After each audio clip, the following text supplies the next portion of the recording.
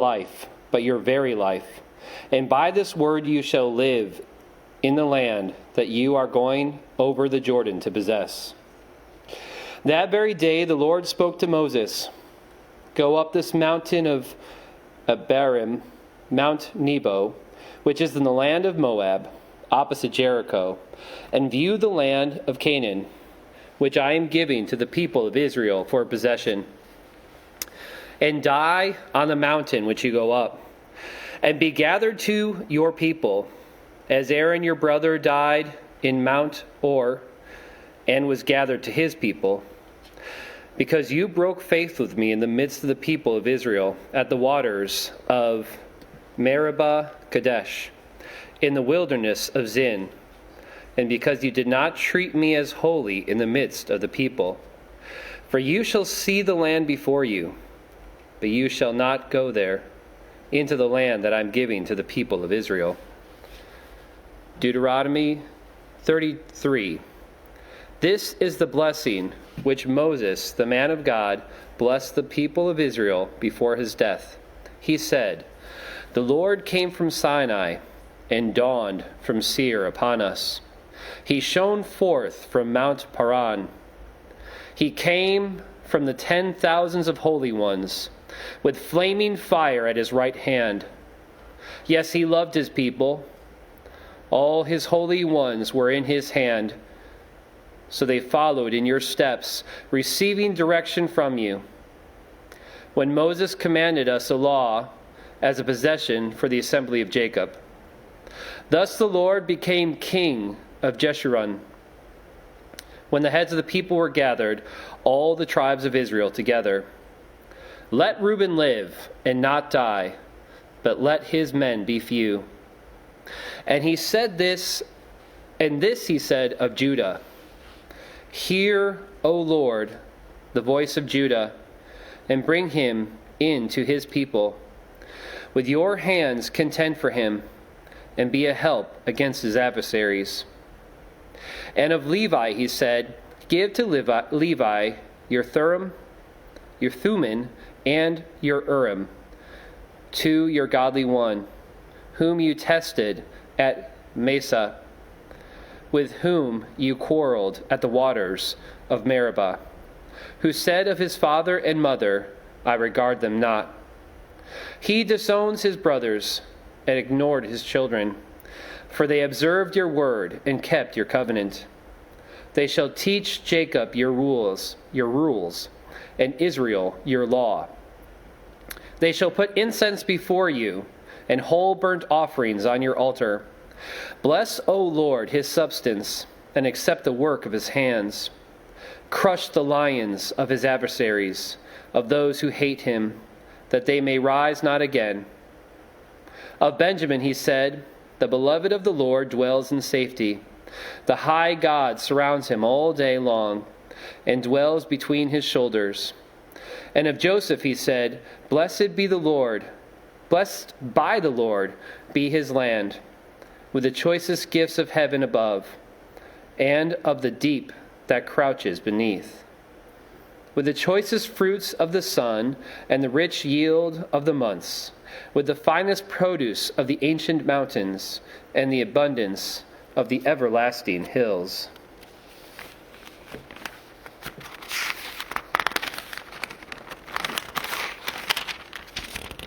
With the best gifts of the earth and its fullness, and the flavor of him who dwells in the bush.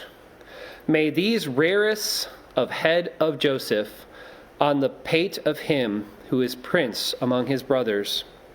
A firstborn bull, he has majesty, and his horns are the horns of a wild ox. With them he shall gore the peoples, all of them, to the ends of the earth. They are the 10,000 of Ephraim, and they are the thousands of Manasseh. And of Zebulun he said, "Rejoice, Zebulun, in your going out, and Issachar in your tents. They shall call peoples to the mountain. There they offer right sacrifices, for they draw from the abundance of the seas and the hidden treasures of the sand. And of Gad he said, Blessed be he who enlarges Gad. Gad crouches like a lion. He tears off arm and scalp. He chose the best of the land for himself, for there a commander's portion was reserved. And he came with the heads of the people. With Israel he executed justice of the Lord, and of his judgments for Israel. And of Dan he said, Dan's a lion's cub that leaps from Bashan. And of Naphtali he said, Of Naphtali, sated with favor, and full of the blessing of the Lord, possesses the lake and the south. And of Asher he said, Most blessed of sons be Asher. Let him be the favorite of his brothers, and let him dip his foot in oil. Your bars shall be iron and bronze, and as your days, so shall your strength be. There is none like God, O Jeshurun, who rides through the heavens to your help. Through the skies of his majesty, the eternal God is your dwelling place, and underneath are the everlasting arms. And he thrust out the enemy before you and said, Destroy. So Israel lived in safety. Jacob lived alone in the land of grain and wine, whose heavens drop down dew. Happy are you, O Israel, who is like you, a people saved by the Lord, the shield of your help, and the sword of your triumph. Your enemies shall come fawning to you, and you shall tread upon their backs. Deuteronomy 34. Then Moses went up from the plains of Moab to Mount Nebo, to the top of Pisgah, which is opposite Jericho. And the Lord showed him all the land, Gilead as far as Dan, and Naphtali, and the land of Ephraim, and Manasseh, and all the land of Judah as far as the western sea, the Negeb, and the plain that is the valley of Jericho, the city of palm trees, as far as Zor. And the Lord said to him, This is the land of which I swore to Abraham, to Isaac, and to Jacob. I will give it to your offspring. I have let you see it with your eyes, but you shall not go over there. So Moses, the servant of the Lord, died there in the land of Moab, according to the word of the Lord. And he buried him in the valley in the land of Moab, opposite Beth Peor. But no one knows the place of his burial to this day. Moses was 120 years old when he died. His eye was undimmed and his vigor unabated. And the people of Israel wept for Moses in the plains of Moab 30 days. Then the days of weeping and mourning for Moses ended. And Joshua, son of Nun, was full of the spirit of wisdom, for Moses had laid his hands on him. So the people of Israel obeyed him, and did as the Lord had commanded Moses. And there was not arisen a prophet since in Israel like Moses, whom the Lord knew face to face. None like him for all the signs and the wonders that the Lord sent him to do in the land of Egypt, to Pharaoh, and to all his servants, and to all his land, and for all the mighty power and all the great deeds of terror that Moses did in the sight of all Israel. The book of Joshua, chapter 1.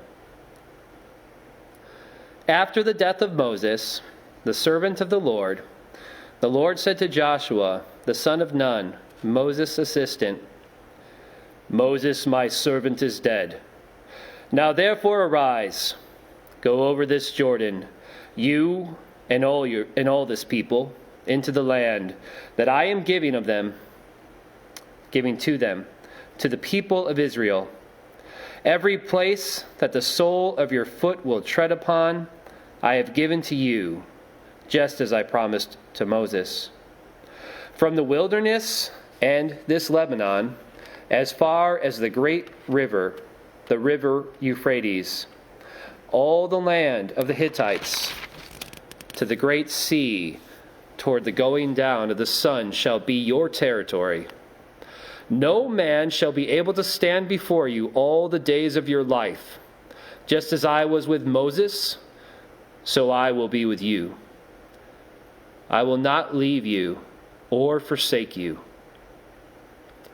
Be strong and courageous, for you shall cause this people to inherit the land that I swore to their fathers to give them. Only be strong and very courageous. Be careful to do according to all the law that Moses my servant commanded you.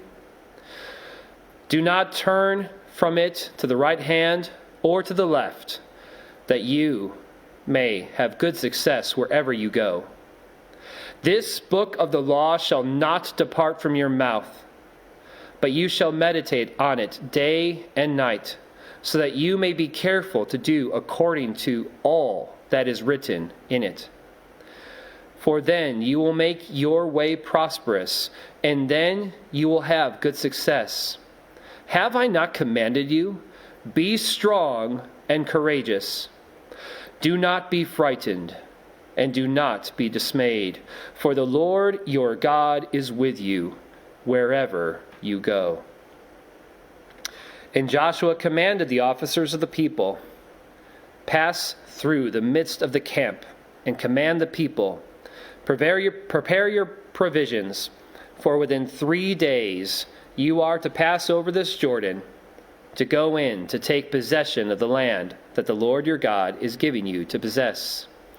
And to the Reubenites, the Gadites, and the half-tribe of Manasseh, Joshua said, Remember the word that Moses, the servant of the Lord, commanded you, saying, The Lord your God is providing you a place of rest, and will give you this land.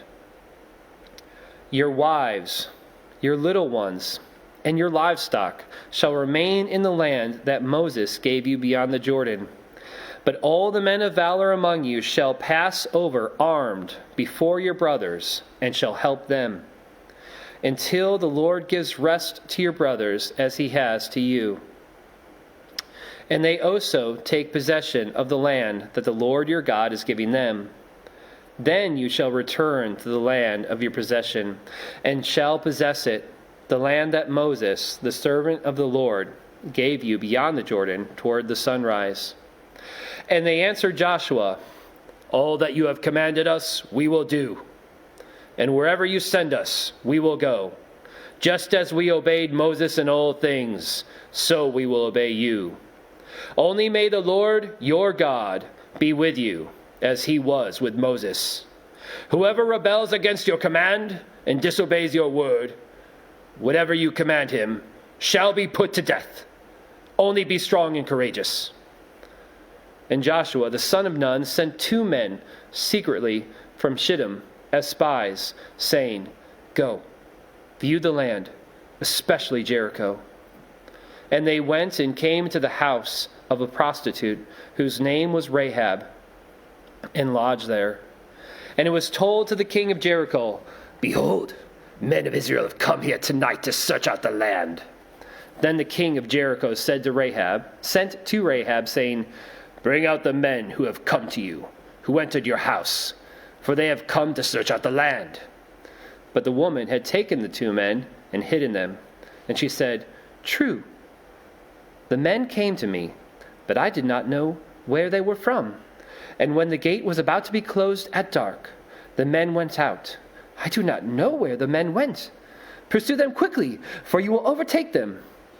But she had brought them up to the roof and hid them with the stalks of flax that she had laid in order on the roof. So the men pursued after them on the way to the Jordan as far as the fords, and the gate was shut as soon as the pursuers had gone out. Before the men lay down, she came up to them on the roof and said to the men, I know that the Lord has given you the land, and that the fear of you has fallen upon us, and that all the inhabitants of the land melt away before you. For we have heard how the Lord dried up the waters of the Red Sea before you when you came out of Egypt, and what you did to the 2 kings of the Amorites who were beyond the Jordan, to Shion and Og, whom you devoted to destruction. And as soon as we heard it, our hearts melted. And there was no spirit left in any man because of you. For the Lord your God, he is God in heavens above and on the earth beneath. Now then, please swear to me by the Lord that, as I have dealt kindly with you, you will also deal kindly with my father's house, and give me a sure sign that you will save alive my father and mother, my brothers and sisters, all whom belong to them, and deliver our lives from death. And the men said to her, our lives for yours, even to death. If you do not tell this business of ours, then when the Lord gives us the land, we will deal kindly and faithfully with you. Then she let them down by a rope through the window, for her house was built into the city wall, so that she lived in the wall.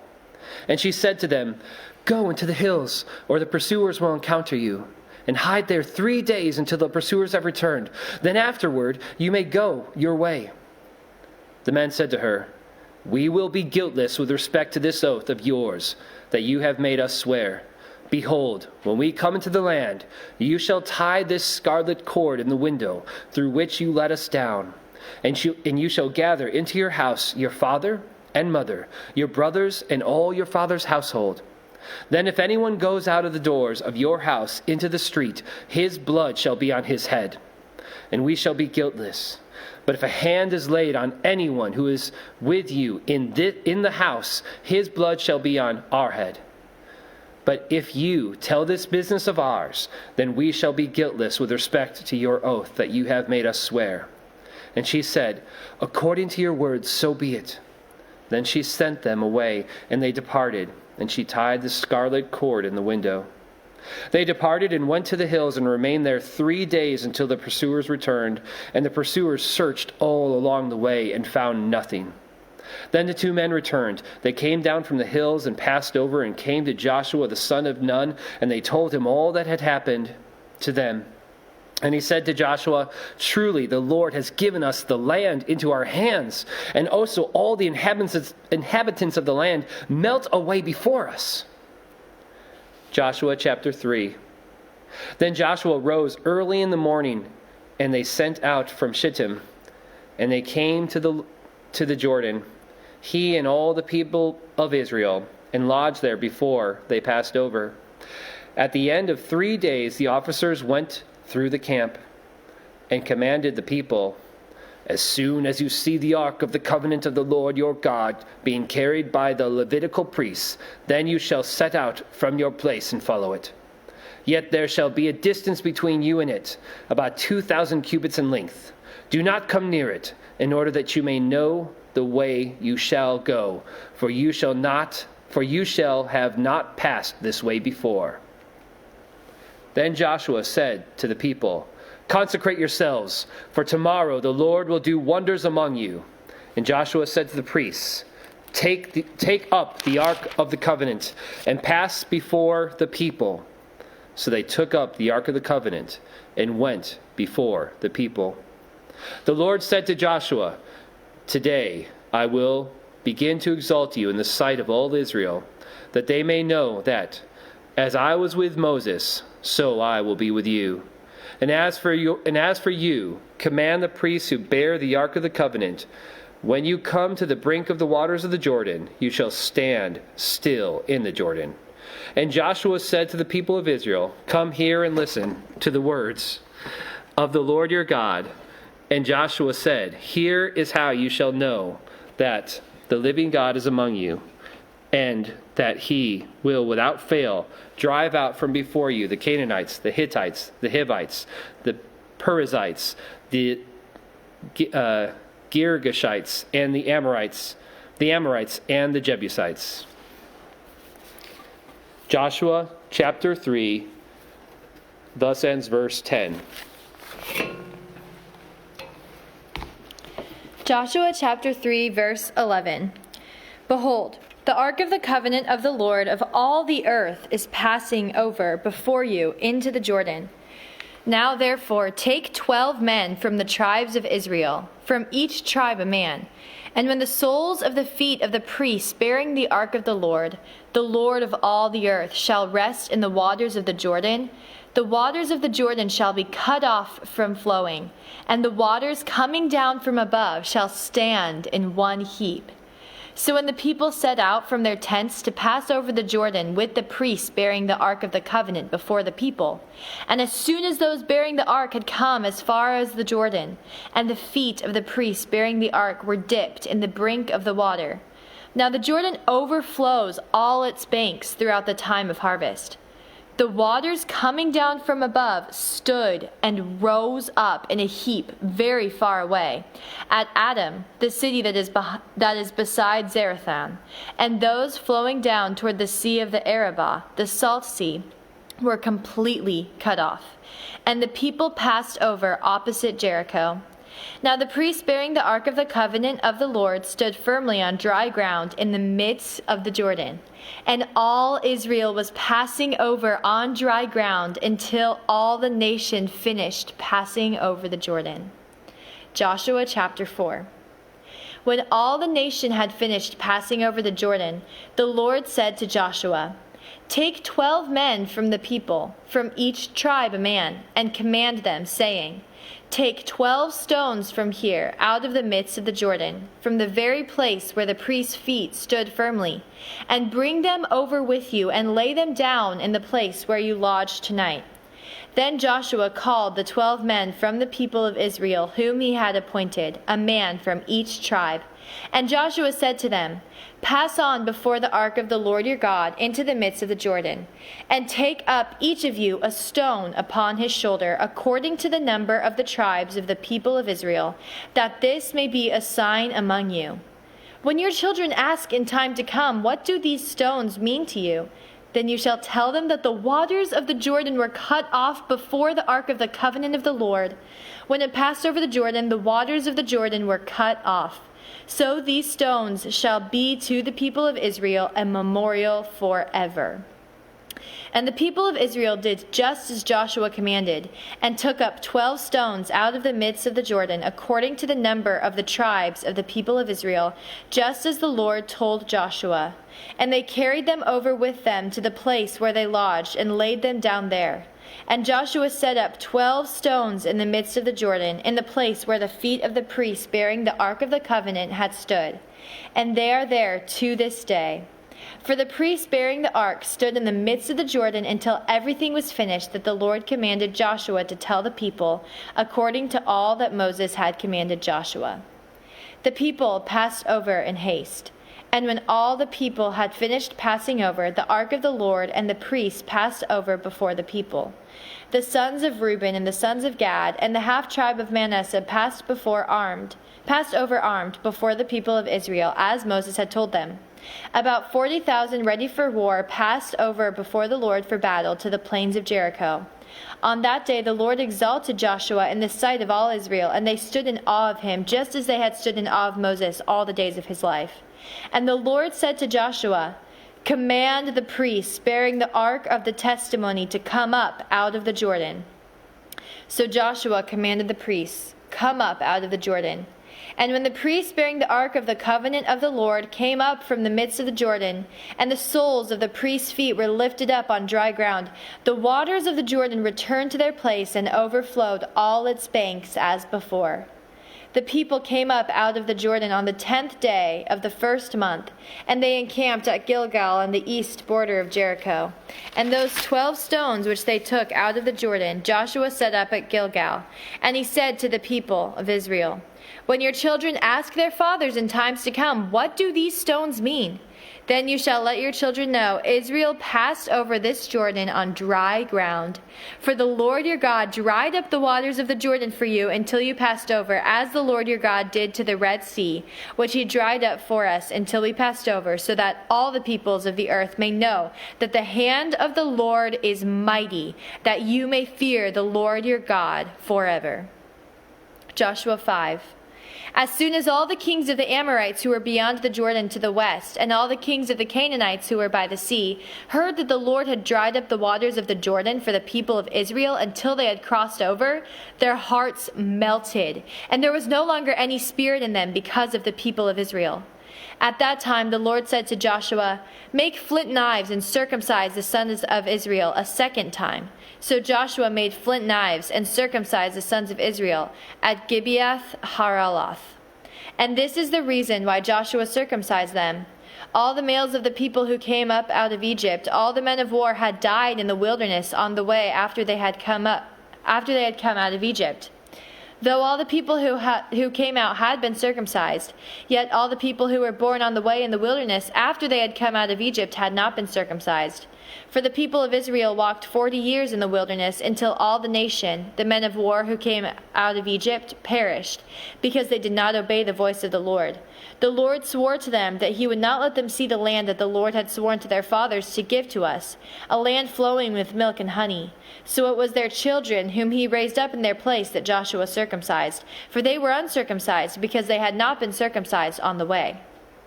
When the circumcising of the whole nation was finished, they remained in their places in the camp until they were healed. And the Lord said to Joshua, "Today I have rolled away the reproach of Egypt from you." And so the name of that place is called Gilgal to this day. While the people of Israel were encamped at Gilgal, they kept the Passover on the 14th day of the month in the evening on the plains of Jericho.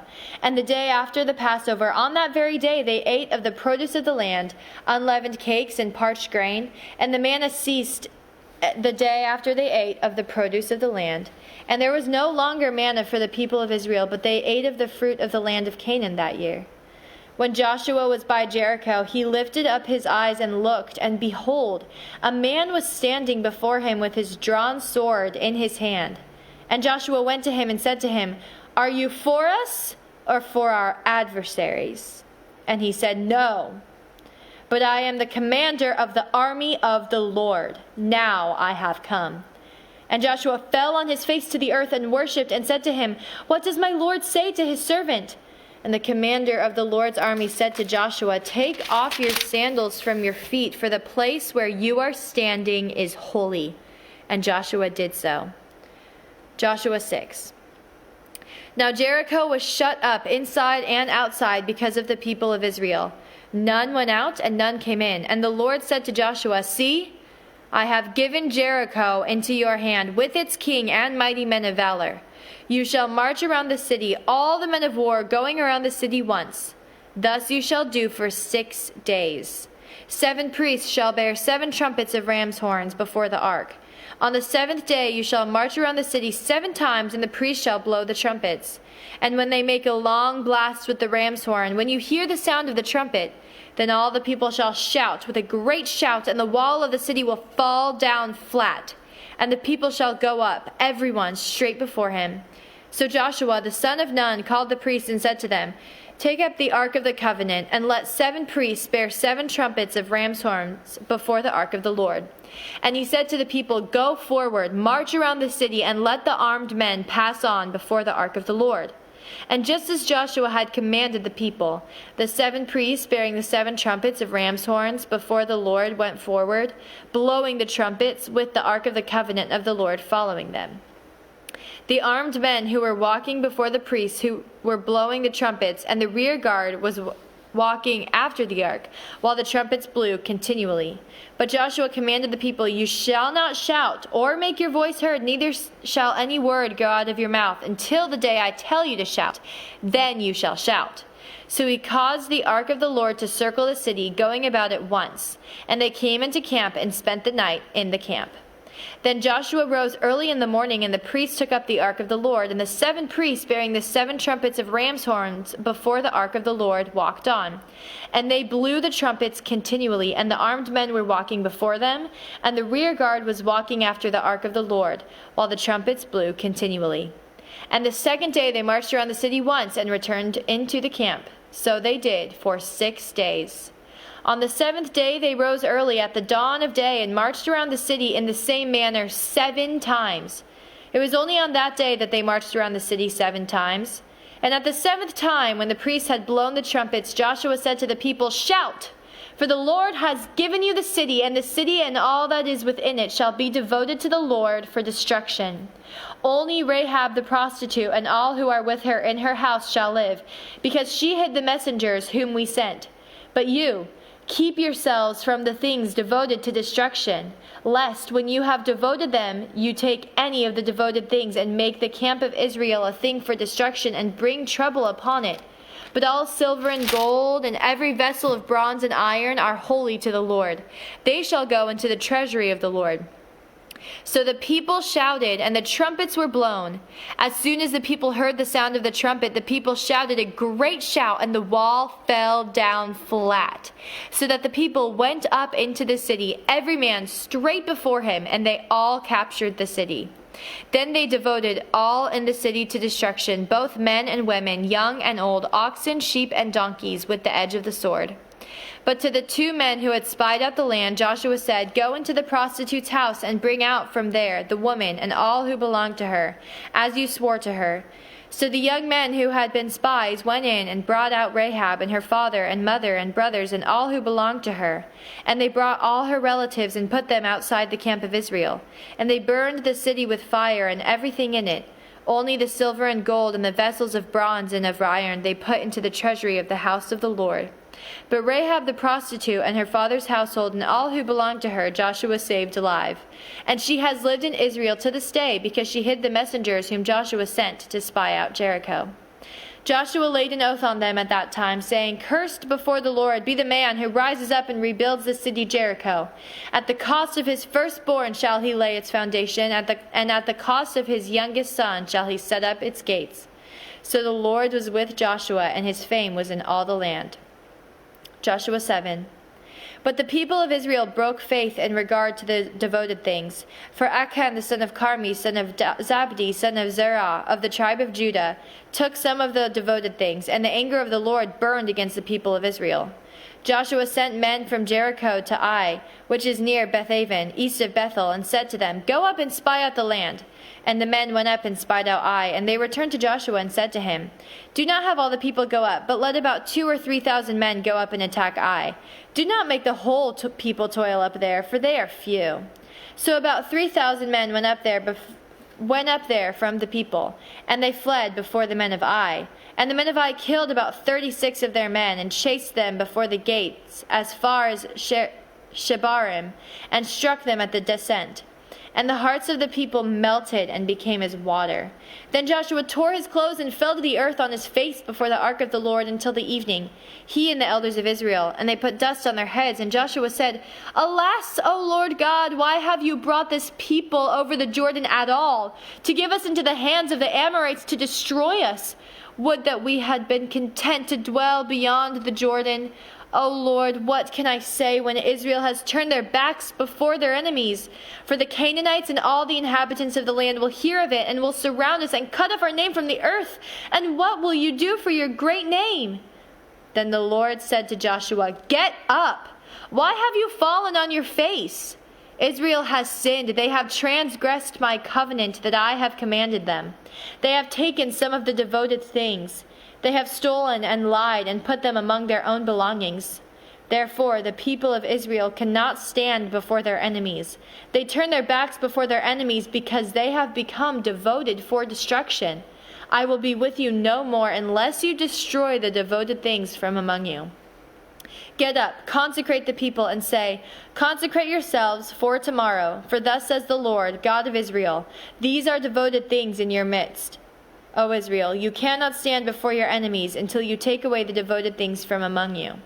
In the morning, therefore, you shall be brought near by your tribes, and the tribe that the Lord takes by lot shall come near by clans, and the clans that the Lord takes shall come near by households, and the household that the Lord takes shall come near man by man, and he who is taken with the devoted things shall be burned with fire, he and all that he has, because he has transgressed the covenant of the Lord, and because he has done an outrageous thing in Israel."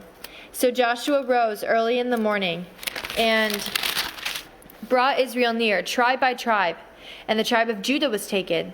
And he brought near the clans of Judah, and the clan of the Zerahites was taken.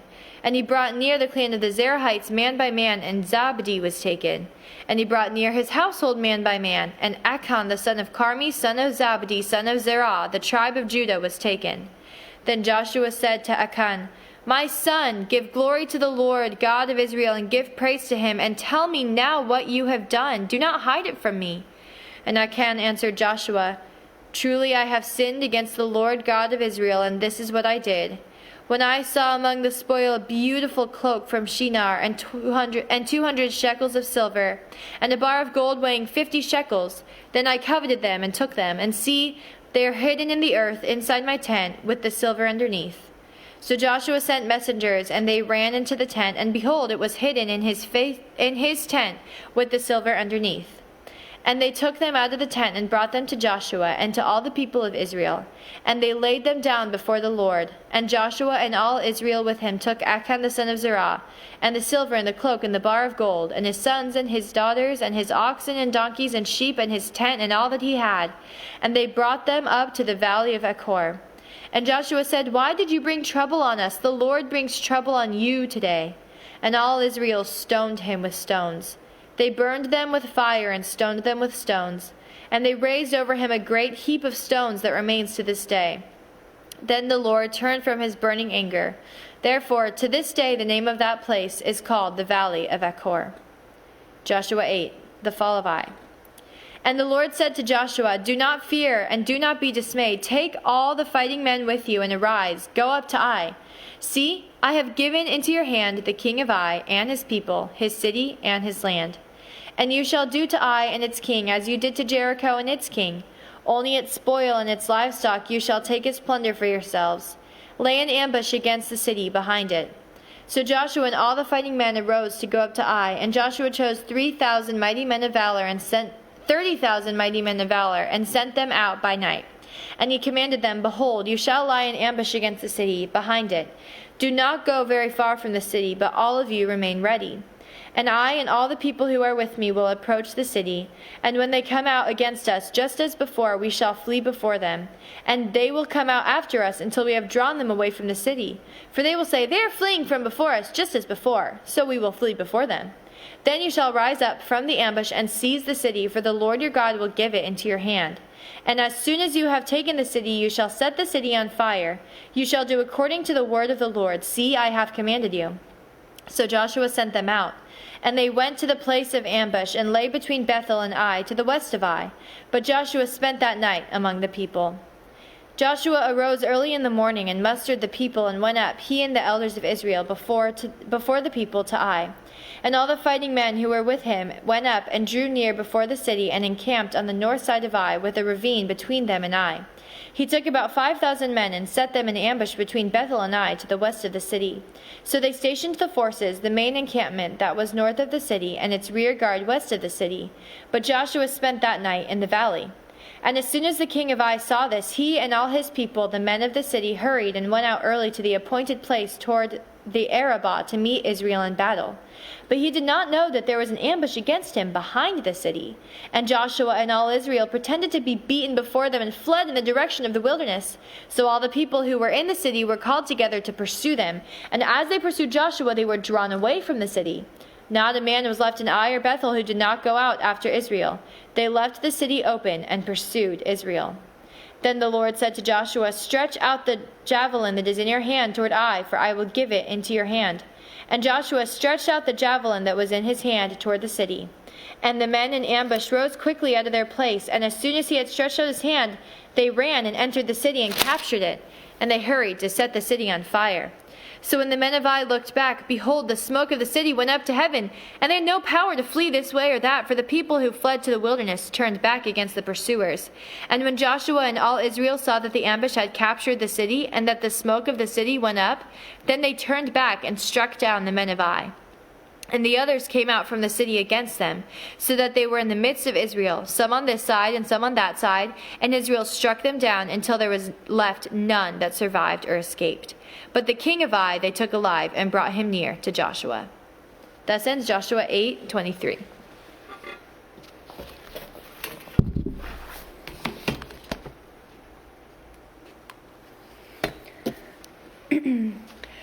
Joshua 8:24. When Israel had finished killing all the inhabitants of Ai in the open wilderness where they pursued them, and all of them to the very last had fallen by the edge of the sword, all Israel returned to Ai and struck it down with the edge of the sword. And all who fell that day, both men and women, were 12,000, all the people of Ai. But Joshua did not draw back his hand with which he stretched out the javelin until he had devoted all the inhabitants of Ai to destruction. Only the livestock and the spoil of the city that Israel took as their plunder, according to the word of the Lord that he commanded Joshua. So Joshua burned Ai and made it forever a heap of ruins, as it is to this day. And he hanged the king of Ai on a tree until evening.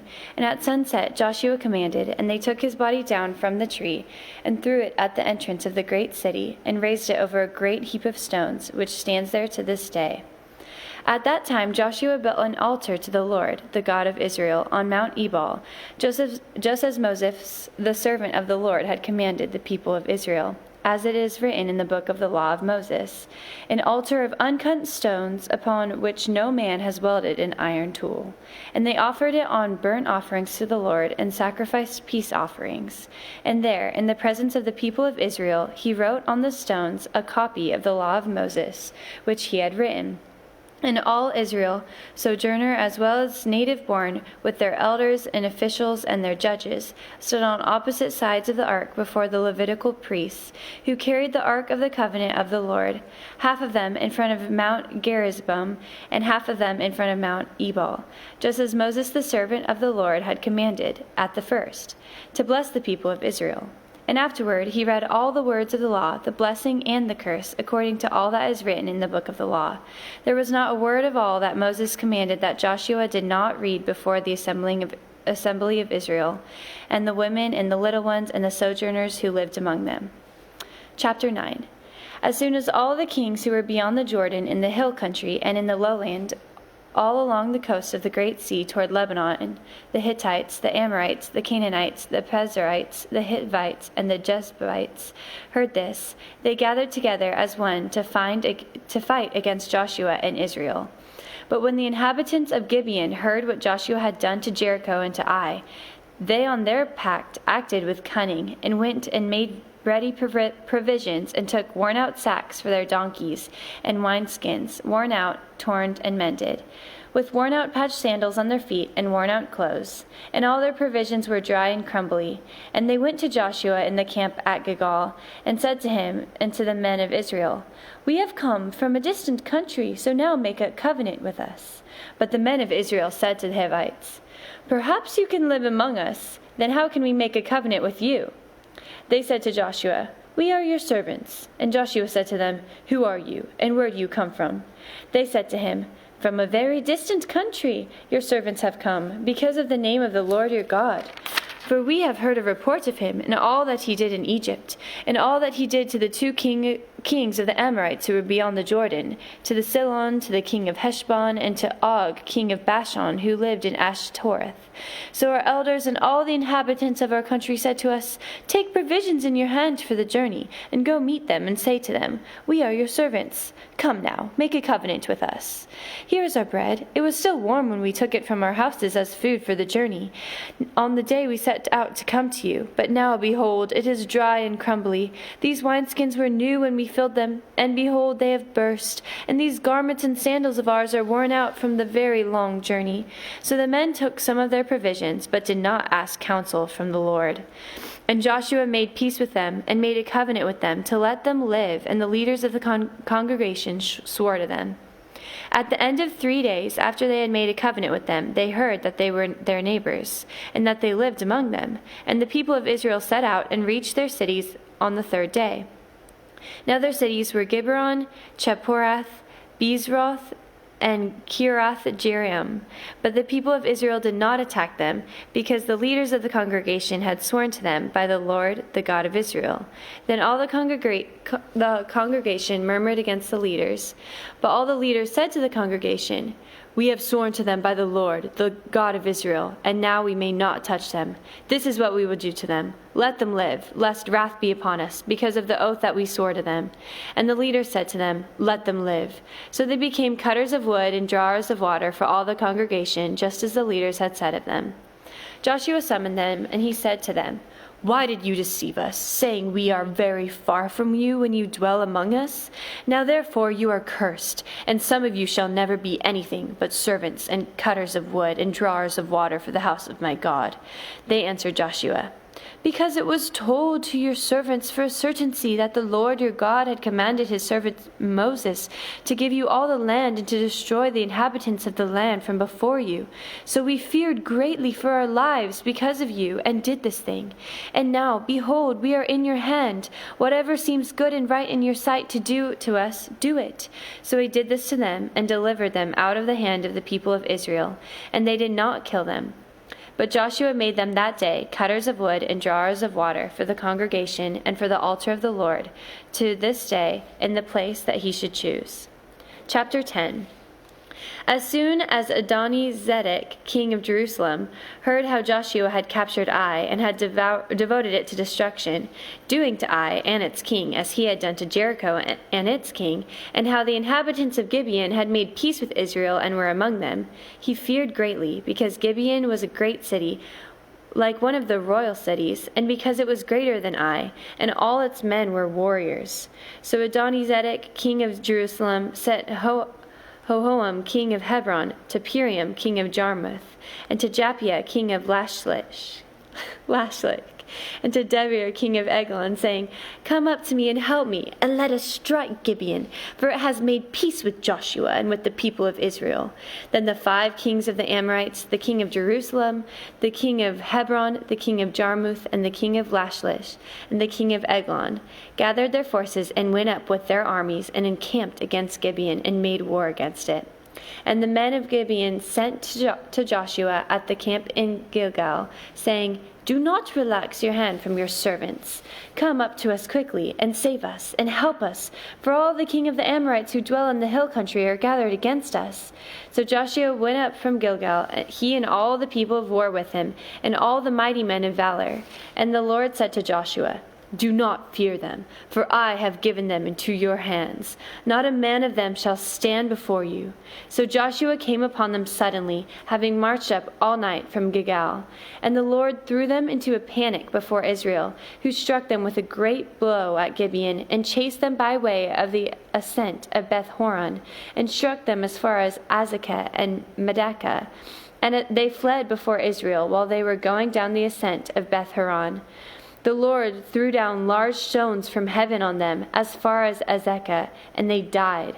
There were more who died because of the hailstones than the son of Israel killed with the sword. At that time Joshua spoke to the Lord, in the day when the Lord gave the Amorites over to the sons of Israel, in the sight of Israel. Sun, stand still at Gibeon, and moon in the valley of the Ajalon. And the sun stood still, and the moon stopped, until the nation took vengeance on their enemies. Is this not written in the book of Jashar? The sun stopped in the midst of heaven, and did not hurry to set about for a whole day. There has been no day like it before or since, when the Lord has heeded the voice of a man, for the Lord fought for Israel. So Joshua returned, and all Israel with him, to the camp at Gilgal. These 5 kings fled and hid themselves in the cave at Makkedah. And it was told to Joshua, The 5 kings have been found, hidden in the cave at Makkedah. And Joshua said, Roll large stones against the mouth of the cave, and set men by it to guard them. But do not stay there yourselves. Pursue your enemies, and attack their rear guard. Do not let them enter their cities, for the Lord your God has given them into your hand. When Joshua and the sons of Israel had finished striking them with a great blow until they were wiped out, and when the remnant that remained of them had entered into the fortified cities, and then all the people returned safe to Joshua in the camp at Makkedah, not a man moved his tongue against any of the people of Israel. Then Jesus said, Open the mouth of the cave, and bring those 5 kings out to me from the cave. And they did so, and brought those 5 kings out to him from the cave: the king of Jerusalem, the king of Hebron, the king of Jarmuth, the king of Lashlish, the king of Eglon, and the king of Eglon. And when they brought those kings out to Joshua, Joshua summoned all the men of Israel and said to the chiefs of the men of war who had gone with him, "Come near, put your feet on the necks of these kings." They came near and put their feet on their necks. And Joshua said to them, "Do not be afraid or dismayed. Be strong and courageous, for thus the Lord will do to all your enemies against whom you fight." And afterward Joshua struck them and put them to death. And he hanged them on 5 trees, and they hung on the trees until evening. But at the time of the going down of the sun, Joshua commanded, and they took them down from the trees and threw them into the cave where they had hidden themselves. And they set large stones against the mouth of the cave, which remain to this very day. As for Makkedah, Joshua captured it on that day and struck it and its king with the edge of the sword. He devoted it to destruction, every person in it. He left none remaining, as he did to the king of Makkedah, just as he had done to the king of Jericho. Then Joshua and all Israel with him passed on from Makkedah to Libnah and fought against Libnah. And the Lord gave it also and its king into the hand of Israel. And he struck it with the edge of the sword, and every person in it. He left none remaining in it. And he did to its king as he had done to the king of Jericho. Then Joshua and all Israel with him passed on from Libnah to Lachish, and laid siege to it and fought against it. And the Lord gave Lachish into the hand of Israel. And he captured it on the 2nd day, and struck it with the edge of the sword, and every person in it, as he had done to Libnah. Then Horam, king of Gezer, came to help Lachish, and Joshua struck him and his people, and he left none remaining.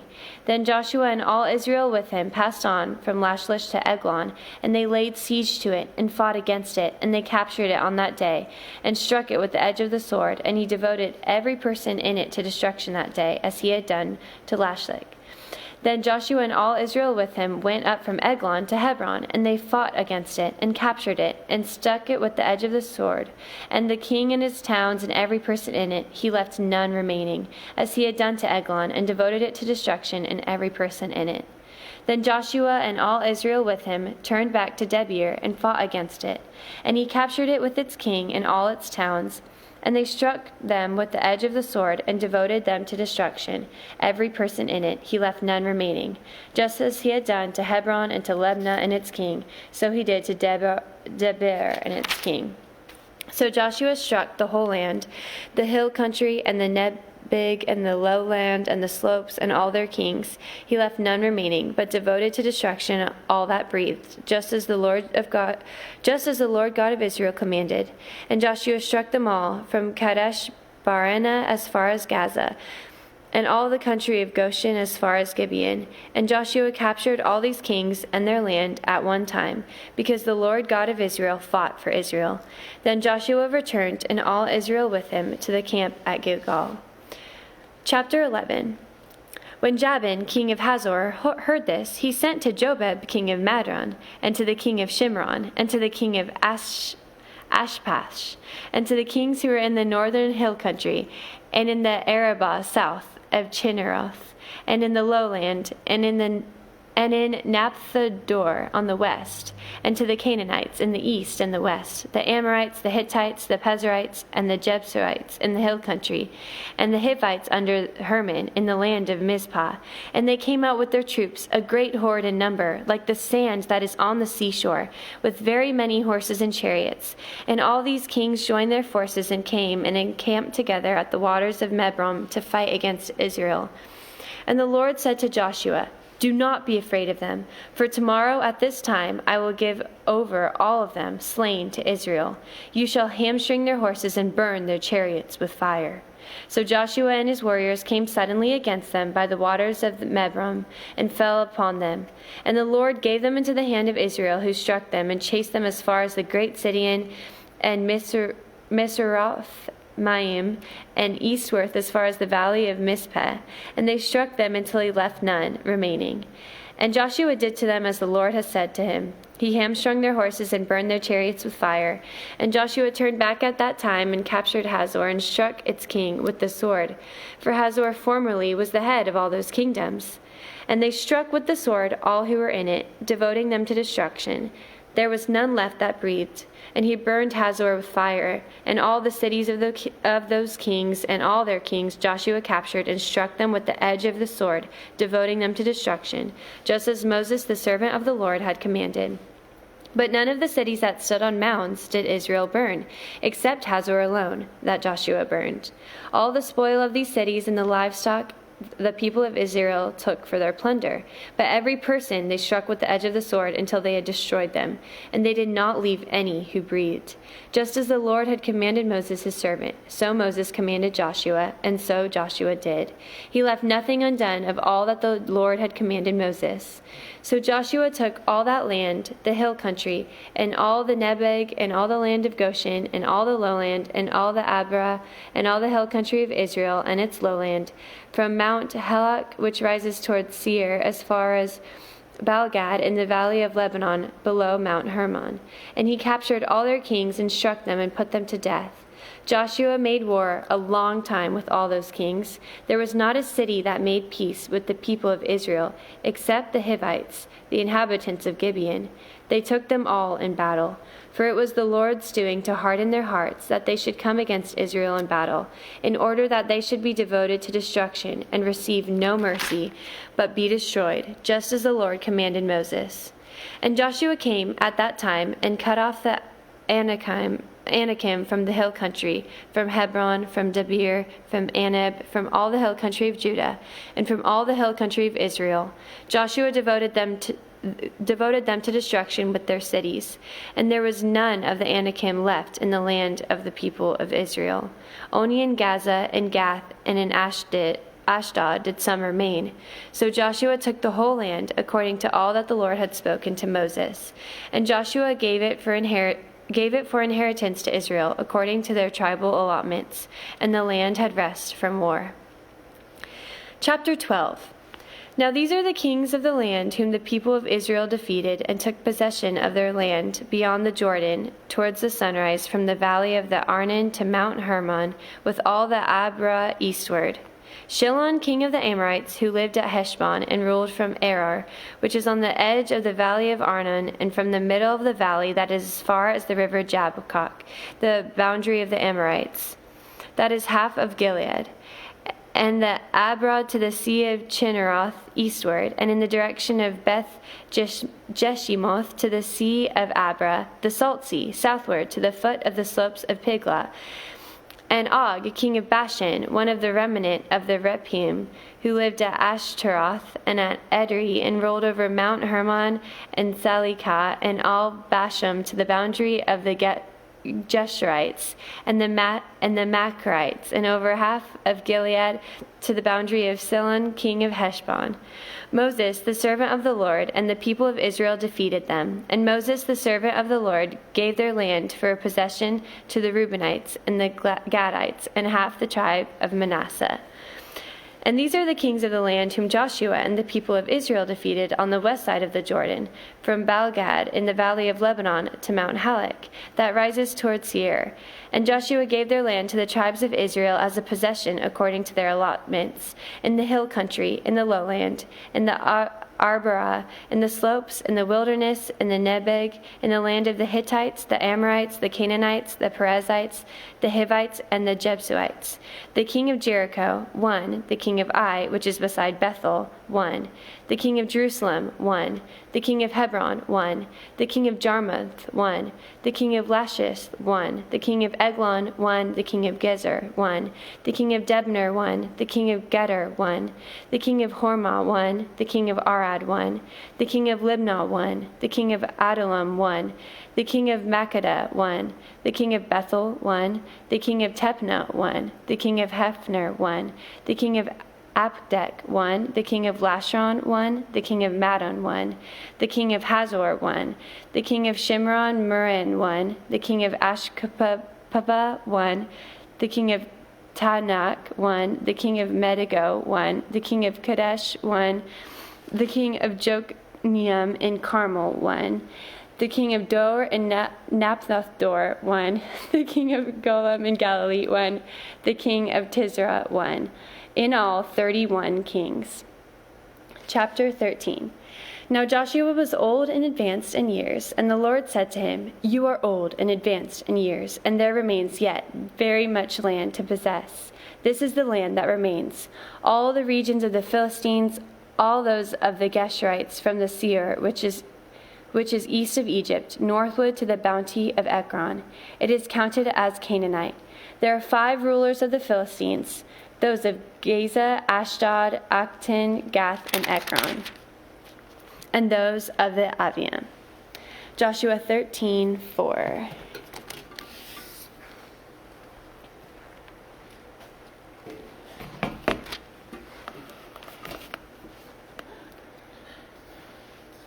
Joshua 13:4. In the south, all the land of the Canaanites and Merah that belongs to the Sidonites, and Aphekah to the boundary of the Amorites, and the land of the Jebuelites and all Lebanon toward the sunrise, and from Baalgad below Mount Hermon to Lebo Hamath, and all the inhabitants of the hill country from Lebanon to Misrephoth Mam, even all the Sidonians. I myself will drive them out before the people of Israel. Only allot the land to Israel for an inheritance, as I have commanded you. Now therefore, divide this land for an inheritance to the 9 tribes, and half the tribe of Manasseh.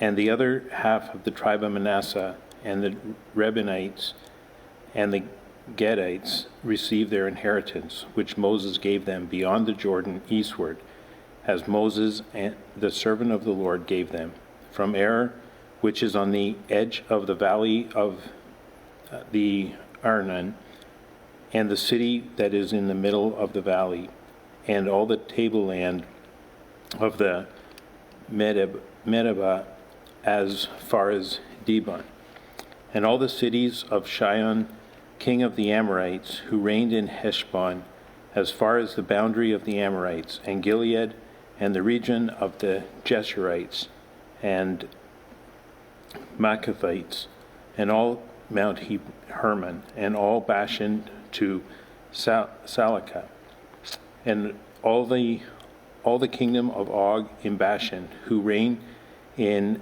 Ashtaroth and in Edrei. He alone was left of the remnant of the Raphim. These Moses had struck and driven out. Yet the people of Israel did not drive out the Geshurites or the Maccathites, but Geshur and Maccath dwell in the midst of Israel to this day. To the tribe of Levi alone Moses gave no inheritance.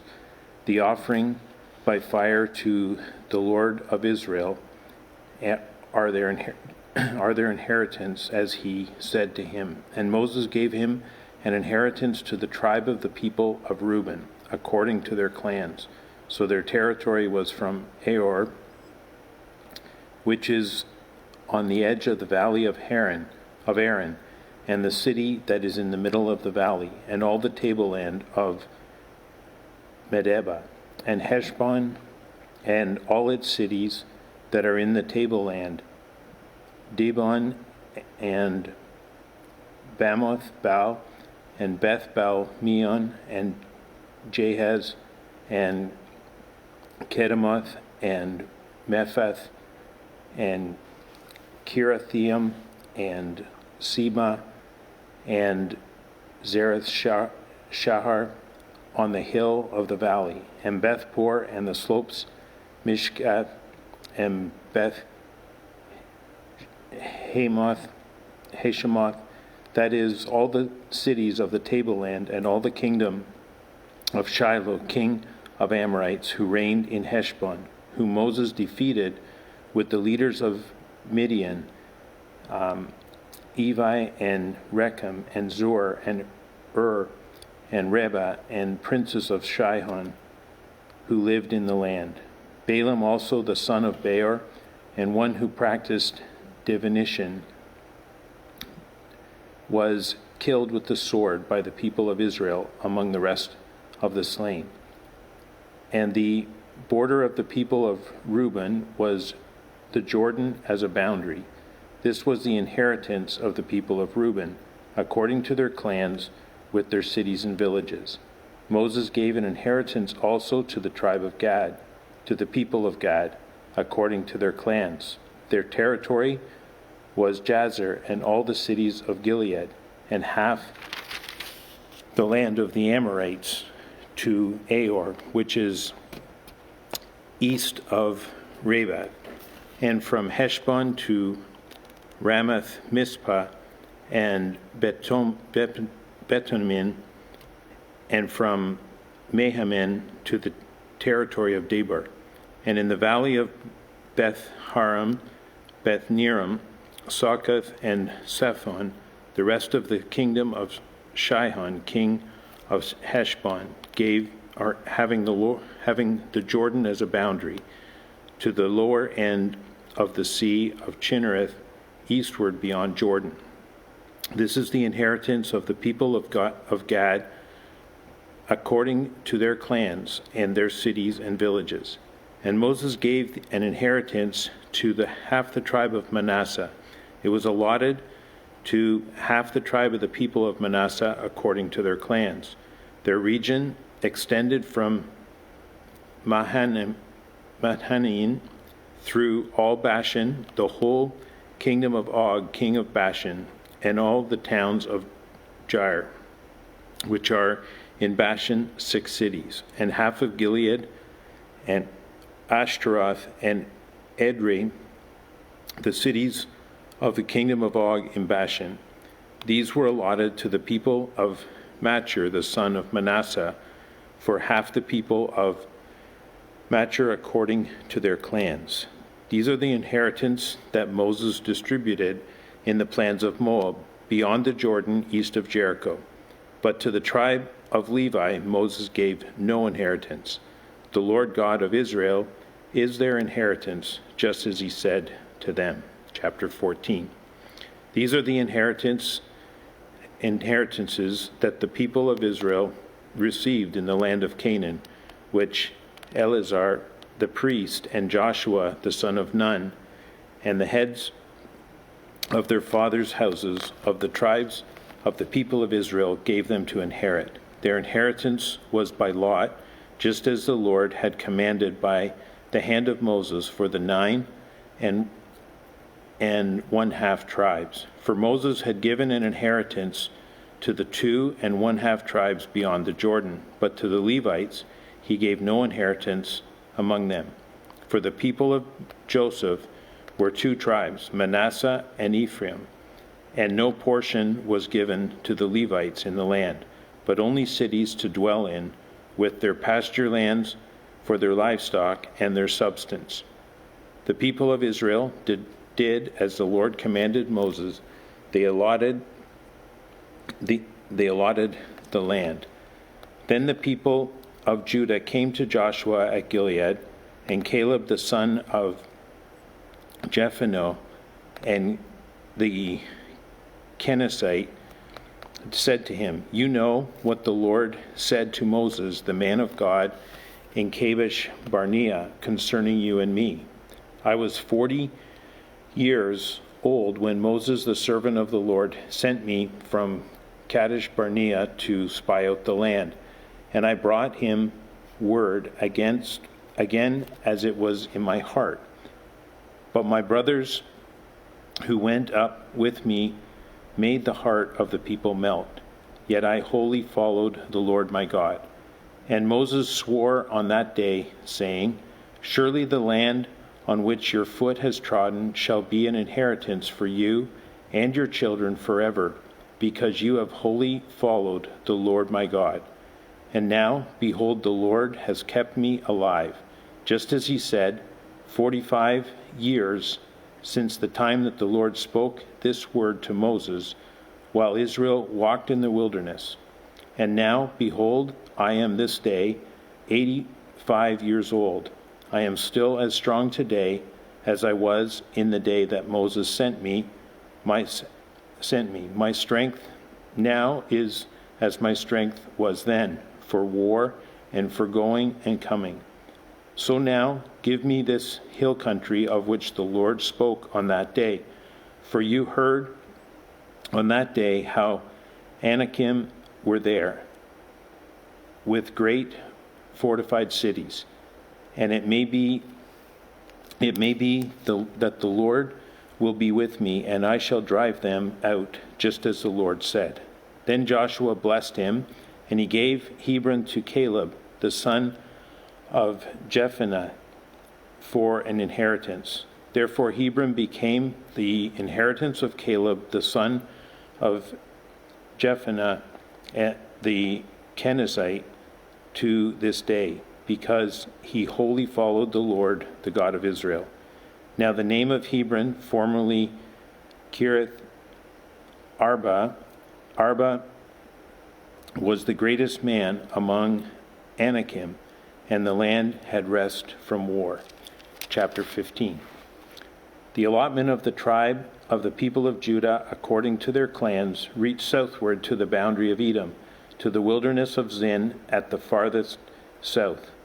And their south boundary ran from the end of the Salt Sea, from the bay that faces southward. It goes southward of the ascent of Akrabim, passes along to Zin, and goes up south of Kadesh Barnea, along by Hezron, up to Adar, turns about to Karka, passes along to Asmon, goes out by the brook of Egypt, and comes to its end at the sea.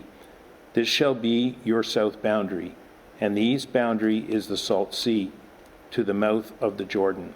And the boundary on the north side runs from the bay of the sea at the mouth of the Jordan. And the boundary goes up from Beth Hoglah and passes along north of Beth Arabah, and the boundary goes up to the stone of Bohan, the son of Reuben. And the boundary goes up to Deber from the valley of Achor, and so northward toward Gilgal, which is opposite the ancient Adamin, which is on the south side of the valley. And the boundary passes along to the waters of En-Shemesh and ends in En-Rogal. Then the boundary goes up by the valley of the son of Hinnon at the south shoulder of the Jebusite, that is Jerusalem. And the boundary goes up to the top of the mountain and lies over against the valley of Hinnon on the west and the north end of the valley of Rephaim. Then the boundary extends from the top of the mountain to the spring of the waters of Nephto, and from there to the cities of Mount Ephraim. Then the boundary bends around to Bala, that is Kiriath Jearim, and the boundary circles west to Bala to Mount Seir, passes along the northern shoulder of Mount Jearim, that is Chesalon, and goes down to Beth Shemesh and passes along by Timnah. The boundary goes to the shoulder of the hill of North Ekron, and the boundary bends around to Shikkeron, and passes along to Mount Bala, and goes to Jabneel. Then the boundary comes to an end at the sea. And the west boundary was the great sea with its coastline. This is the boundary around the people of Judah according to their clans. According to the commandment of the Lord to Joshua, he gave Caleb, the son of Jephunneh, a portion among the people of Judah. Kiriath Arba, that is, Hebron, Arba the father of Anak.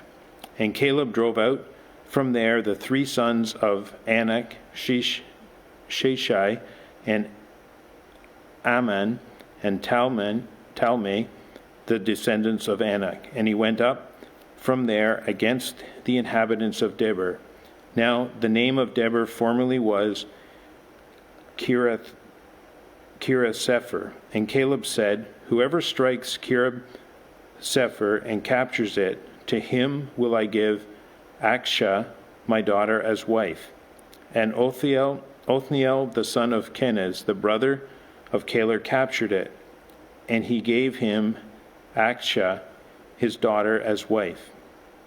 When she came to him, she urged him to ask her father for a field, and he got off her donkey, and Caleb said to her, What do you want? She said to him, Give me a blessing, since you have given me the land of Negeb, and give me also the spring of water.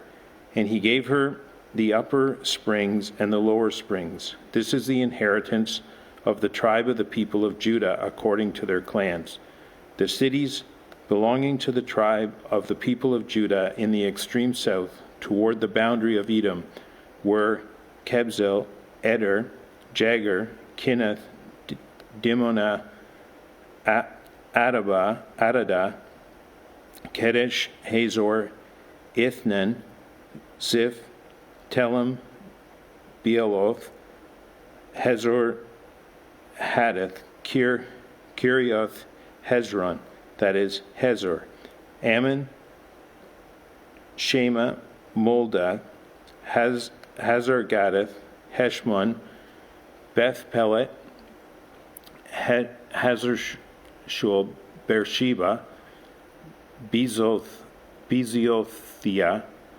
Bala, Im, Ezim, El-Tolad, Chesel, Horman, Ziglag, Madmanath, Sana, Leboth, Shilhim, Ain, and Rimmon, and in all 29 cities with their villages. And in the lowland, Taol, Zora, Ashna, Zano, En-Ganin, Zappa, Enem, Jarmuth, Adulam, Soka, Azatkeh, Sharim, Adathium, Gerdad, Gerothium, 14 cities with their villages. Zenin, Hash-Adad, Migaldad, Delan, Zipha, Soko, Lachish, Boskath, Eglon, Cabon, Lamath, Shitlish, Gederoth, Beth Dagon, Nama, and Mecca, 16 cities with their villages. Leneth, Ethan, Asher, Ippath, Ashna, Zib, Nizab, Kilead,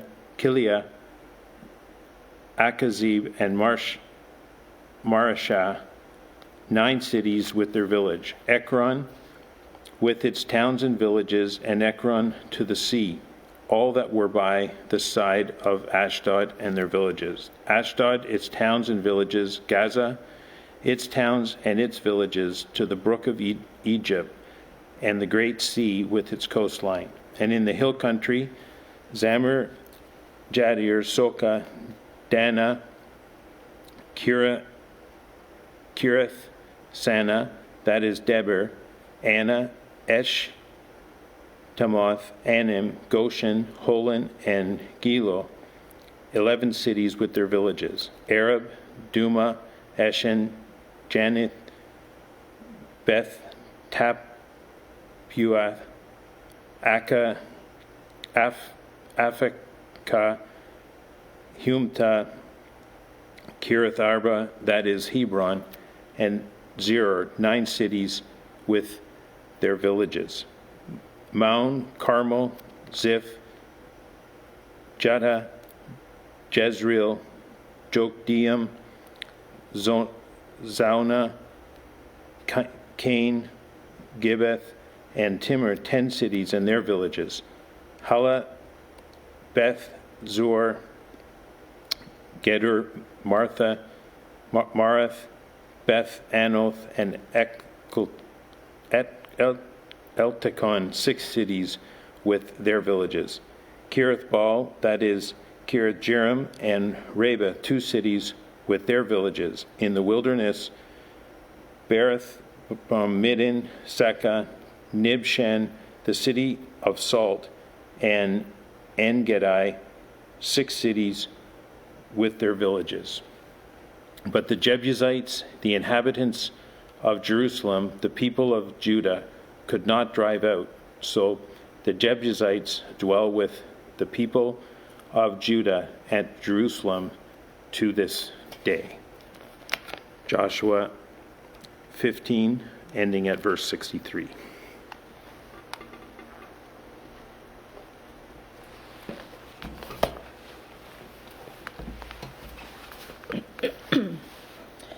Joshua chapter 16, verse 1. The allotment of the people of Joseph went from the Jordan by Jericho, east of the waters of Jericho, into the wilderness, going up from Jericho into the hill country to Bethel. Then going from Bethel to Luz, it passes along to Artoth, the territory of the Archites. Then it goes down westward to the territory of the Japhtalites, as far as the territory of Lower Beth-horon, then to Gezer, and it ends at the sea. The people of Joseph, Manasseh, and Ephraim received their inheritance. The territory of the people of Ephraim by their clans was as follows. The boundary of their inheritance was on the east was Adaroth Adar as far as Upper Beth-horon, and the boundary goes from there to the sea. On the north is Mikmethleth, then to the east the boundary turns around towards Tanath Shiloh and passes along beyond it onto the east to Genoa. Then it goes down from Genoa to Ataroth and to Nara, and touches Jericho, ending at the Jordan. From Tapua, and the boundary goes westward to the brook Cana, and ends at the sea. Such is the inheritance of the tribe of the people of Ephraim by their clans, together with the towns that were set apart for the people of Ephraim within the inheritance of the Manassites, all those towns with their villages. However, they did not drive out the Canaanites who lived in Gezer, so the Canaanites have lived in the midst of Ephraim to this day, but have been made to do forced labor. Joshua chapter 17, verse 1. Then allotment was made to the people of Manasseh, for he was the firstborn of Joseph. To Machir, the firstborn of Manasseh, the father of Gilead, were allotted Gilead and Bashan, because he was a man of war. And allotments were made to the rest of the people of Manasseh by their clans: Abiezer, Helek, Azriel, Shechem, Hepher, and Shemitah. These were the male descendants of Manasseh, the son of Joseph, by their clans. Now Zelophehad, the son of Hepher, son of Gilead, son of Machir, son of Manasseh, had no sons, but only daughters. And these are the names of his daughters: Mahlah, Noah, Hoglah, Milcah, and Tirzah. They approached Eleazar the priest and Joshua the son of Nun and the leaders and said, "The Lord commanded Moses to give us an inheritance along with our brothers. So according to the mouth of the Lord, he gave them an inheritance along with the brothers of their father." Thus there fell to Manasseh 10 portions, besides the land of Gilead and Bashan, which is on the other side of the Jordan, because the daughters of Manasseh received an inheritance along with his sons. The land of Gilead was allotted to the rest of the people of Manasseh. The territory of Manasseh reached from Asher to Milcadath, which is east of Shechem. Then the boundary goes along southward to the inhabitants of En-Tappuah. The land of Tappuah belongs to Manasseh, but the town of Tappuah on the boundary of Manasseh belongs to the people of Ephraim. Then the boundary went down to the brook Cana. These cities, to the south of the brook, among the cities of Manasseh, belong to Ephraim. Then the boundary of Manasseh goes on to the north side of the brook and ends at the sea. The land to the south being Ephraim's, and that to the north being Manasseh's, with the sea forming its boundary. On the north, Asher is reached, and on the east, Issachar. Also in Issachar and in Asher, Manasseh and Bethshean and its villages, and Ibleam and its villages, and the inhabitants of Dor and its villages, and the inhabitants of Endor and its villages, and the inhabitants of Tanakh and its villages, and the inhabitants of Megiddo and its villages. The third is Naphath. Yet the people of Manasseh could not take possession of those cities, but the Canaanites persisted in dwelling in the land. Now when the people of Israel grew strong, they put the Canaanites to forced labor, but did not utterly drive them out. Then the people of Joseph spoke to Joshua, saying, "Why have you given me but one lot and one portion as an inheritance, although I am a numbered people, since all along the Lord has blessed me?" And Joshua said to them, "If you are a numerous people, go up by yourselves to the forest, and there clear ground for yourselves in the land of the Perizzites and the Rephaim, since the hill country of Ephraim is too narrow for you." The people of Joseph said, "The hill country is not enough for us. Yet all the Canaanites who dwell in the plain have chariots of iron, both those in Bethshean and its villages and those in the valley of Jezreel." Then Joshua said to the house of Joseph, to Ephraim and Manasseh, "You are a numerous people and have great power. You shall not have one allotment only, but the hill country shall be yours. For though it is a forest, you shall clear it and possess it to its furthest borders. For you shall drive out the Canaanites, though they have chariots of iron, and though they are strong." Joshua chapter 18. Then the whole congregation of the people of Israel assembled at Shiloh and set up the tent of meeting there. The land lay subdued before them. There remained among the people of Israel 7 tribes whose inheritance had not yet been apportioned. So Joshua said to the people of Israel, "How long will you put off going to take possession of the land which the Lord, the God of your fathers, has given you? Provide 3 men out of each tribe, and I will send them out, that they will set up and go up and down the land. And they shall write a description of it with a view to their inheritance, and then come to me. They shall divide it into 7 portions. Judah shall continue in its territory on the south, and the house of Joseph shall continue in their territory on the north. And you shall describe the land in 7 divisions, and bring the description here to me. And I will cast lots for you here before the Lord our God. The Levites have no portion among you, for the priesthood of the Lord is their inheritance. And Gad and Reuben and the half-tribe of Manasseh have received their inheritance beyond the Jordan eastward, which Moses the servant of the Lord gave them." So the men arose and went, and Joshua charged those who went to write the description of the land, saying, "Go up and down in the land and write a description, and return to me, and I will cast lots for you there before the Lord in Shiloh." So the men went and passed up and down in the land, and wrote in a book a description of it by its towns in 7 divisions. Then they came to Joshua to the camp at Shiloh, and Joshua cast lots for them in Shiloh before the Lord. And there Joshua apportioned the land to the people of Israel, each his portion. The lot of the tribe of the people of Benjamin, according to its clans, came up, and the territory allotted to it fell between the people of Judah and the people of Joseph. On the north side their boundary began at the Jordan. Then the boundary goes up to the shoulder north of Jericho, then up through the hill country westward, and it ends at the wilderness of Bethaven. From there the boundary passes along the southward in the direction of Luz to the shoulder of Luz, that is Bethel. Then the boundary goes down to Adath Adar on the mountains that lies south of the lower Beth Horon.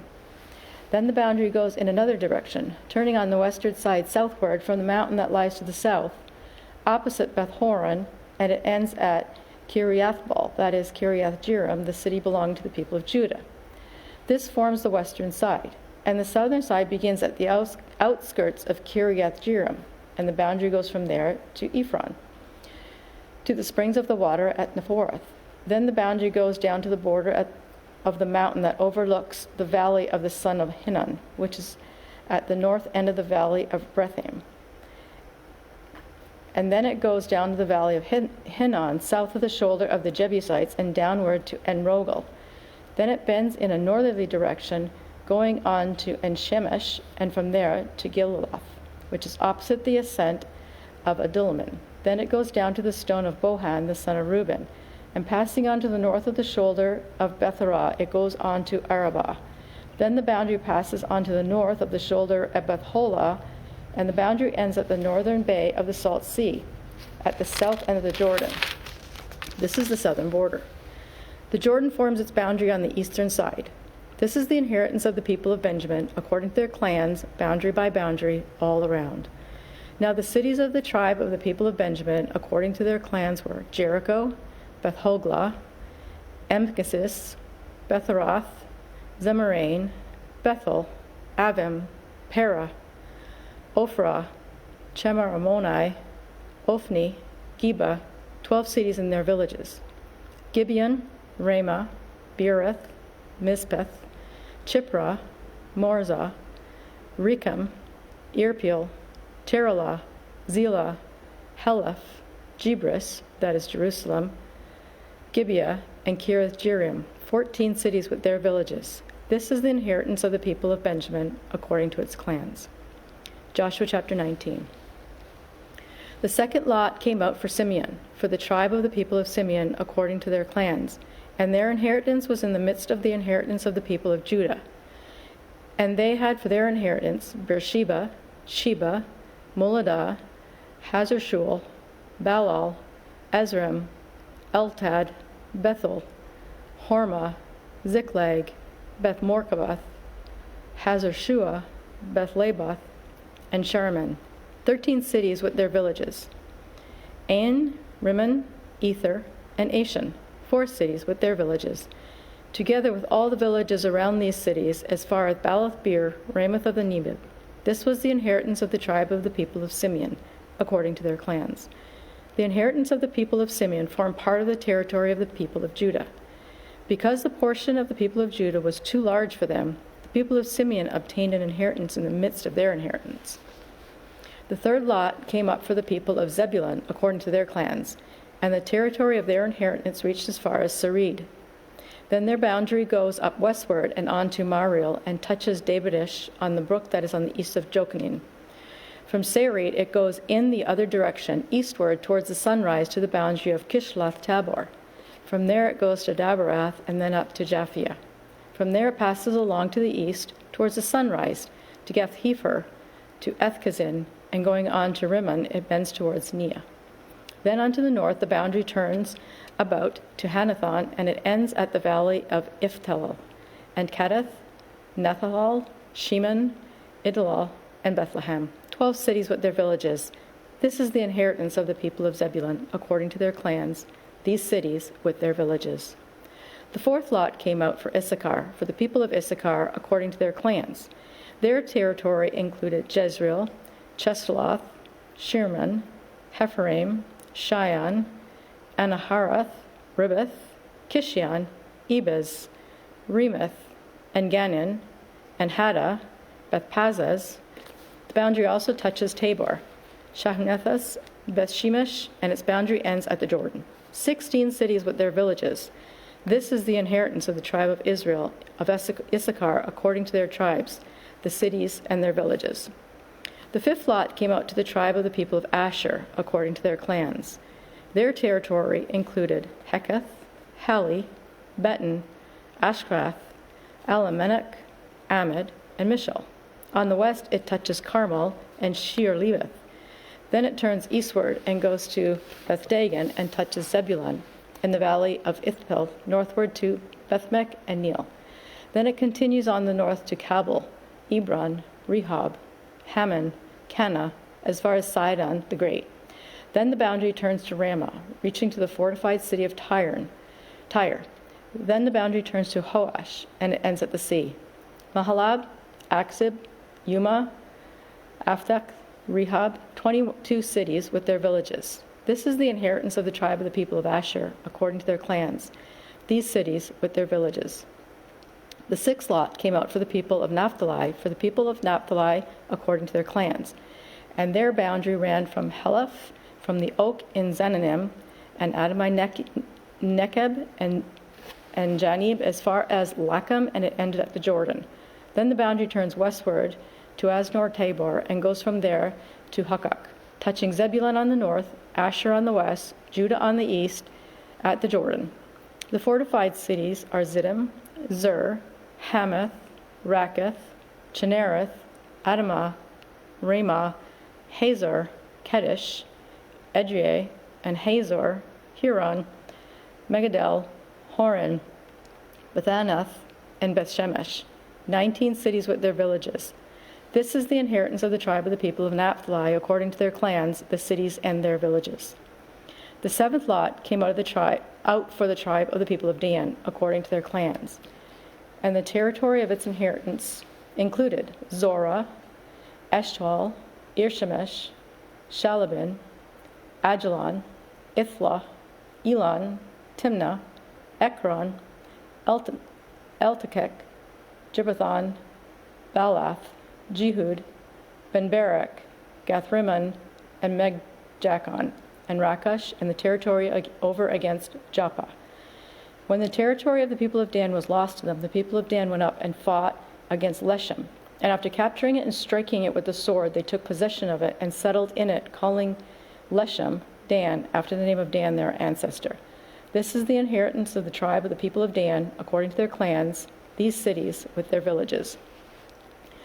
When they had finished distributing the several territories of the land as inheritances, the people of Israel gave an inheritance among them to Joshua the son of Nun. By command of the Lord, they gave him the city that he asked, Timnath-Serah, in the hill country of Ephraim, and he rebuilt the city and settled in it. These are the inheritances that Eleazar the priest and Joshua the son of Nun and the heads of the fathers' houses of the tribes of the people of Israel distributed by lot at Shiloh before the Lord, at the entrance of the tent of meeting. So they finished dividing the land. Joshua chapter 20. Then the Lord said to Joshua, Say to the people of Israel, Appoint the cities of refuge, of which I spoke to you through Moses, that the manslayer who slays any person without intent or unknowingly may flee there. They shall be for you a refuge from the avenger of blood. He shall flee to one of these cities and shall stand at the entrance of the gate of the city and explain his case to the elders of that city. Then they shall take him into the city and give him a place, and he shall remain with them. And if the avenger of blood pursues him, they shall not give up any manslayer into his hand, because he struck his neighbor unknowingly and did not hate him in the past. And he shall remain in that city until he has stood before the congregation for judgment, until the death of him who is high priest at that time. Then the manslayer may return to his own town, and to his own home, and to the town from which he fled. So they set apart Kadesh in Galilee, in the hill country of Naphtali, and Shechem in the hill country of Ephraim, and Kiriath-Barah, that is Hebron, in the hill country of Judah. And beyond the Jordan, east of Jericho, they appointed Bezer in the wilderness of the tableland from the tribe of Reuben, and Ramoth in Gilead from the tribe of Gad, and Golan in Bashan from the tribe of Manasseh. These were the cities designated for all the people of Israel and for the strangers sojourning among them, that anyone who killed a person without intent could flee there, so that he might not die by the hand of the avenger of blood, till he stood before the congregation. Joshua chapter 21. Then the heads of the fathers' houses of the Levites came to Eleazar the priest, and to Joshua the son of Nun, and to the heads of the fathers' houses of the tribes of the people of Israel. And they said to them at Shiloh, in the land of Canaan, The Lord commanded through Moses that we be giving cities to dwell in, along with their pasture lands for our livestock. So by command of the Lord, the people of Israel gave to the Levites the following cities and pasture lands out of their inheritance. The lot came out for the clans of the Kohathites. So those Levites, who were descendants of Aaron the priest, received by lot from the tribes of Judah, Simeon, and Benjamin 13 cities. The rest of the Kohathites received by lot from the clans of the tribe of Ephraim and from the tribe of Dan and the half-tribe of Manasseh 10 cities. The Gershonites received by lot from the clans of the tribe of Issachar, from the tribe of Asher, and from the tribe of Naphtali, and from the half-tribe of Manasseh in Bashan 13 cities. The Merarites, according to their clans, received from the tribe of Reuben, the tribe of Gad, and the tribe of Zebulun 12 cities. These cities and their pasture lands and the people of Israel gave by lot to the Levites, as the Lord had commanded through Moses. Out of the tribe of the people of Judah and the tribe of the people of Simeon, they give the following cities mentioned by name, which went to the descendants of Aaron, one of the clans of the Kohathites, who belonged to the people of Levi, since the lot fell to them first. They gave them Kiriath-Arba, Arba being the father of Enoch, that is Hebron, in the hill country of Judah, along with the pasture lands around it. But the fields of the city and its villages had been given to Caleb, the son of Jephunneh, and his possession. And to the descendants of Aaron the priest they gave Hebron, the city of refuge for the manslayer, with its pasture lands, Nibnah with its pasture lands, Jatir with its pasture lands, Eshtemoa with its pasture lands, Holan with its pasture lands, Debir with its pasture lands, Ain with its pasture lands, Judah with its pasture lands, Bethshemesh with its pasture lands, 9 cities out of these 2 tribes. Then out of the tribe of Benjamin, Gibeon with its pasture lands, Geba with its pasture lands, Anathoth with its pasture lands, and Alban with its pasture lands, 4 cities. The cities of the descendants of Aaron and the priests were in all these 13 cities with their pasture lands. As to the rest of the Kohathites belonging to the Kohathite clan of the Levites, the cities allotted to them were out of the tribe of Ephraim. To them they were given Shechem, the city of refuge for the manslayer, with its pasture lands in the hill country of Ephraim, Gezer and its pasture lands, Gibeah with its pasture lands, Beth-horon with its pasture lands, 4 cities. And out of the tribe of Dan, El-Teki and its pasture lands, Gibbethon with its pasture lands, Ajalon with its pasture lands, Gath-rimmon with its pasture lands, 4 cities. And out of the half-tribe of Manasseh, Tanakh with its pasture lands, Gath-rimmon with its pasture lands, 2 cities. The cities of the clans of the rest of the Kohathites were 10 in all with their pasture lands. Ending the reading with Joshua chapter 21, verse 26.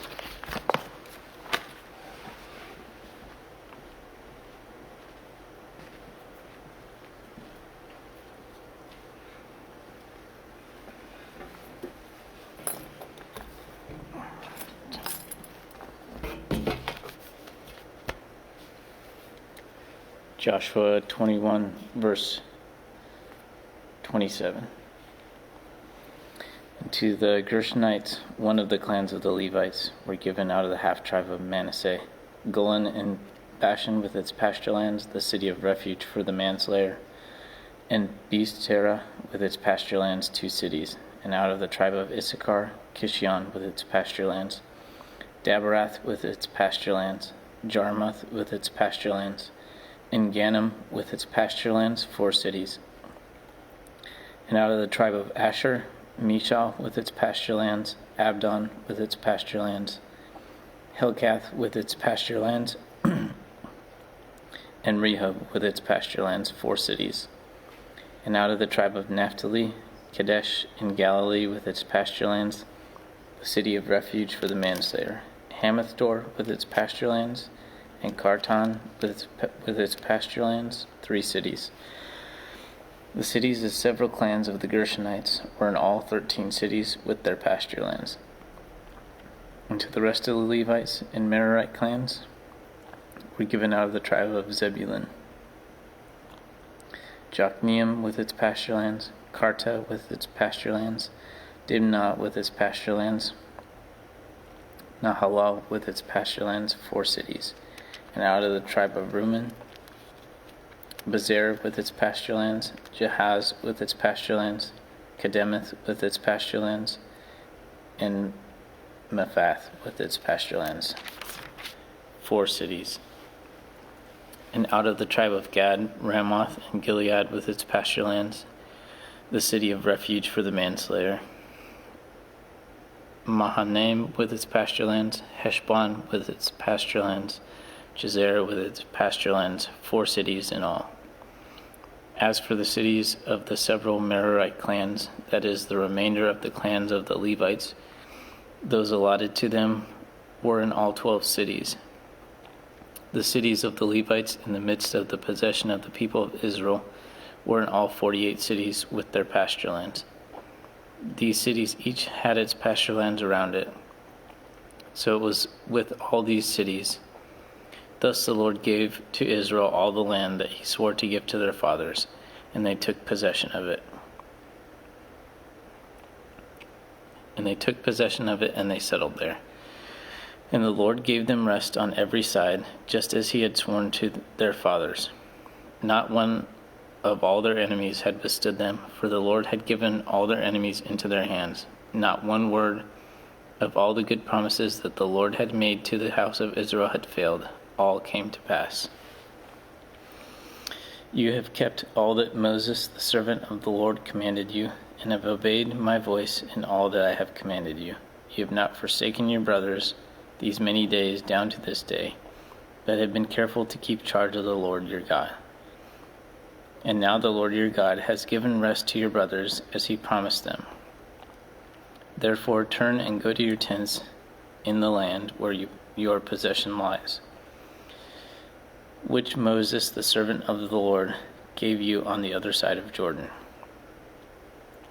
Only be very careful to observe the commandment and the law that Moses, the servant of the Lord, commanded you, to love the Lord your God and to walk in all his ways and to keep his commandments and to cling to him and serve him with all your heart and with all your soul. So Joshua blessed them and sent them away, and they went to their tents.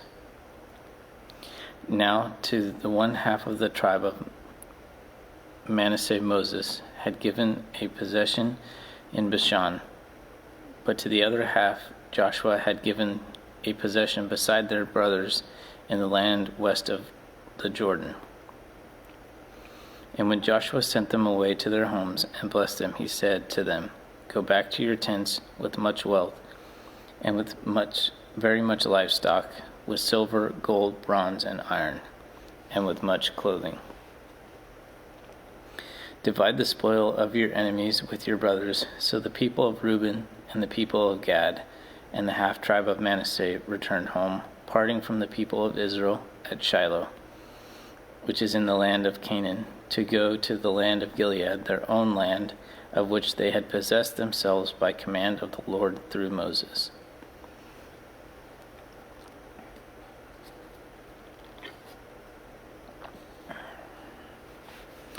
And when they came to the region of the Jordan that is in the land of Canaan, the people of Reuben and the people of Gad and the half-tribe of Manasseh built there an altar by Jordan, an altar of imposing size. And the people of Israel heard it said, "Behold, the people of Reuben and the people of Gad and the half-tribe of Manasseh have built the altar at the frontier of the land of Canaan, in the region about the Jordan, on the side that belongs to the people of Israel." And when the people of Israel heard it, the whole assembly of the people of Israel gathered at Shiloh to make war against them. Then the people of Israel sent to the people of Reuben and the people of Gad and the half-tribe of Manasseh in the land of Gilead, Phinehas, the son of Eleazar the priest, and with him 10 chiefs, one from each of the tribal families of Israel, every one of them the head of a family among the clans of Israel. And they came to the people of Reuben, the people of Gad, and the half-tribe of Manasseh in the land of Gilead, and they said to them, "Thus says the whole congregation of the Lord, what is this breach of faith that you have committed against the God of Israel, in turning away this day from following the Lord by building yourselves an altar this day in rebellion against the Lord? Have we not had enough of the sin at Peor, from which even yet we have not cleansed ourselves, and for which there came a plague upon the congregation of the Lord, that you too must turn away this day from following the Lord? And if you too rebel against the Lord today, then tomorrow he will be angry with the whole congregation of Israel. But now, if the land of your possession is unclean, pass over into the Lord's land, where the Lord's tabernacle stands, and take for yourselves a possession among us. Only do not rebel against the Lord, or make us as rebels by building for yourselves an altar other than the altar of the Lord our God." Did not Achan, the son of Zerah, bring faith in the matter of the devoted things, and wrath fell upon the congregation of Israel? And he did not perish alone for his iniquity. Then the people of Reuben, the people of Gad, and the half-tribe of Manasseh said, in answer to the heads of the families of Israel, "The mighty one, God the Lord, the mighty one, God the Lord. He knows, and let Israel itself know, if it was in rebellion or in breach of faith against the Lord. Do not spare us today for building an altar to turn away from following the Lord, or if we did so to offer burnt offerings or grain offerings or peace offerings on it. May the Lord himself take vengeance. No, but we did it from fear that in time to come your children might say to our children, 'What have you to do with the Lord, the God of Israel?'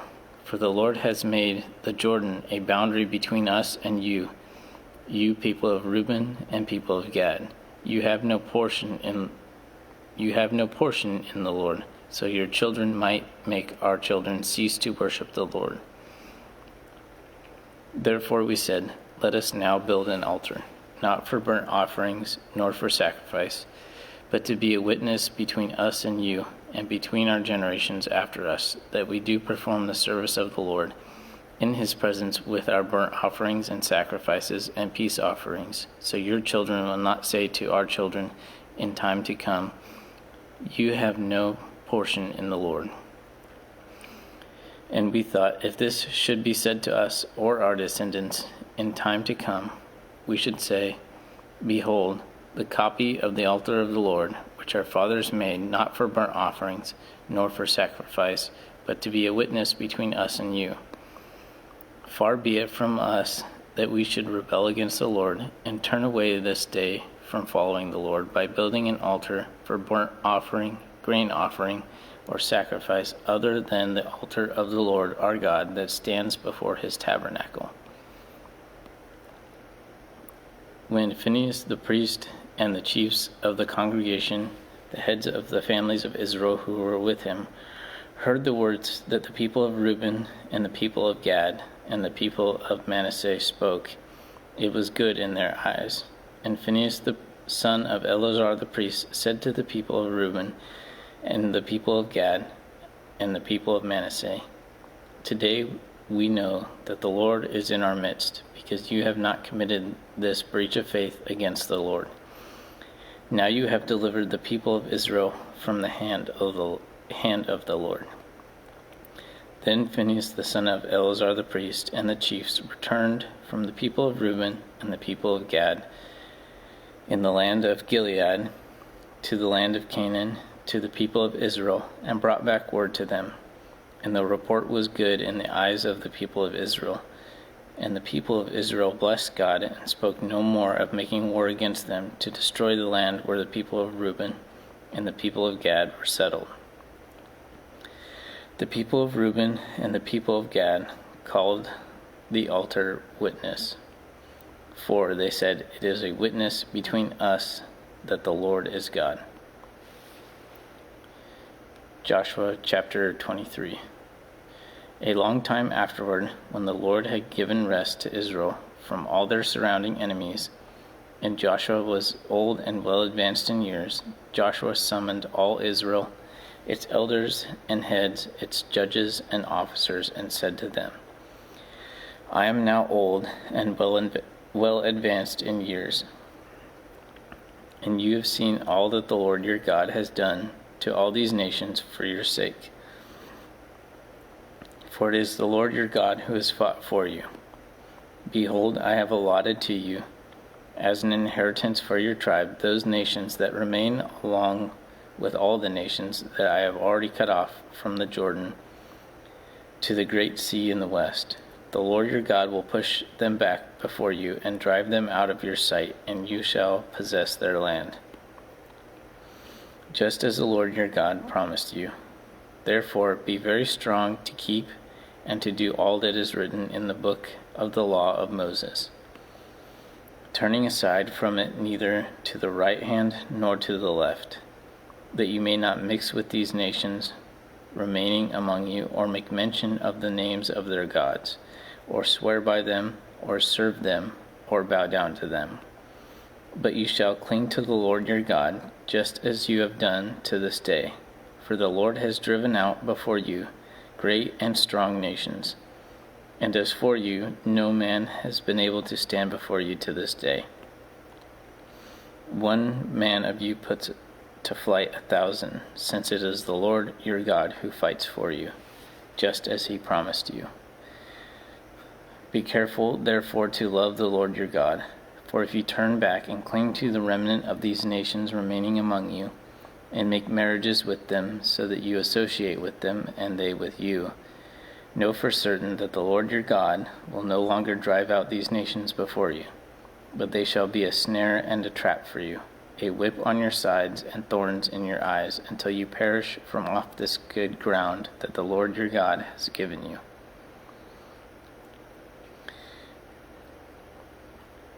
And now I am about to go the way of all the earth.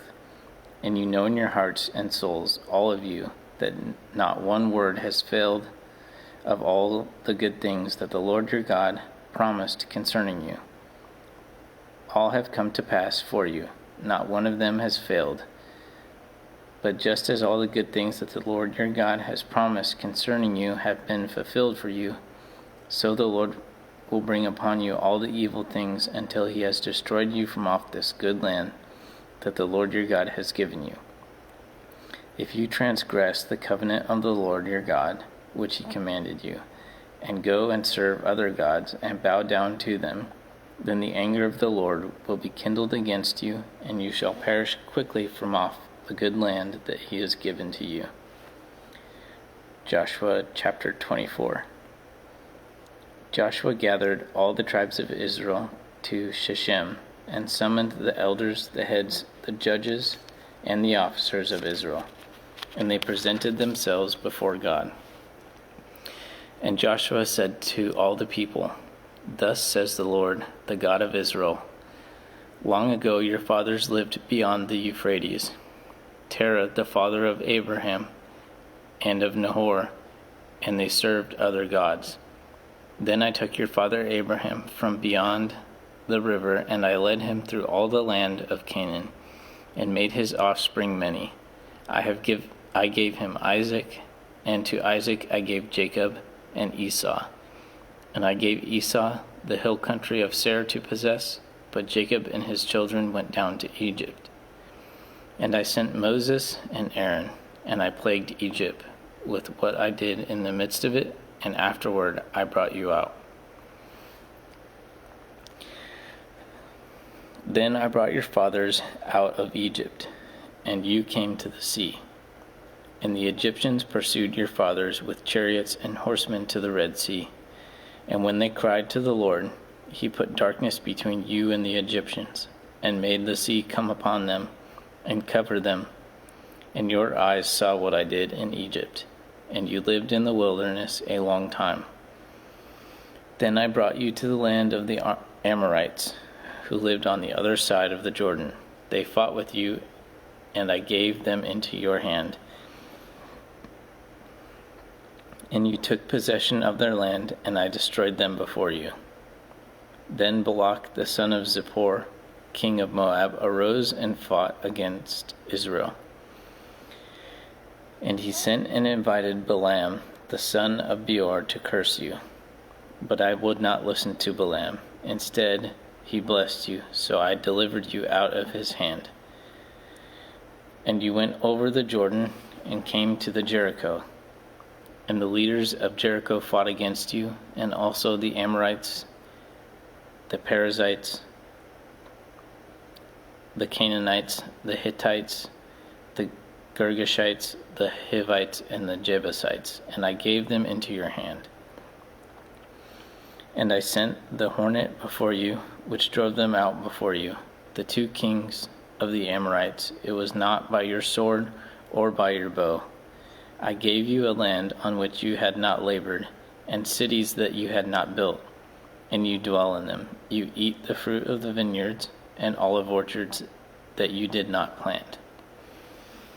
Now therefore, fear the Lord, and serve him in sincerity and in faithfulness. Put away the gods that your fathers served beyond the river and in Egypt, and serve the Lord. And if it is evil in your eyes to serve the Lord, choose this day whom you will serve, whether the gods your fathers served in the region beyond the river, or the gods of the Amorites in whose land you dwell. But as for me and my house, we will serve the Lord." When the people answered, "Far be it from us that we should forsake the Lord to serve other gods, for it is the Lord our God who brought us and our fathers up from the land of Egypt, out of the house of slavery, and who did those great signs in our sight, and preserved us in all the way that we went, and among all the peoples through whom we passed. And the Lord drove out before us all the peoples, the Amorites, who lived in the land. Therefore we also will serve the Lord, for he is our God." But Joshua said to the people, "You are not able to serve the Lord, for he is a holy God. He is a jealous God, and he will not forgive your transgressions or your sins." Ending at Joshua 24, verse 20.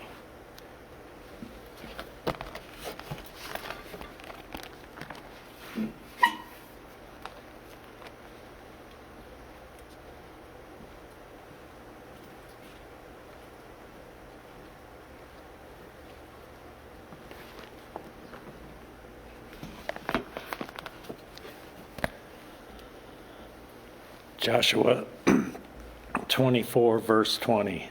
If you forsake the Lord and serve foreign gods, then he will turn and do you harm and consume you after having done you good. And the people said to Joshua, No, but we will serve the Lord. Then Joshua said to the people, You are witnesses against yourselves that you have chosen the Lord to serve him. And they said, We are witnesses. He said, Then put away the foreign gods that are among you, and incline your heart to the Lord, the God of Israel. And the people said to Joshua, The Lord our God we will serve, and his voice we will obey. So Joshua made a covenant with the people that day, and put in place statutes and rules for them at Shechem. And Joshua wrote these words in the book of the law of God. And he took a large stone and set it up there under the terebinth that was by the sanctuary of the Lord. And Joshua said to all the people, Behold, this stone shall be a witness against us, for it has heard all the words of the Lord that he spoke to us. Therefore it shall be a witness against you, lest you deal falsely with your God. So Joshua sent the people away, every man to his inheritance. After these things, Joshua the son of Nun, the servant of the Lord, died, being 110 years old. And they buried him in his own inheritance at Timnath-Serah, which is in the hill country of Ephraim, north of the mountain of Gash. Israel served the Lord all the days of Joshua and all the days of the elders who outlived Joshua and had known all the work that the Lord did for Israel. As for the bones of Joseph, which the people of Israel brought up from Egypt, they buried them at Shechem, in the piece of land that Jacob bought from the sons of Hamor, the father of Shechem, for 100 pieces of money. It became an inheritance of the descendants of Joseph. And Eleazar, the son of Aaron, died, and they buried him at Gibeah, the town of Phinehas his son, which had been given him in the hill country of Ephraim.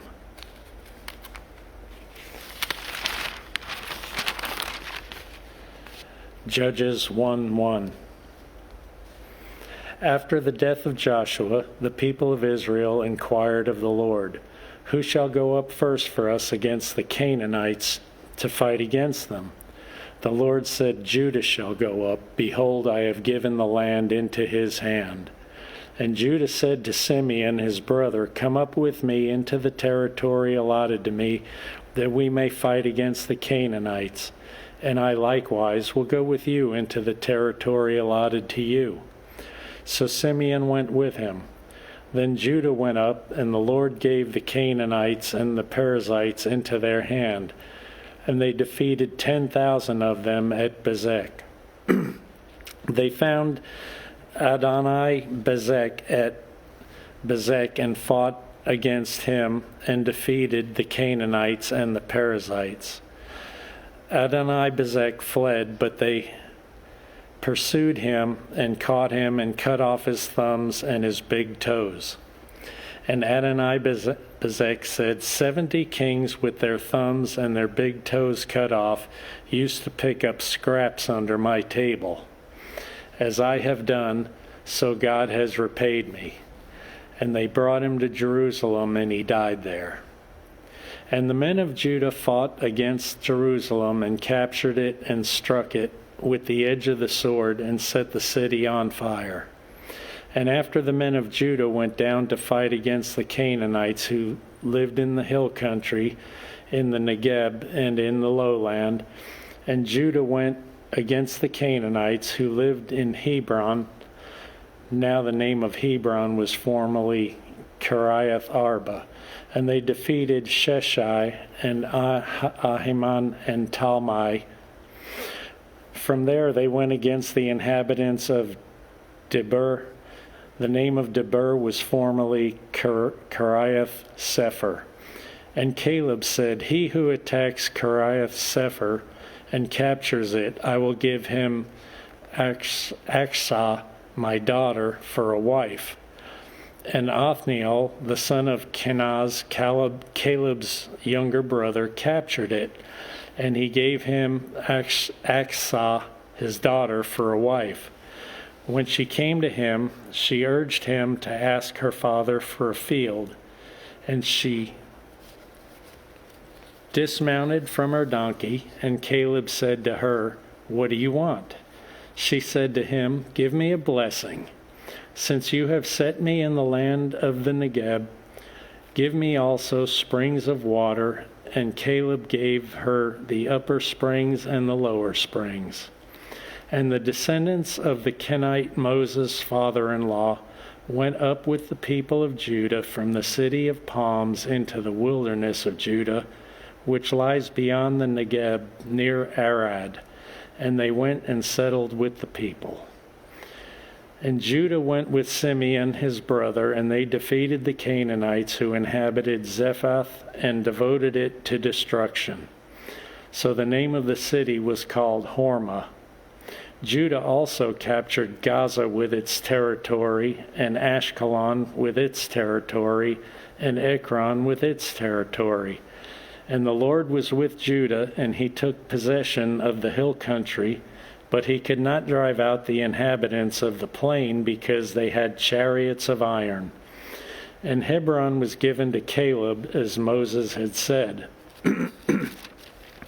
And he drove out from it the 3 sons of Anak. But the people of Benjamin did not drive out the Jebusites who lived in Jerusalem. So the Jebusites have lived with the people of Benjamin in Jerusalem to this day. The house of Joseph also went up against Bethel, and the Lord was with them. And the house of Joseph scouted out Bethel. Now the name of the city was formerly Luz. And the spies saw a man coming out of the city, and they said to him, "Please show us the way into the city, and we will deal kindly with you." And he showed them the way into the city, and they struck the city with the edge of the sword, but they let the man and all his family go. And the man went to the land of the Hittites and built a city and called its name Luz. That is its name to this day. Manasseh did not drive out the inhabitants of Beth Shean and its villages, or Tanakh and its villages, or the inhabitants of Dor and its villages, or the inhabitants of Ibleam and its villages, or the inhabitants of Megiddo and its villages, for the Canaanites persisted in dwelling in that land. When Israel grew strong, they put the Canaanites to forced labor, but did not drive them out completely. And Ephraim did not drive out the Canaanites who lived in Gezer, so the Canaanites lived in Gezer among them. Zebulun did not drive out the inhabitants of Kitron, or the inhabitants of Nahalol, so the Canaanites lived among them, but became subject to forced labor. Asher did not drive out the inhabitants of Akko, or the inhabitants of Sidon, or of Alab, or of Achzib, or of Helbah, or of Aphek, or of Rehob.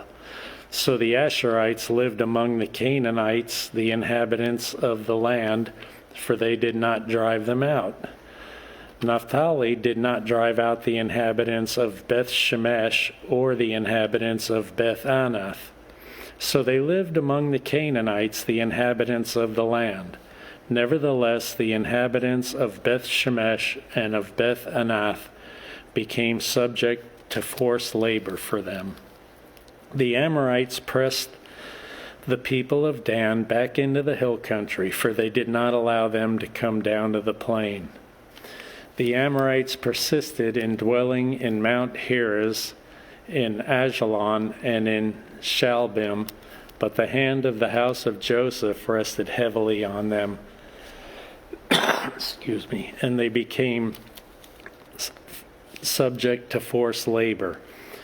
And the border of the Amorites ran from the ascent of Akrabim, from Selah and upward. Judges chapter 2.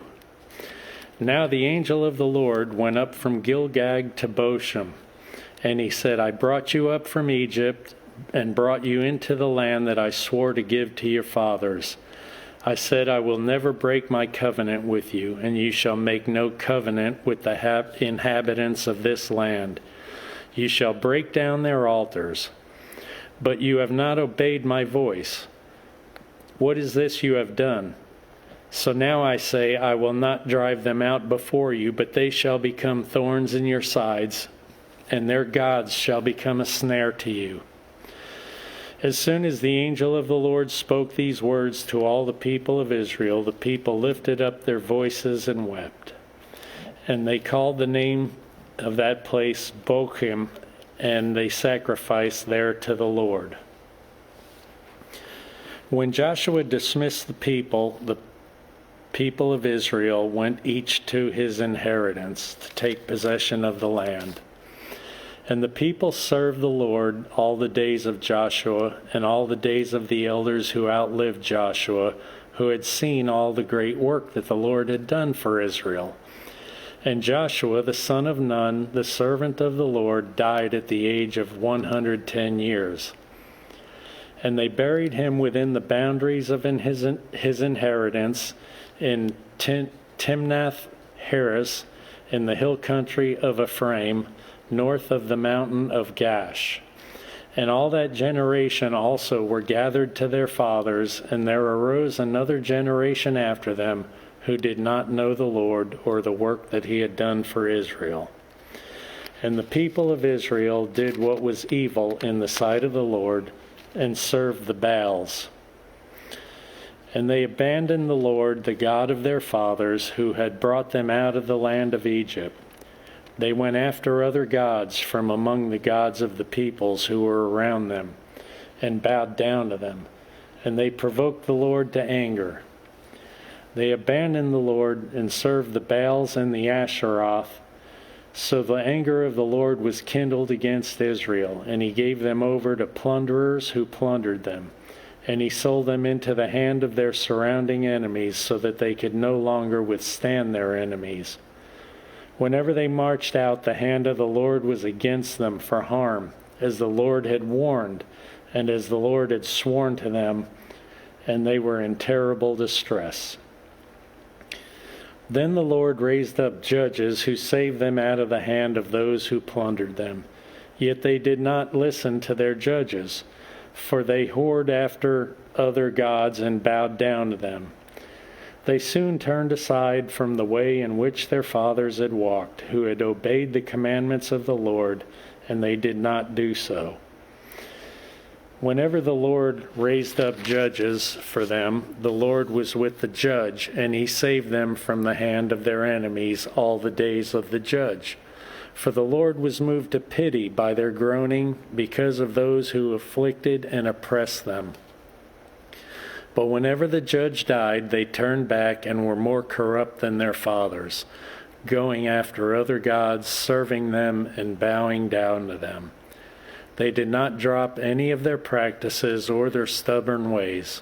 So the anger of the Lord was kindled against Israel, and he said, because this people have transgressed my covenant that I commanded their fathers and have not obeyed my voice, I will no longer drive out before them any of the nations that Joshua left when he died, in order to test Israel by them, whether they will take care to walk in the way of the Lord as their fathers did or not.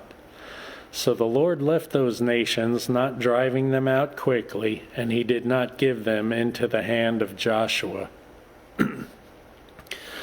Judges chapter 3. Now these are the nations that the Lord left to test Israel by them, that is, all in Israel who had not experienced all the wars in Canaan. It was only in order that the generations of the people of Israel might know war, to teach war to those who had not known it before.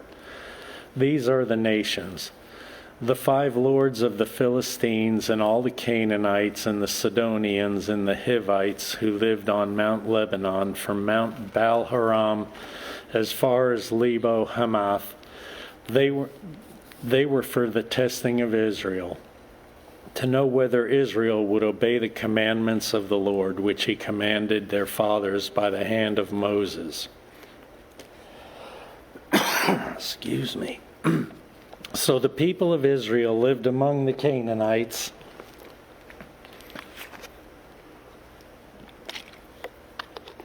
the Hittites, the Amorites, the Perizzites, the Hivites,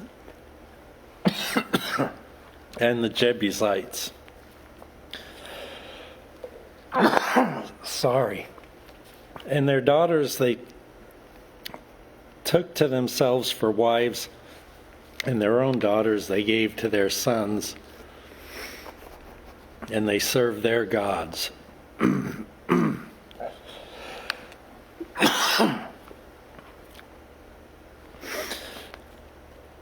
And the people of Israel did what was evil in the sight of the Lord.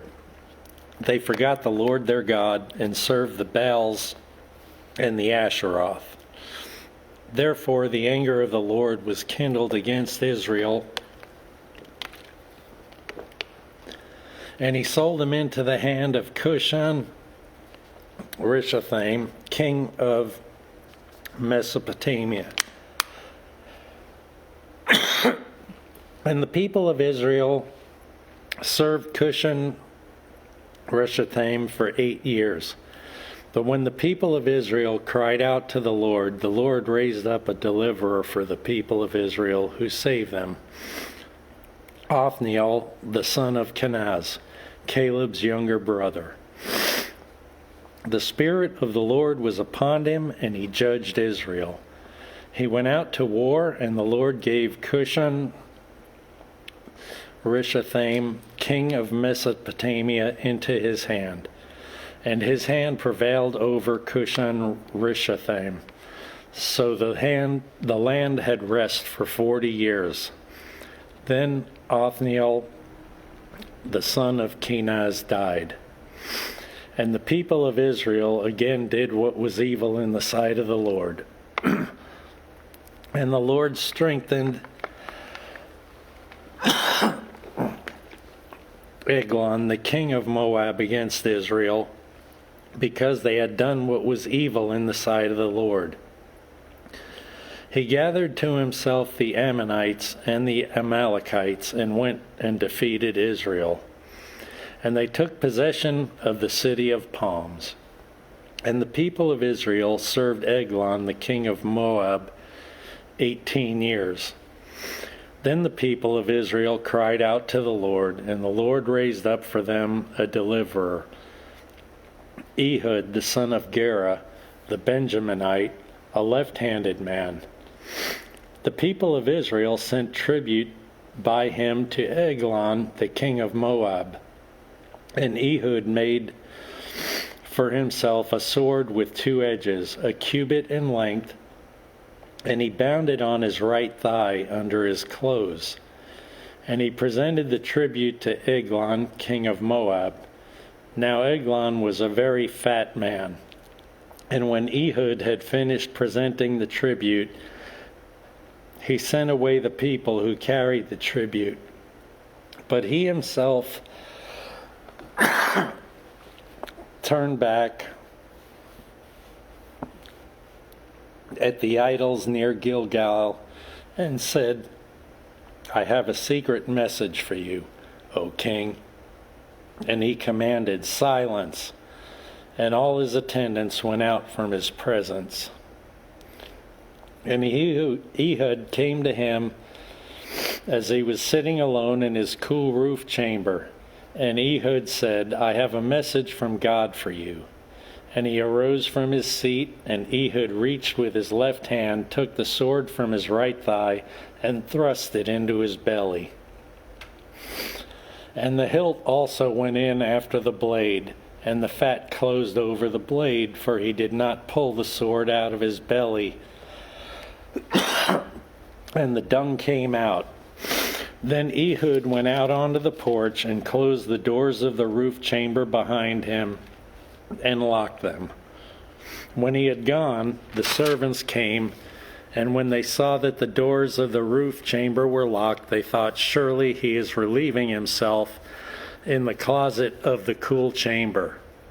And they waited till they were embarrassed. But when he still did not open the doors of the roof chamber, they took the key and opened them, and there lay their Lord dead on the floor. And that's finishing Judges chapter 3, verse 25.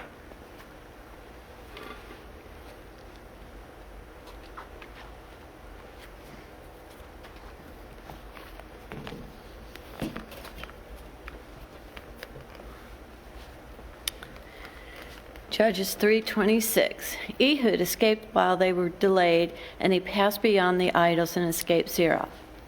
When he arrived, he sounded the trumpet in the hill country of Ephraim. Then the people of Israel went down and with him from the hill country, and he was their leader. And he said to them, Follow after me, for the Lord has given your enemies, the Moabites, into your hands. So they went down after him, seized the fords of the Jordan against the Moabites, and did not allow anyone to pass over. And they killed at that time about 10,000 of the Moabites, all strong, able-bodied men. Not a man escaped. So Moab was subdued that day under the hand of Israel. And the land had rest for 80 years. After him was Shamgar, the son of Anath, who killed 600 of the Philistines with an ox goad, and he also saved Israel. Judges chapter 4. And the people of Israel again did what was evil in the sight of the Lord after Ehud died. And the Lord sold them into the hand of Jabin, the king of Canaan, who reigned in Hazar. The commander of his army was Sisera, who lived in Harosheth Ogiam. Then the people of Israel cried out to the Lord for help, for he had 900 chariots of iron, and he oppressed the people of Israel cruelly for 20 years. Now Deborah, the prophetess, the wife of Lapith, was judging Israel at the time. She used to sit under the palm of Deborah between Ramah and Bethel in the hill country of Ephraim, and the people of Israel came up to her for judgment. She sent and summoned Barak, the son of Abinoam, for Kadesh Naphtali, and said to him, Has not the Lord, the God of Israel, commanded you?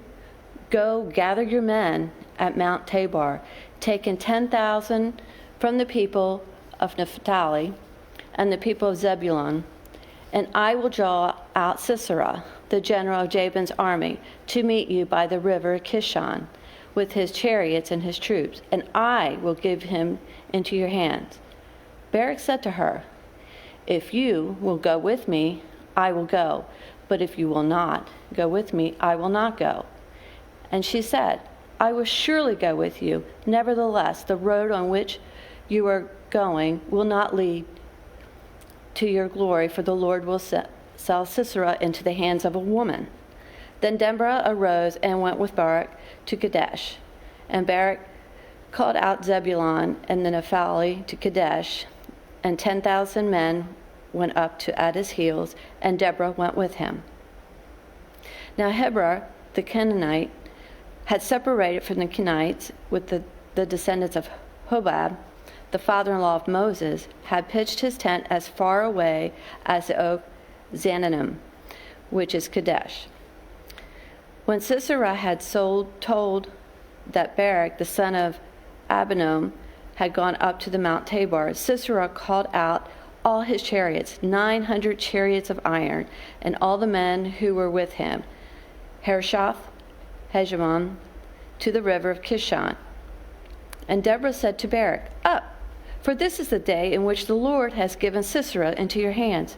Does not the Lord go out before you?" So Barak went down from the Mount Tabor with the 10,000 men following him, and the Lord routed Sisera and all his chariots and all his armies before Barak by the edge of the sword. And Sisera got down from the chariot and fled away on foot. And Barak pursued the chariots and the army of Harosheth-Hagoyim, and all the army of Sisera fell by the edge of the sword. Not a man was left. But Sisera fled away on foot to the tent of Jael, the wife of Heber the Kenite, for there was peace between Jabin the king of Hazor and the house of Heber the Kenite. And Jael came out to meet Sisera and said to him, "Turn aside, my lord, turn aside to me. Do not be afraid." So he turned aside to her into the tent, and she covered him with a rug. And he said to her, "Please give me a little water to drink, for I am thirsty." So she opened up a skin of milk and gave him a drink and covered him. He had said to her, "Stand at the opening of the tent. If any man comes and asks you, 'Is anyone here?' say no." But Jael, the wife of Heber, took the tent peg and took a hammer in her hand. Then she went softly to him and drove the peg into his temple until it went down into the ground while he was lying fast asleep from weariness. So he died. And behold, as Barak was pursuing Sisera, Jael went out to meet him and said to him, "Come, and I will show you the man whom you are seeking." So he went in to her tent, and there lay Sisera, dead, with a tent peg in his temple. So on that day, God subdued Jabin, the king of Canaan, before the people of Israel. And the hand of the people of Israel pressed harder and harder against Jabin, the king of Canaan, until they destroyed Jabin and the king of Canaan. Judges chapter 5. Then sang Deborah and Barak, the son of Abinoam, on that day, that the leaders took the lead in Israel, and that the people offered themselves willingly. Bless the Lord. Hear, O kings, give ear. O princess, to the Lord I will sing. I will make you a melody to the Lord, the God of Israel. Lord, when you went out of Seir, when you marched into the region of Edom, the earth trembled and the heavens dropped. Yes, the clouds dropped water. The mountains quaked before the Lord. Even Sinai before the Lord God of Israel. In the days of Shamgar, son of Anath, in the days of Jael, the highways were abandoned, and the travelers kept to the byways. The villagers ceased in Israel, and they ceased to be until I arose.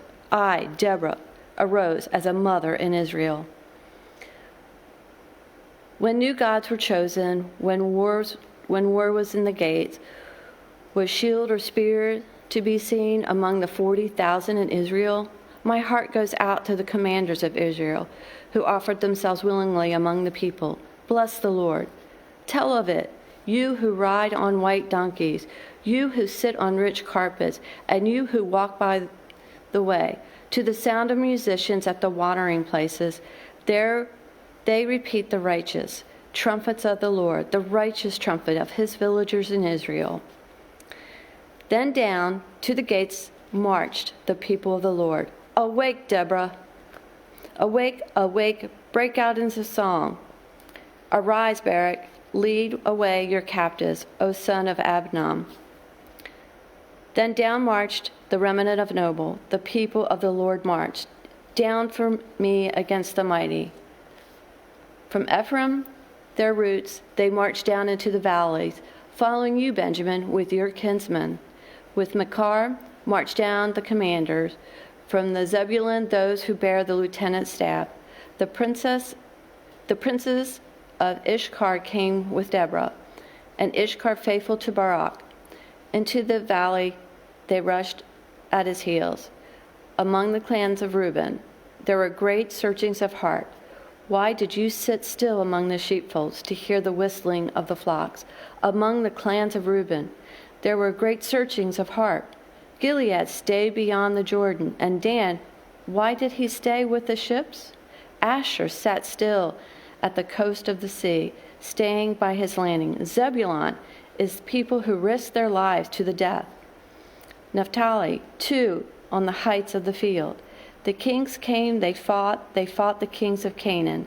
Tanakh by the waters of Megiddo, they got no spoils of silver. From the heavens the stars fought. From their courses they fought against Sisera.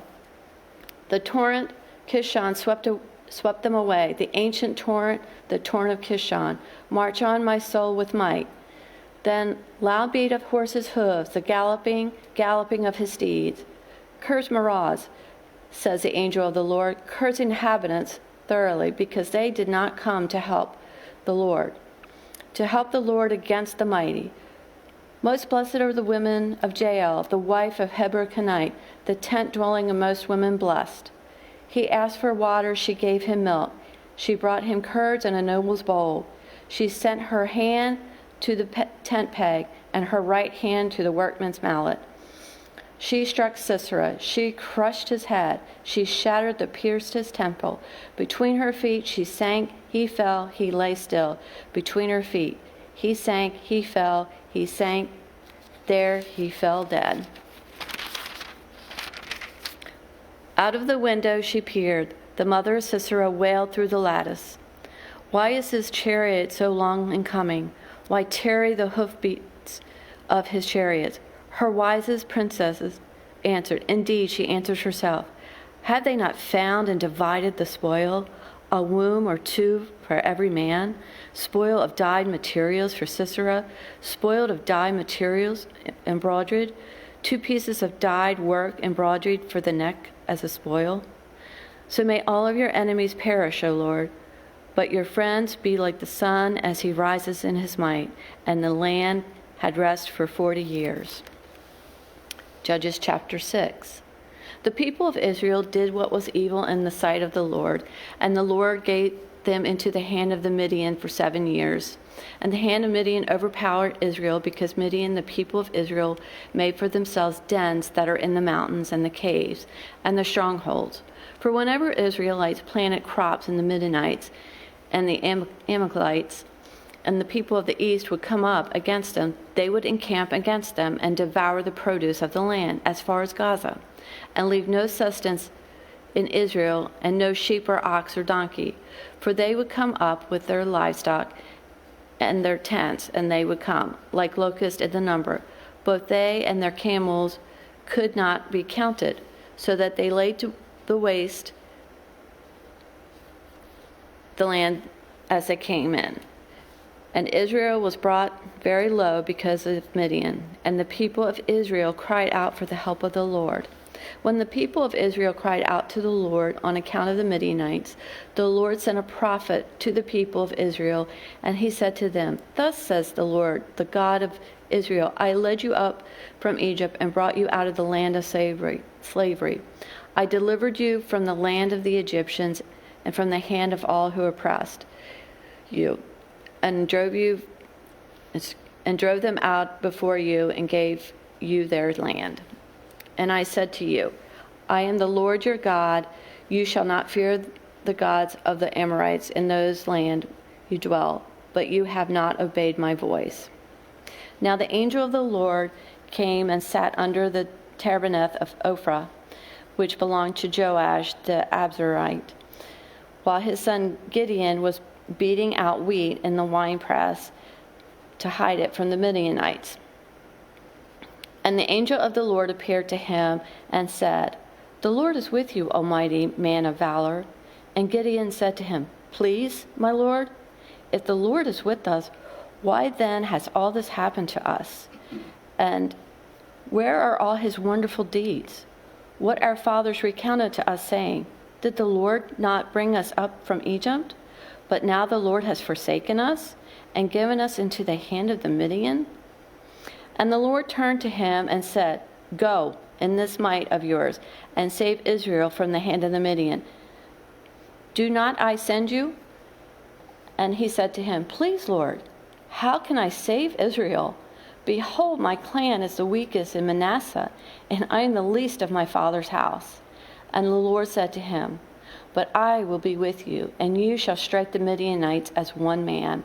And he said to him, If now I have found favor in your eyes, then show me a sign that it is you who speak with me. Please do not depart from here until I come to you and bring out my present and set it before you, he said. I will stay till you return. So Gideon went into his house and prepared a young goat and unleavened cakes from an ephah of flour. The meat he put in the basket and the broth he put in a pot, brought them to him under the terebinth, presented them. And the angel of God said to him, Take the meat and the unleavened cakes and put them on this rock and pour the broth over them. And he did so. And the angel of the Lord reached out the tip of the staff that was in his hands and touched the meat and the unleavened cakes, and a fire sprang up from the rock and consumed the meat and the unleavened cakes. And the angel of the Lord vanished before his sight. Then Gideon perceived that he was an angel of the Lord, and Gideon said, Alas, O Lord God, for now I have seen the angel of the Lord face to face. But the Lord said to him, Peace be to you. Do not fear, you shall not die. Then Gideon built an altar there to the Lord and called it, The Lord is Peace. To this day it still stands at Ophrah, which belongs to the Abiezrites. That night the Lord said to him, Take your father's bull and the second bull 7 years old, and pull down the altar of Baal that your father has, and cut it down, the Asherah that is beside it, and build an altar to the Lord your God on top of the stronghold here, with stones laid in due order. Then take the second bull and offer it as a burnt offering, with the wood of Asherah that you shall cut down. So Gideon took 10 men of his servants and did as the Lord had told him. But because he was too afraid of his family and the men of the town to do it by day, he did it by night. When the men in the town rose early in the morning, behold, the altar of Baal was broken down, and the Asherah beside it was cut down, and the second bull was offered on the altar that had been built. And they said to one another, Who has done this thing? And after they had searched for and inquired, they said, Gideon, the son of Joash, has done this thing. Then the men of the town said to Joash, Bring out your son, that he may die, for he has broken down the altar of Baal and cut down the Asherah beside it. But Joash said to all who stood against him, Will you contend for Baal, or will you save him? Whoever contends for him shall be put to death by morning. If he is a god, let him contend for himself, because his altar has been broken down. Therefore, on that day, Gideon was called Jerubbaal, that is to say, let Baal contend against himself, because he has broke down his altar. Now all the Midianites and the Amalekites, the people of the east, came together, and they crossed the Jordan and encamped the valley of Jezreel. But the Spirit of the Lord clothed Gideon, and he sounded the trumpet of the Abiezrites were called out to follow him. And he sent messengers throughout Manasseh, and they too were called out to follow him. And he sent messengers to Asher, Zebulun, and Naphtali, and they went up to meet them. Then Gideon said to God, If you will save Israel by my hand, as you have said, behold, I am laying a fleece of wool on the threshing floor. If there is dew on the fleece alone, and it is dry on all the ground, then I shall know that you will save Israel by my hand, as you have said. And it was so. When he rose early the next morning and squeezed the fleece and wrung enough dew from the fleece to fill a bowl with water, then Gideon said to God, Let not your anger burn against me. Let me speak just once more. Please let me test just once more with the fleece. Please let it be dry on the fleece only, and on all the ground let there be dew. And God did say that night, and it was dry on the fleece only, and on all the ground there was dew. Judges 7:1. Then Jerubbaal, that is Gideon, and all the people who were with him rose early and encamped beside the spring of Harod, and the camp of Midian was north of them by the hill of the Moreh in the valley.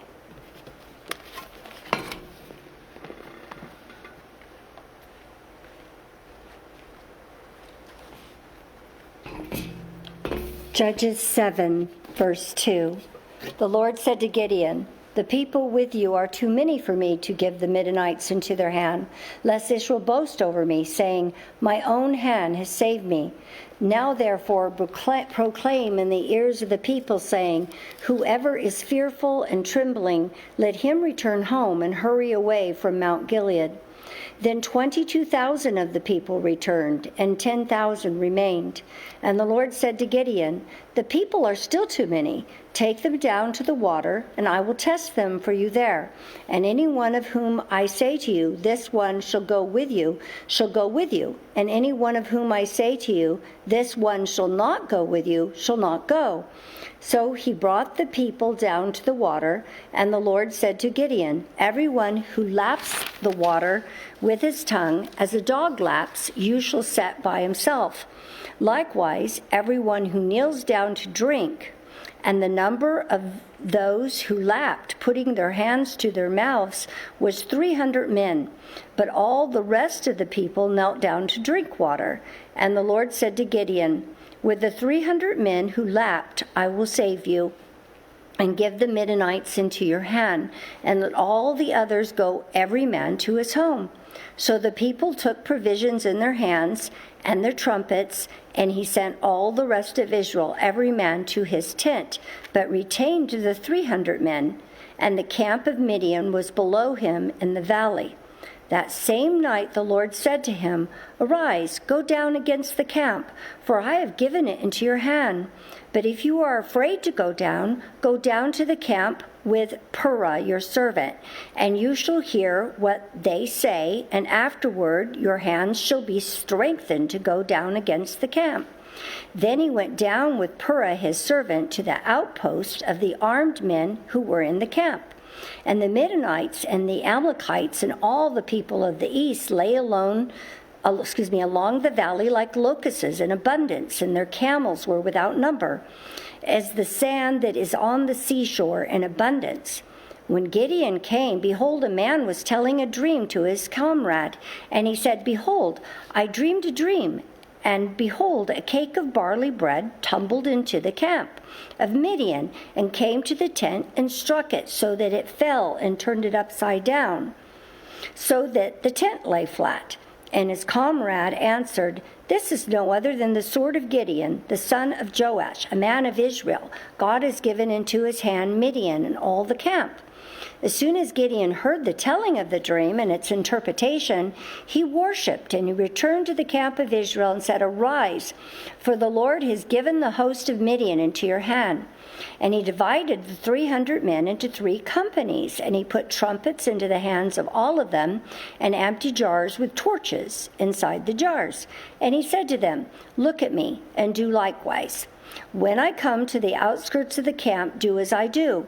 When I blow the trumpet, I and all who are with me, then blow the trumpets also on every side of all the camp, and shout for the Lord and for Gideon.' So Gideon and the 100 men who were with him came to the outskirts of the camp at the beginning of the middle watch, when they had just set the watch. And they blew the trumpets and smashed the jars that were in their hands. Then the 3 companies blew the trumpets and broke the jars. They held in their left hand the torches, and in their right hands the trumpets to blow. And they cried out, 'A sword for the Lord and for Gideon!' Every man stood in his place around the camp, and all the army ran. They cried out and fled. When they blew the 300 trumpets, the Lord set every man's sword against his comrade and against all the army. And the armies fled as far as Bethesda toward Zariah, as far as the border of Abel-Meholah by Tabbath. And the men of Israel were called out from Naphtali and from Asher and from all Manasseh, and they pursued after Midian. Gideon sent messengers throughout all the hill country of Ephraim, saying, "Come down against the Midianites and capture the waters against them, as far as Beth-barah and also the Jordan." So all the men of Ephraim were called out, and they captured the waters as far as Beth-barah and also the Jordan. And they captured the two princes of Midian, Oreb and Zeb. They killed Oreb at the rock of Oreb, and Zeb they killed at the winepress of Zeb. Then they pursued Midian, and they brought the heads of Oreb and Zeb to Gideon across the Jordan. Judges chapter 8. Then the men of Ephraim said to him, "What is this that you have done to us, not to call us when you went to fight against Midian?" And they accused him fiercely. And he said to them, "What have I done now in comparison with you? Is not the gleaning of the grapes of Ephraim better than the grape harvest of Abiezer? God has given into your hands the princes of Midian, Oreb, and Zeb. What have I been able to do in comparison with you?" Then their anger against him subsided when he said this. And Gideon came to the Jordan and crossed over, he and the 300 men who were with him, exhausted yet pursuing. So he said to the men in Succoth, "Please give loaves of bread to the people who follow me, for they are exhausted, and I am pursuing after Zebah and Zalmunna, the kings of Midian." And the officials of Succoth said, "Are the hands of Zebah and Zalmunna already in your hand, that we should give bread to your army?" So Gideon said, "Well then, when the Lord has given Zebah and Zalmunna into my hand, I will flail your flesh with the thorns of the wilderness and with briars." And from there he went up to Peniel and spoke to them in the same way. And the men of Peniel answered him as the men of Succoth had answered. And he said to the men of Peniel, "When I come again in peace, I will break down this tower." Now Zebah and Zalmunna were in Karkor with their army, about 15,000 men, all who were left in all the army of the people of the east, for there had fallen 120,000 men who drew the sword. And Gideon went up by the way of the tent dwellers east of Nobah and Jogbehah and attacked the army, for the army felt secure. And Zebah and Zalmunna fled, and he pursued them and captured the two kings of Midian, Zebah and Zalmunna, and he threw all the army into a panic. Then Gideon, the son of Joash, returned from the battle by the ascent of Heres, and he captured a young man of Succoth and questioned him, and he wrote down for him the officials and elders of Succoth, 77 men. And he came to the men of Succoth and said, "Behold, Zebah and Zalmunna, about whom you taunted me, saying, 'Are the hands of Zebah and Zalmunna already in your hand, that we should give bread to your men who are exhausted?' And he took the elders of the city, and he took thorns of the wilderness and briars, and with them taught the men of Succoth a lesson. And he broke down the tower of Peniel, and he killed the men of the city. Then he said to Zebah and Zalmunna, 'Where are the men whom you killed at Tabar?' They answered, 'As you are, so were they. Every one of them resembled the son of a king.' And he said, 'They were my brothers, the sons of my mother. As the Lord lives, if you had saved them alive, I would not kill you.' So he said to Jether, the firstborn, 'Rise and kill them.' But the young man did not draw his sword, for he was afraid, because he was still a young man. Then Zebah and Zalmunna said, 'Rise yourself and fall upon us, for as the man is, so is his strength.' And Gideon arose and killed Zebah and Zalmunna, and he took the crescent ornaments that were on their necks of their camels. Then the men of Israel said to Gideon, 'Rule over us, you and your son, and your grandson also, for you have saved us from the hand of Midian.' Gideon said to them, I will not rule over you, and my son will not rule over you. The Lord will rule over you. And Gideon said to them, let me make a request of you. Every one of you, give me the earrings from your spoil. For they had golden earrings, because they were Ishmaelites. And they answered, we will willingly give them. And they spread a cloak, and every man threw in the earrings of his spoil. And the weight of the golden earrings that he requested was 1,700 shekels of gold, besides the crescent ornaments and the pendants and the purple garments worn by the kings of Midian, and besides the collars that were around the necks of their camels. And Gideon made an ephod of it and put it in the city in Ophrah, and all of Israel whored after it there, and it became a snare to Gideon and to his family. So Midian was subdued before the people of Israel, and they raised their heads no more, and the land had rest 40 years in the days of Gideon. Jerubbaal, the son of Joash, went and lived in his own house. Now Gideon had 70 sons, his own offspring, for he had many wives. And his concubine, who was in Shechem, also bore him a son, and he called his name Abimelech.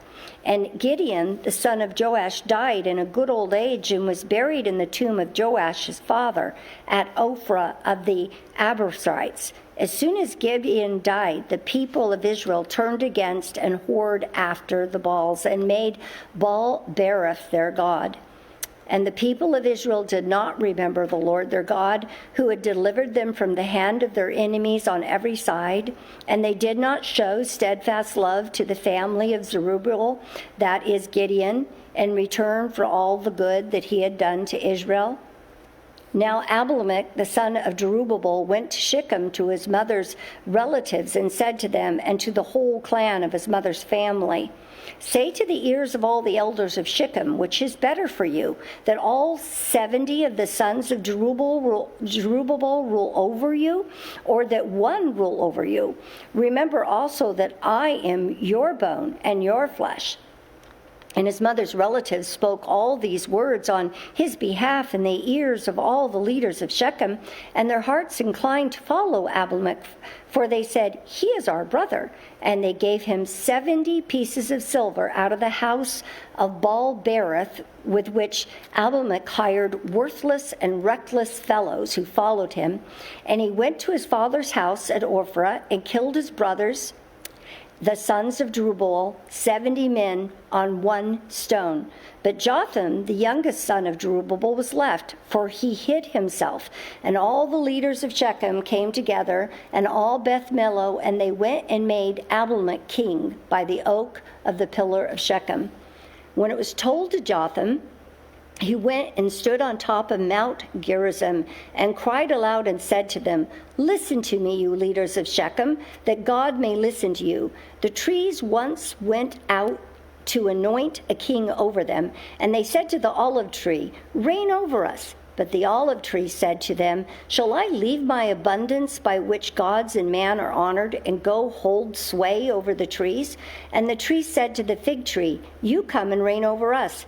But the fig tree said to them, shall I leave my sweetness and my good fruit and go hold sway over the trees? And the trees said to the vine, you come and reign over us. But the vine said to them, shall I leave my wine that cheers God and men and go hold sway over the trees?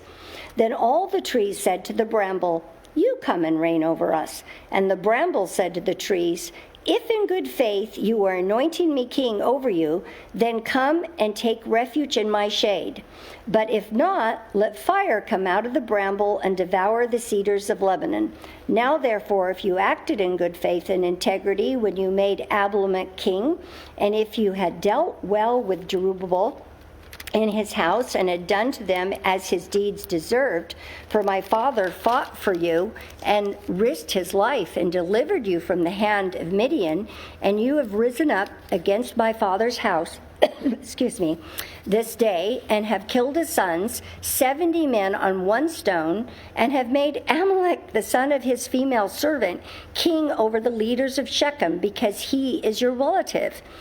If you then had acted in good faith and integrity with Jerubbaal and with his house this day, then rejoice in Abimelech, and let him also rejoice in you. But if not, let fire come out from Abimelech and devour the leaders of Shechem and Beth Miller, and let fire come out from the leaders of Shechem and from Beth Millo, and devour Abimelech. And Jotham ran away and fled and went to Beer and lived there because of Abimelech his brother. Abimelech ruled over Israel 3 years, and God sent an evil spirit between Abimelech and the leaders of Shechem.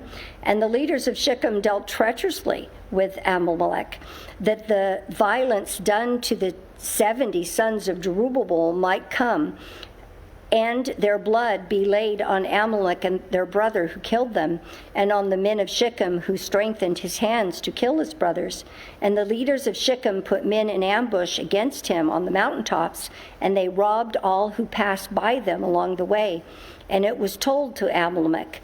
And Gaal, the son of Eber, moved into Shechem with his relatives, and the leaders of Shechem put confidence in him. And they went out into the field and gathered the grapes from their vineyards and trotted them and held a festival. And they went into the house of their God and ate and drank and rivaled Amalek. And Gaal, the son of Ebed, said, "Who is Amalek, and who are we of Shechem that we should serve him? Is he not the son of Jerubbaal, and is not Zebul his officer? Serve the men of Hamor and the father of Shechem, but why should we serve him? Would that this people were under my hand, then I would remove Amalek. I would say to Amalek, increase your army and come out." When Zebul, the ruler of the city, heard the words of Gaal, the son of Ebed, his anger was kindled, and he sent messengers to Amalek secretly, saying, "Behold, Gaal, the son of Ebed, and his relatives have come to Shechem, and they are stirring up the city against you. Now, therefore, go by night, you and the people who are with you, and set an ambush in the field. Then in the morning, as soon as the sun is up, rise early and rush upon the city. And when he and the people who are with him come out against you, you may do to them as your hand finds to do." So Amalek and all the men who were with him rose up by night and set an ambush against Shechem in 4 companies. And Gaal, the son of Ebed, went out and stood in the entrance of the gate of the city. And Amalek and the people who were with him rose from the ambush. And when Gaal saw the people, he said to Zebul, "Look, people are coming down from the mountaintops." And Zebul said to him, "You mistake the shadow of the mountains for men." Gaal spoke again and said, "Look, people are coming down from the center of the land, and 1 company is coming down the direction of the diviner's oak." Then Zebul said to him, "Where is your mouth now, you who said, 'Who is Amalek, that we should serve him?' Are not these the people whom you despised? Go out now and fight with them." And Gaal went out at the head of the leaders of Shechem and fought with Amalek. And Amalek chased him, and he fled before him. And many fell wounded up to the entrance of the gate. And Amalek lived at Amiel, and Zebul drove out Gaal and his relatives, so that they could not dwell at Shechem. On the following day, the people went out into the field, and Amalek was told. He took his people and divided them into 3 companies and set an ambush in the fields. And he looked and he saw the people coming out of the city. So he rose against them and killed them. Amalek and the company that was with him rushed forward and stood at the entrance of the gate of the city, while the 2 companies rushed upon all who were in the field and killed them. And Amalek fought against the city all that day. He captured the city, and he killed the people who were in it, and he razed the city, and he sowed it with salt. When all the leaders of the tower of Shechem heard of it, they entered the stronghold of the house of Elbereth. Abimelech was told that all the leaders of the tower of Shechem were gathered together, and Abimelech went up to Mount Zalmon, he and all the people who were with him. And Abimelech took an axe in his hand, and he cut down a bundle of brushwood, and took it up and laid it on his shoulder. And he said to the men who were with him, "What you have seen me do, hurry and do as I have done." So every one of the people cut down his bundle, and following Abimelech put it against the stronghold, and they set the stronghold on fire over them, so that all the people of the tower of Shechem also died, about 1,000 men and women. And then Abimelech went to Thebez and encamped against Thebez and captured it. But there was a strong tower within the city, and all the men and women and all the leaders of the city fled to it and shut themselves in. And they went up to the roof of the tower. And Abimelech came to the tower, fought against it, and drew near to the door of the tower to burn it with fire. And a certain woman threw an upper millstone at Abimelech's head and crushed his skull. Then he called quickly to the young man, his armor-bearer, and said to him, "Draw your sword and kill me, lest they say of me, a woman killed me." And his young man thrust him through, and he died. And when the men of Israel saw that Abimelech was dead, everyone departed to his home. Thus God returned the evil of Abimelech, which he committed against his father in killing his 70 brothers, and God also made all the evil of the men of Shechem return on their heads, and upon them came the curse of Jotham, the son of Jerubbaal. Judges chapter 10. After Abimelech, there arose to save Israel Tola, the son of Puah, son of Dudo, a man of Issachar. And he lived at Shamar in the hill country of Ephraim, and he judged Israel 23 years. Then he died, and he was buried at Shamar. Judges 10, verse 2.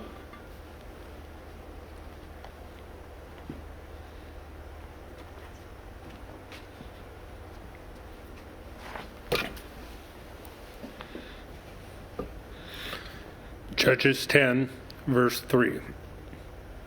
After him arose Jair, the Gileadite, who judged Israel 22 years. And he had 30 sons who rode on 30 donkeys, and they had 30 cities, called Havoth Jair to this day, which are in the land of Gilead. And Jair died and was buried in Kamon.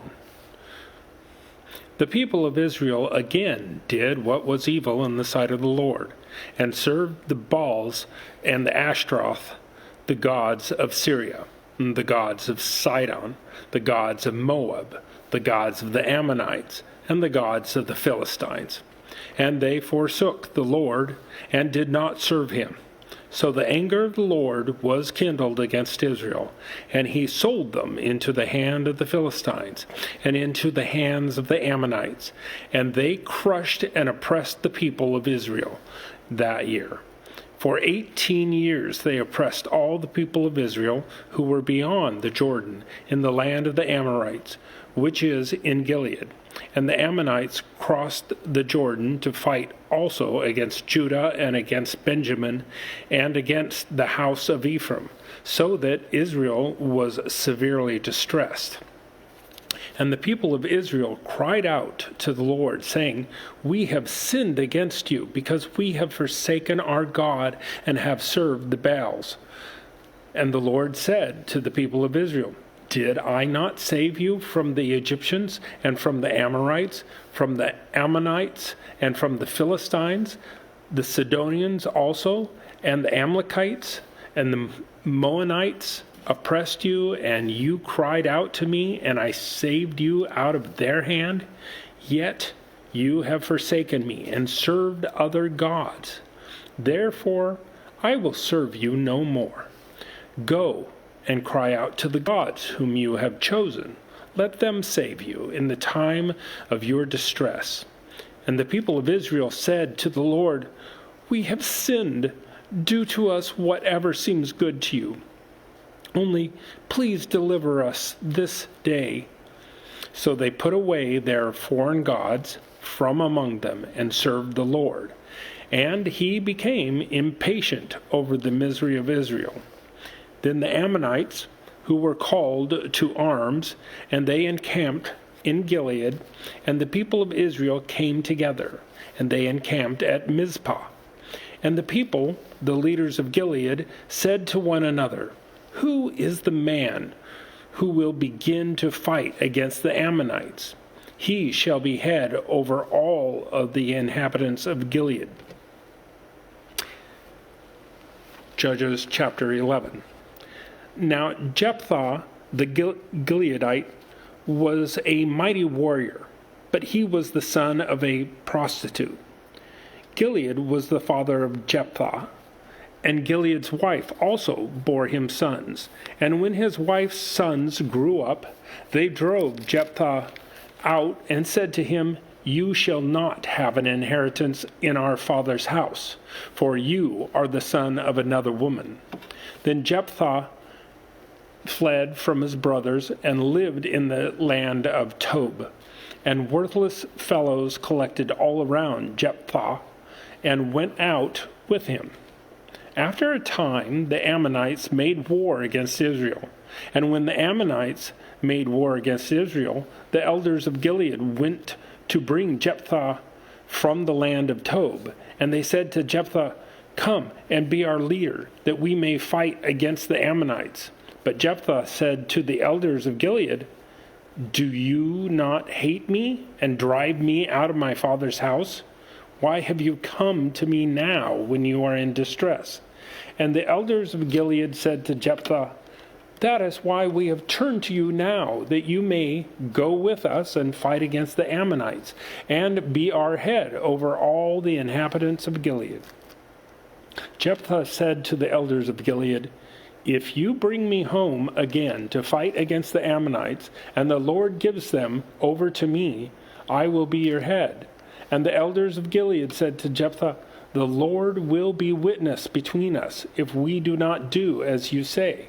So Jephthah went with the elders of Gilead, and the people made him head and leader over them. And Jephthah spoke all his words before the Lord at Mizpah.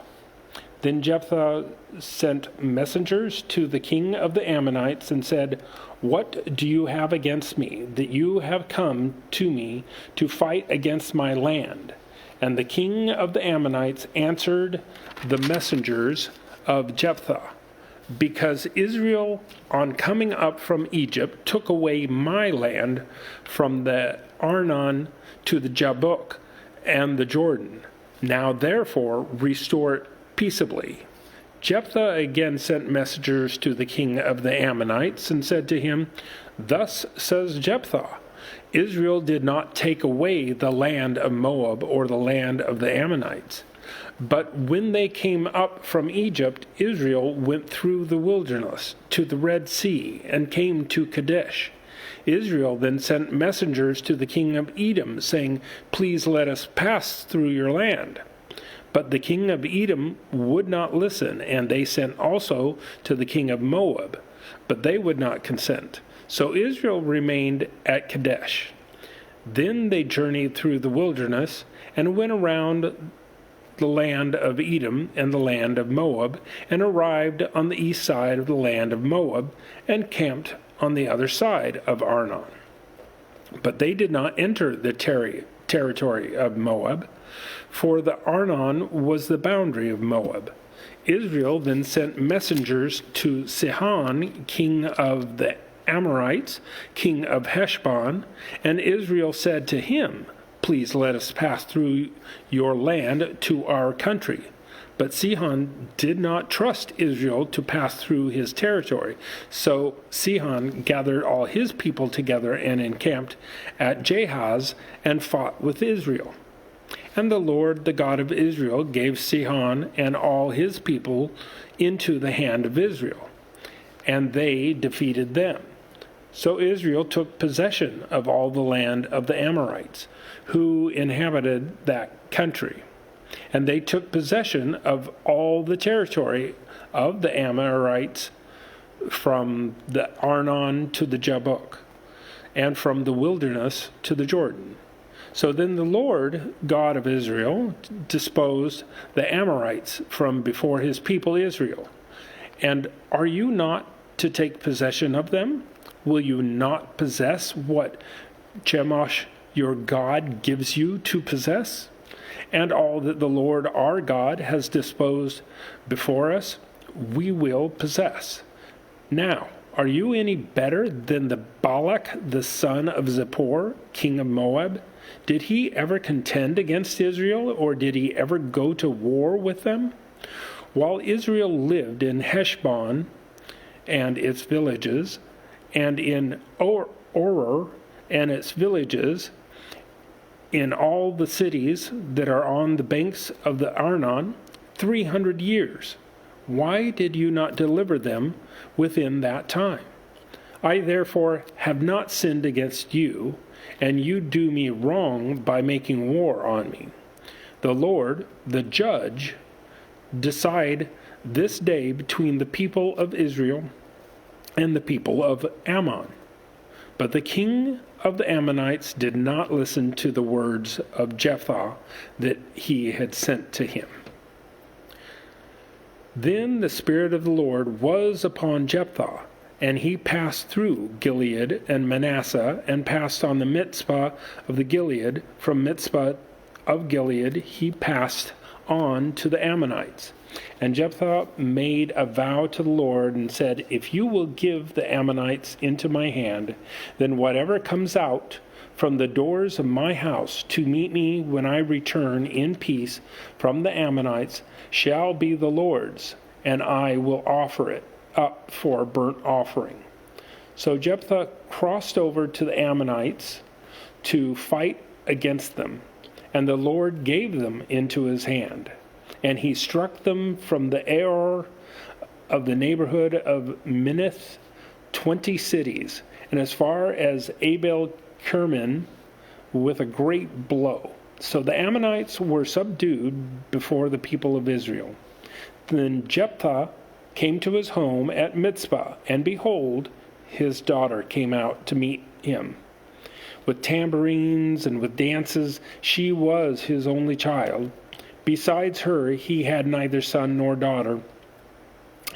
And as soon as he saw her, he tore his clothes and said, Alas, my daughter, you have brought me very low, and you have become the cause of great trouble to me. For I have opened my mouth to the Lord, and I cannot take back my vow. And she said to him, My father, you have opened your mouth to the Lord. Do to me according to what has gone out of your mouth, now that the Lord has avenged you on your enemies, on the Ammonites.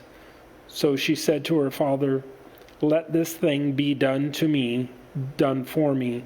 Leave me alone 2 months, that I may go up and down on the mountains and weep for my virginity, I and my companions. So he said, Go. Then he sent her away for 2 months, and she departed, and she and her companions, and wept for her virginity on the mountains. And at the end of 2 months she returned to her father, who did with her according to his vow that he had made. She had never known a man, and it became a custom in Israel that the daughters of Israel went year by year to lament the daughter of Jephthah the Gileadite 4 days in the year. Judges chapter 12. The men of Ephraim were called to arms, and they crossed to Zaphon and said to Jephthah, Why did you cross over to fight against the Ammonites and did not call us to go with you? We will burn your house over you with fire.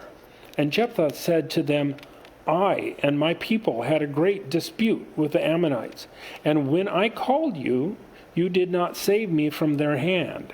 And when I saw that you would not save me, I took my life in my own hand and crossed over against the Ammonites, and the Lord gave them into my hand. Why then have you come up to me this day to fight against me? Then Jephthah gathered all the men of Gilead and fought with Ephraim. And the men of Gilead struck Ephraim because they said, You are fugitives of Ephraim, you Gileadites, in the midst of Ephraim and Manasseh. And the Gileadites captured the fords of the Jordan against the Ephraimites. And when any of the fugitives of Ephraim said, Let me go over, the men of Gilead said to him, Are you an Ephraimite? And when he said no, they said to him, Then say Shibboleth. And he said, Sibboleth. for he could not pronounce it right. Then they seized him and slaughtered him at the fords of Jordan. At that time, 42,000 of the Ephraimites fell. Jephthah judged Israel 6 years. Then Jephthah the Gileadite died and was buried in the city in Gilead. After him, Ibzan of Bethlehem judged Israel. He had 30 sons, and 30 daughters he gave in marriage outside his clan, and 30 daughters he brought in from outside for his sons. And he judged Israel 7 years. Then Ibzan died and was buried at Bethlehem. After him, Elon the Zebulunite judged Israel, and he judged Israel 10 years. Then Elon the Zebulunite died and was buried at Ajalon, the land of Zebulun. After him, Abdon, the son of Hillel, the Pirathonite, judged Israel. He had 40 sons and 30 grandsons who rode on 70 donkeys and judged Israel 8 years. Then Abdon, the son of Hillel, the Pirathonite, died and was buried at Pirathon in the land of Ephraim, in the hill country of the Amalekites. Judges chapter 13. And the people of Israel again did what was evil in the sight of the Lord. So the Lord gave them into the hand of the Philistines for 40 years. There was a certain man of Zorah, of the tribe of the Danites, whose name was Manoah, and his wife was barren, and had no children. And the angel of the Lord appeared to the woman and said to her, Behold, you are barren, and have not borne children, but you shall conceive and bear a son. Therefore be careful, and drink no wine or strong drink, and eat nothing unclean, for behold, you shall conceive and bear a son. No razor shall come upon his head, for the child shall be a Nazirite to God from the womb, and he shall begin to save Israel from the hand of the Philistines. Then the woman came and told her husband, A man of God came to me, and his appearance was like the appearance of an angel of God, very awesome. I did not ask where he was from, and he did not tell me his name, but he said to me, Behold, you shall conceive and bear a son. So then drink no wine nor strong drink, and eat nothing unclean, for the child shall be a Nazirite to God from the womb to the day of his death. Then Manoah prayed to the Lord and said, O Lord, please let the man of God whom you sent come again to us and teach us what we are to do with the child who will be born. And God listened to the voice of Manoah, and the angel of God came again unto the woman, as she sat in the field.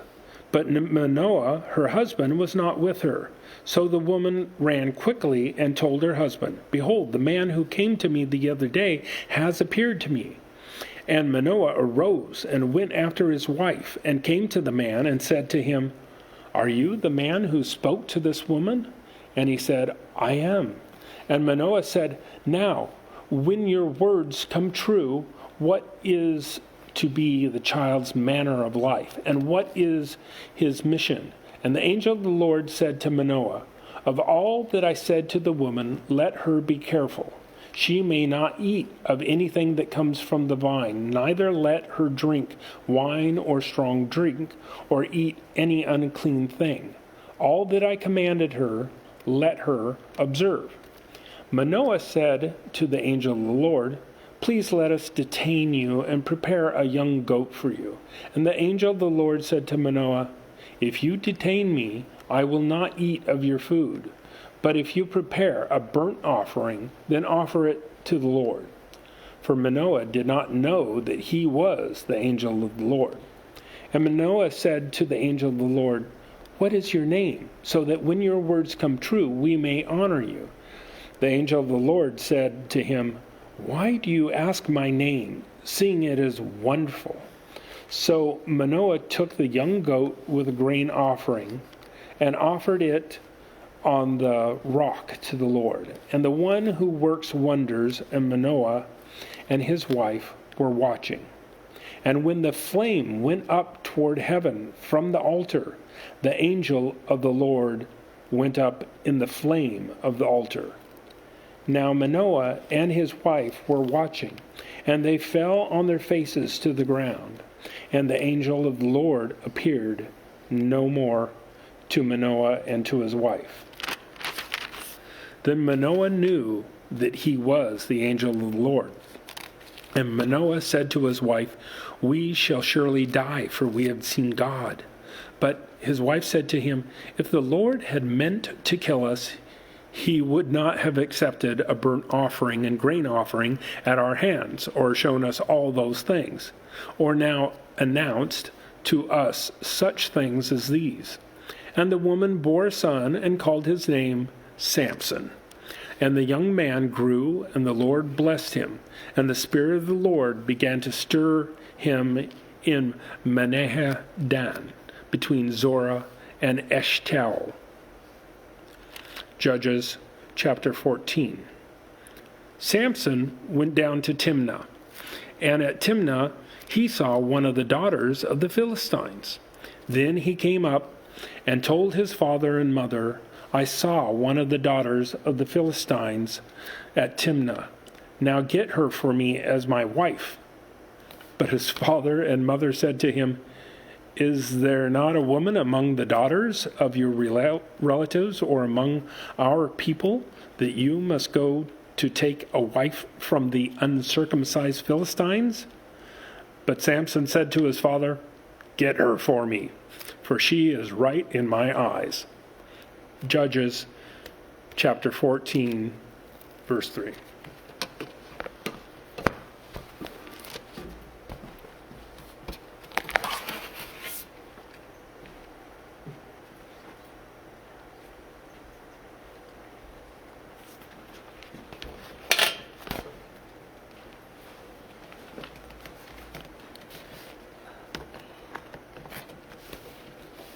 Judges chapter 14, verse 4. His father and mother did not know that it was from the Lord, for he was seeking an opportunity against the Philistines. At that time, the Philistines ruled over Israel. When Samson went down with his father and mother to Timnah, and they came to the vineyards of Timnah, and behold, a young lion came towards him roaring. Then the Spirit of the Lord rushed upon him, and although he had nothing in his hand, he tore the lion in pieces as one tears a young goat. But he did not tell his father or his mother what he had done. Then he went down and talked with the woman, and she was right in Samson's eyes. After some days he returned to take her, and he turned aside to see the carcass of the lion, and behold, there was a swarm of bees in the body of the lion, and honey. He scraped it out with his hands and went on eating as he went. And he came to his father and his mother and gave some to them, and they ate. But he did not tell them that he had scraped the honey from the carcass of the lion. His father went down to the woman, and Samson prepared a feast there. For the young men used to do. As soon as the people saw him, they brought 30 companions to be with him. And Samson said to them, Let me now put a riddle to you. If you can tell me what it is within the 7 days of the feast and find it out, then I will give you 30 linen garments and 30 changes of clothes. But if you cannot tell me what it is, then you shall give me 30 linen garments and 30 changes of clothes. And they said to him, Put your riddle, that we may hear it. And he said to them, Out of the eater came something to eat. Out of the strong came something sweet. And in the 3 days they could not solve the riddle. On the 4th day they said to Samson's wife, Entice your husband to tell us what the riddle is, lest we burn you and your father's house with fire. Have you invited us here to impoverish us? And Samson's wife wept over him and said, "You only hate me. You do not love me. You have to put a riddle to my people, and you have not told me what it is." And he said to her, "Behold, I have not told my father nor my mother, and shall I tell you?" She wept before him the 7 days that their feast lasted, and on the 7th day he told her because she pressed him hard. Then she told the riddle to her people, and the men of the city said to him on the 7th day before the sun went down, "What is sweeter than honey? What is stronger than a lion?" And he said to them, If you had not plowed with my heifer, you would not have found out my riddle." And the Spirit of the Lord rushed upon him, and he went down to Ashkelon, and struck down 30 men of the town, and took their spoils, and gave the garments to those who had told the riddle. In hot anger he went back to his father's house, and Samson's wife given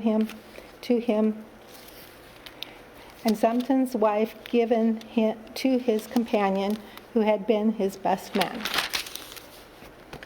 Judges chapter 15. After some days, the time of the wheat harvest, Samson went to visit his wife with a young goat, and he said, "I will go into my wife's in the chamber," but her father would not allow him to go in. And her father said, "I really thought you utterly hated her, so I gave her to your companion.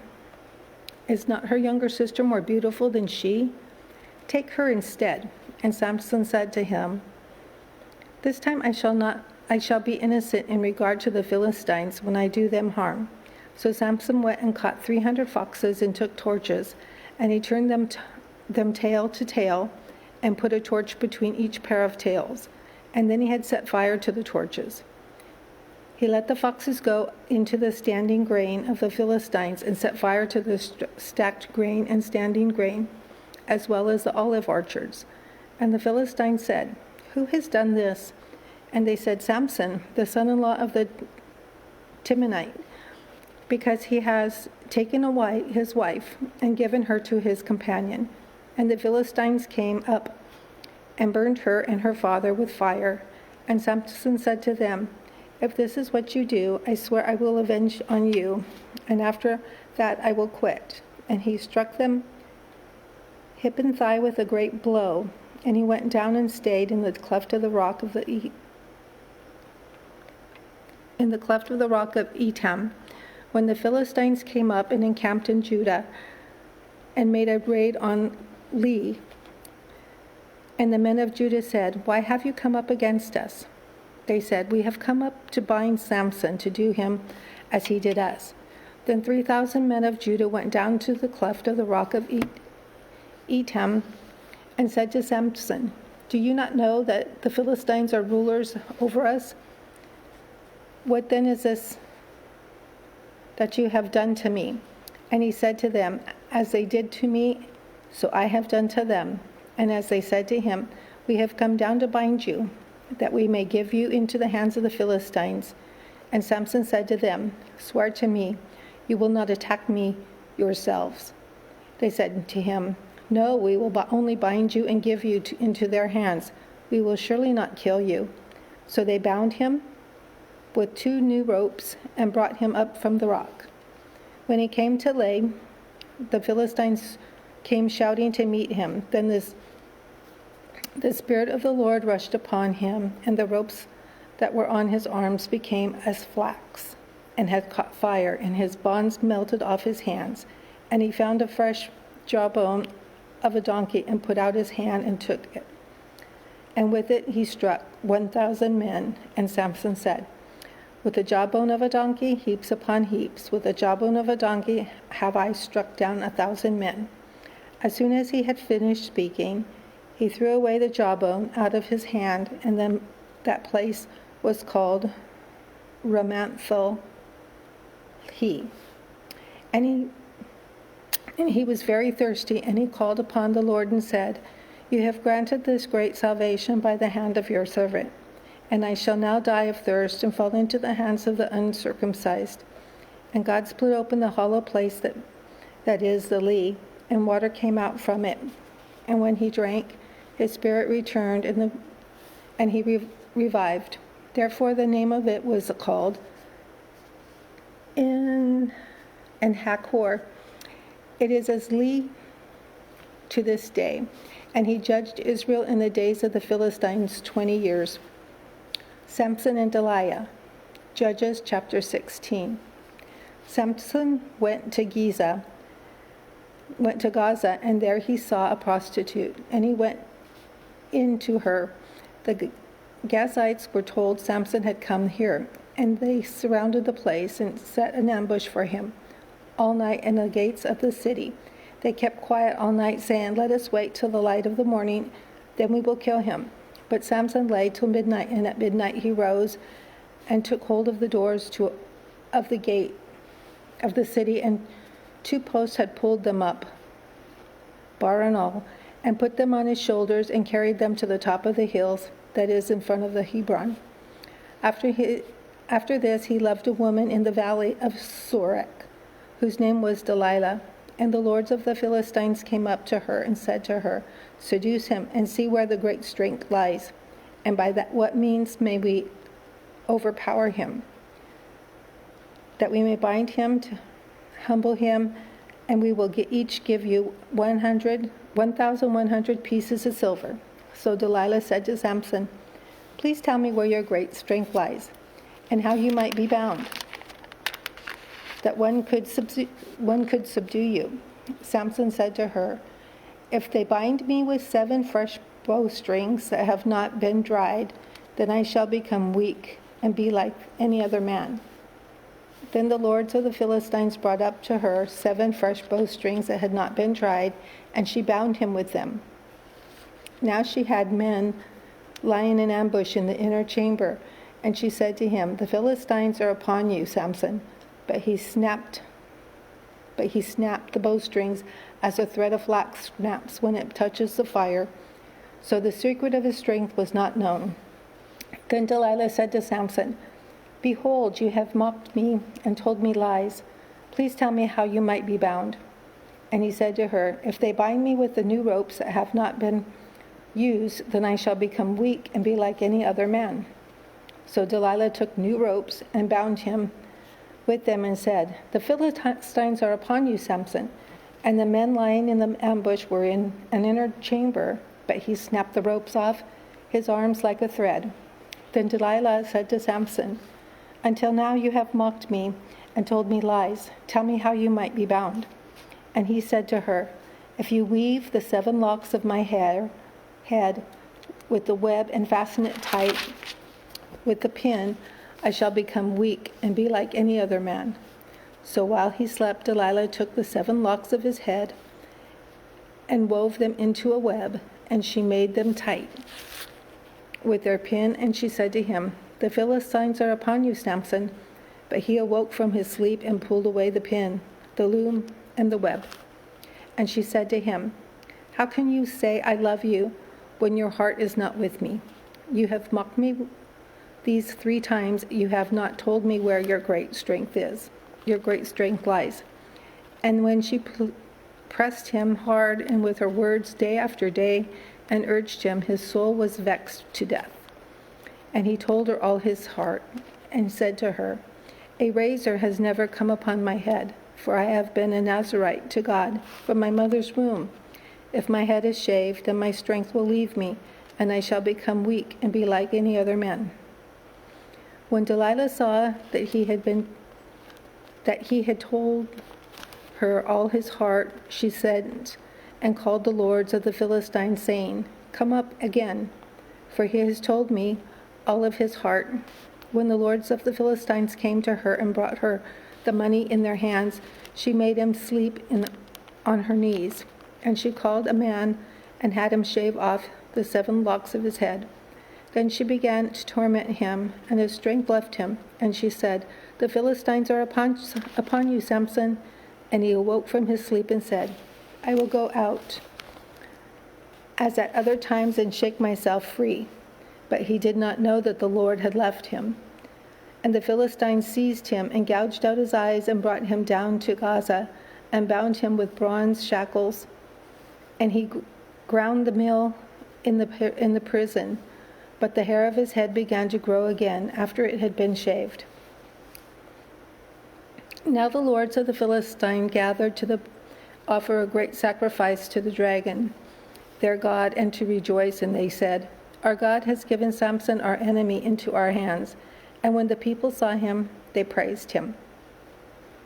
They praised their God, for they said, "Our God has given our enemy into our hands, the ravager of our country, who has killed many of us." And when their hearts were merry, they said, "Call Samson that he may entertain us." So they called Samson out of the prison, and he entertained them. They made him stand between two pillars, and Samson said to the young man who held him by the hand, "Let me free the pillars on which the house rests, that I may lean against them." Now the house was full of men and women. All the lords of the Philistines were there, and on the roof there were about 3,000 men and women who looked on while Samson entertained. When Samson called to the Lord and said, "O Lord God, please remember me, and please strengthen me on this once. O God, that I may be avenged on the Philistines for my 2 eyes." And Samson grasped the 2 middle pillars on which the house rested, and he leaned his weight against them, his right hand on one of his, and his left hand on the other. And Samson said, "Let me die with the Philistines." Then he bowed with all his strength, and the house fell upon the lords and upon all the people who were in it. So the dead whom he killed in his death were more than those whom he had killed during his life. When his brothers and all his family came down and took him and brought him up and buried him between Zorah and Eshtal in the tomb of the Manoah, his father, he had judged Israel 20 years. Judges chapter 17. There was a man of the hill country of Ephraim, and whose name was Micah. And he said to his mother, "The 1,100 pieces of silver that were taken from you, about which you uttered a curse, and also spoke it in my ears, behold, the silver is with me. I took it."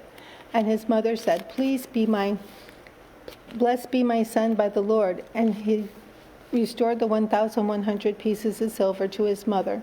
And his mother said, "I dedicate the silver to the Lord from my hand for my son to make a carved image and a metal image. Therefore, I will restore it to you."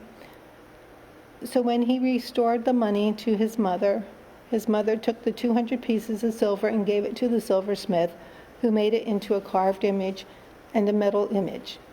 And it was in the house of the Micah that the man Micah had a shrine, and he made an ephod and household gods, and ordained one of the sons to become the priest. In those days there was no king of Israel. Everyone did what was right in his own eyes. Now there was a young man of Bethlehem in Judah, and the family of Judah, who was a Levite, and had sojourned there. And the man departed from the town of Bethlehem in Judah to sojourn where he could find a place. And as he sojourned, he came to the hill country of Ephraim, to the house of Micah. And Micah said to them, "Where do you come from?" And he said to him, "I am a Levite of Bethlehem in Judah, and I'm going to sojourn where I may find a place." And Micah said to him, Stay with me and be to me a father and a priest, and I will give you 10 pieces of silver a year, and I will suit you and a suit of clothes for your living." And the Levite went in, and the Levite was content to dwell with the man, and the young man became to him like one of his sons. As Micah ordained the Levite, and the young man became his priest, and it was the house of Micah. Then Micah said, "Now I know that the Lord will prosper me, because I have a Levite as a priest." Judges chapter 18. In those days there was no king in Israel, And in those days the tribe of the people of Dan were seeking for itself an inheritance to dwell in. For until then no inheritance among the tribe of Israel had fallen to them. So the people of Dan sent 5 men from whose number of their tribe, from Zorah and from Eshtaol, to spy out the land and to explore it. And they said to them, "Go and explore the land." And they came to the hill country of Ephraim, to the house of Micah, and lodged there. When they were by the house of Micah, they recognized the voice of the young Levite, who's brought you here. "What are you doing in this place? What is your business here?" And he said to them, "This is how Micah deals with me. He has hired me, and I have become his priest." And they said to him, "Inquire of God, please, that we may know whether the journey on which we were setting out will be the journey on which we are setting out will succeed." And the priest said to them, Go in peace. The journey on which you go is under the eye of the Lord." Then the 5 men departed and came to Lesh, and saw the people who were there, how they lived in security after the manner of the Sidonians, quiet and unsuspecting, lacking nothing, and that is in the earth, and possessing wealth, and how they were far from the Sidonians, and had no dealings with anyone. And then they came to their brothers of Zorah and Eshtaol, their brothers, and to them, "What do you report?" They said, "Arise and let us go up against them, for we have seen land, and beyond it is very good. And will you do nothing? Do not be slow to go, to enter in and possess the land. As soon as you go, you will come to an unsuspecting peoples. The land is spacious, for God has given it into your hands, a place where there is no lack of anything that is in the earth." Judges 18, verse 11.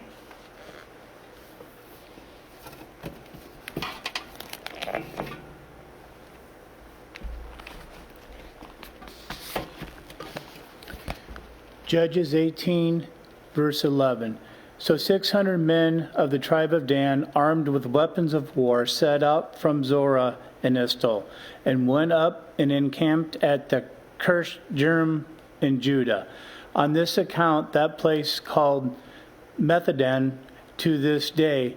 Behold, it's west of the Kirjath, and they passed on from here to the hill of the country of Ephraim, and to the house of Micah. Then 5 men who had gone to their scout out of the country of Lisha said to their brothers, "Do you know that in these houses there are an ephod, house of gods, carved in an image of metal image? Now there are things to consider. What do you do?" And they turned aside and came to the house of a young Levite at the home of Micah, and asked him about his welfare.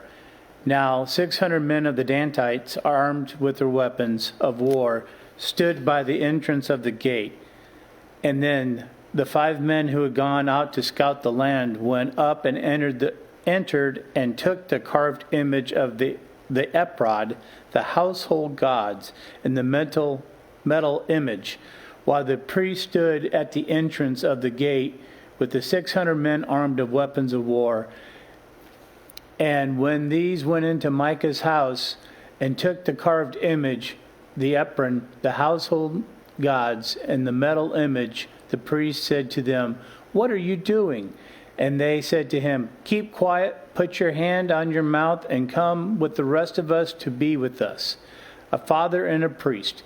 It's better for you to be a priest to the house of the one man, or be a priest to the tribe and the clan of Israel." And the priest's heart was glad. He took the ephod and the household gods and the carved image and went along with the people. So they turned and departed. putting the little ones and the livestock and the goods in front of him. When they had gone the distance from the home of Micah, the men were in the houses near Micah's house, were called out, and they overtook the people of Dan.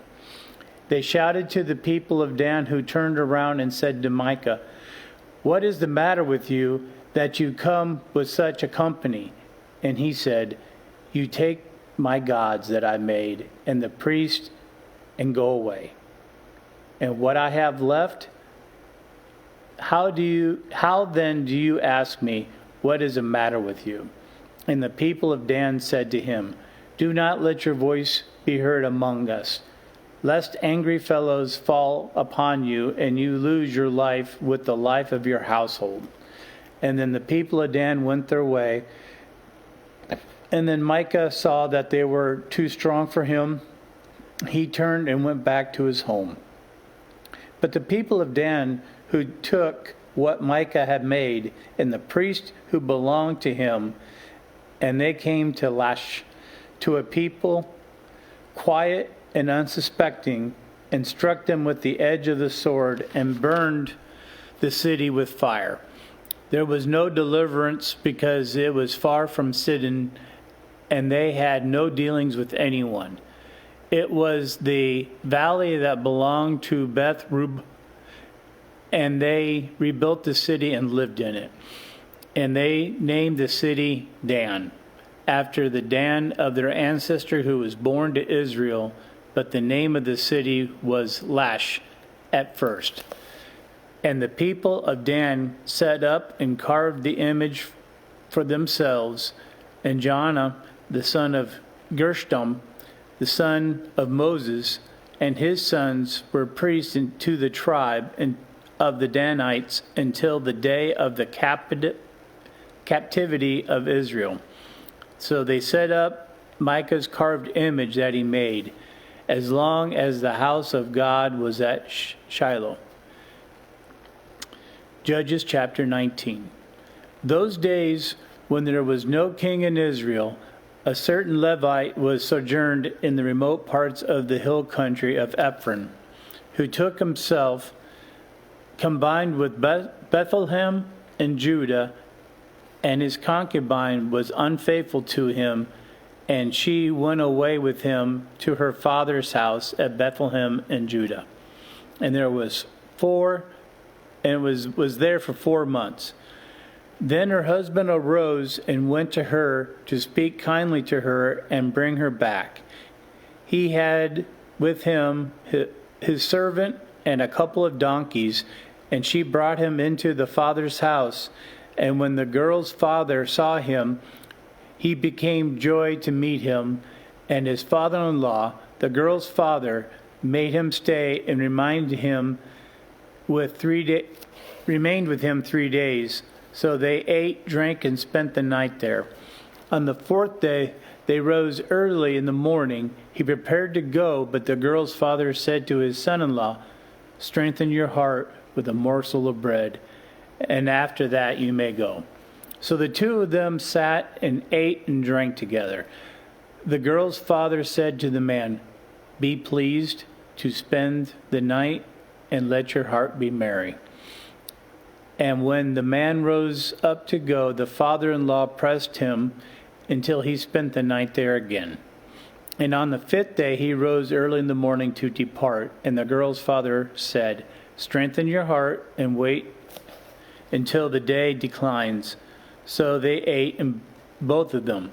And when the man and his concubine and his servants woke up to depart, his father-in-law, the girl's father, said to him, "Behold, now spend the days he warned to the evening. Please spend the night. Behold, the day draws to its close. Lodge here and let your heart be merry. And tomorrow you shall arise early in the morning for your journey and go home."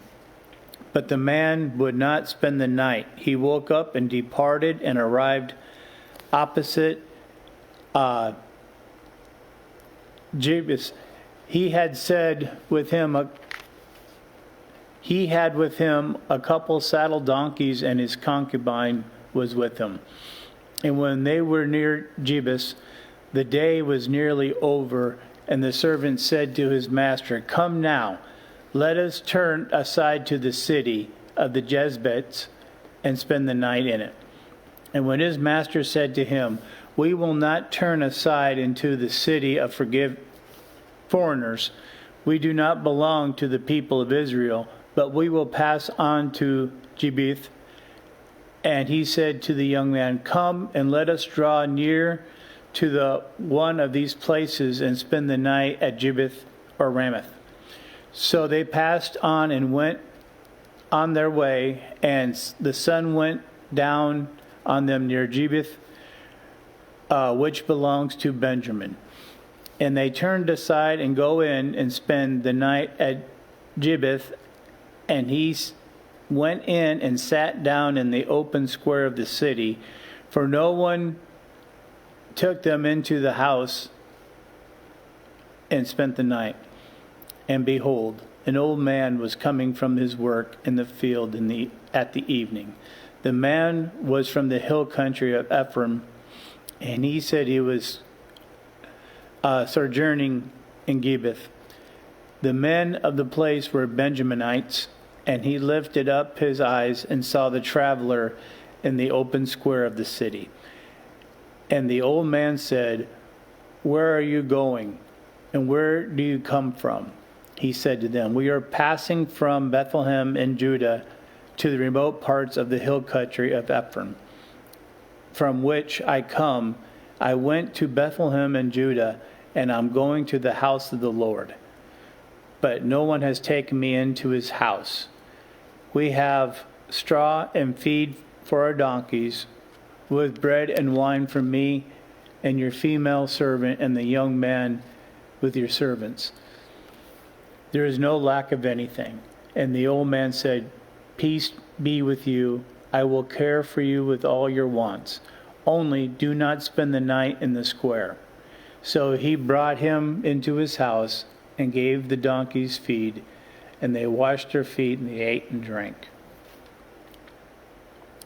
As they were making their hearts merry, behold, the men of the city, worthless fellows, surrounded the house and beating on the door. And they said to the old man, the master of the house, "Bring out the man who came into your house, that we may know him." And the man, the master of the house, went out to them and said, "No, my brothers, we do not act so wickedly, since this man came into my house, nor do this vile thing. Behold, here's my virgin daughter and his concubine. Let me bring them out now. Violate them and do with them what seems good to you. But against this man do not do this outrageous thing."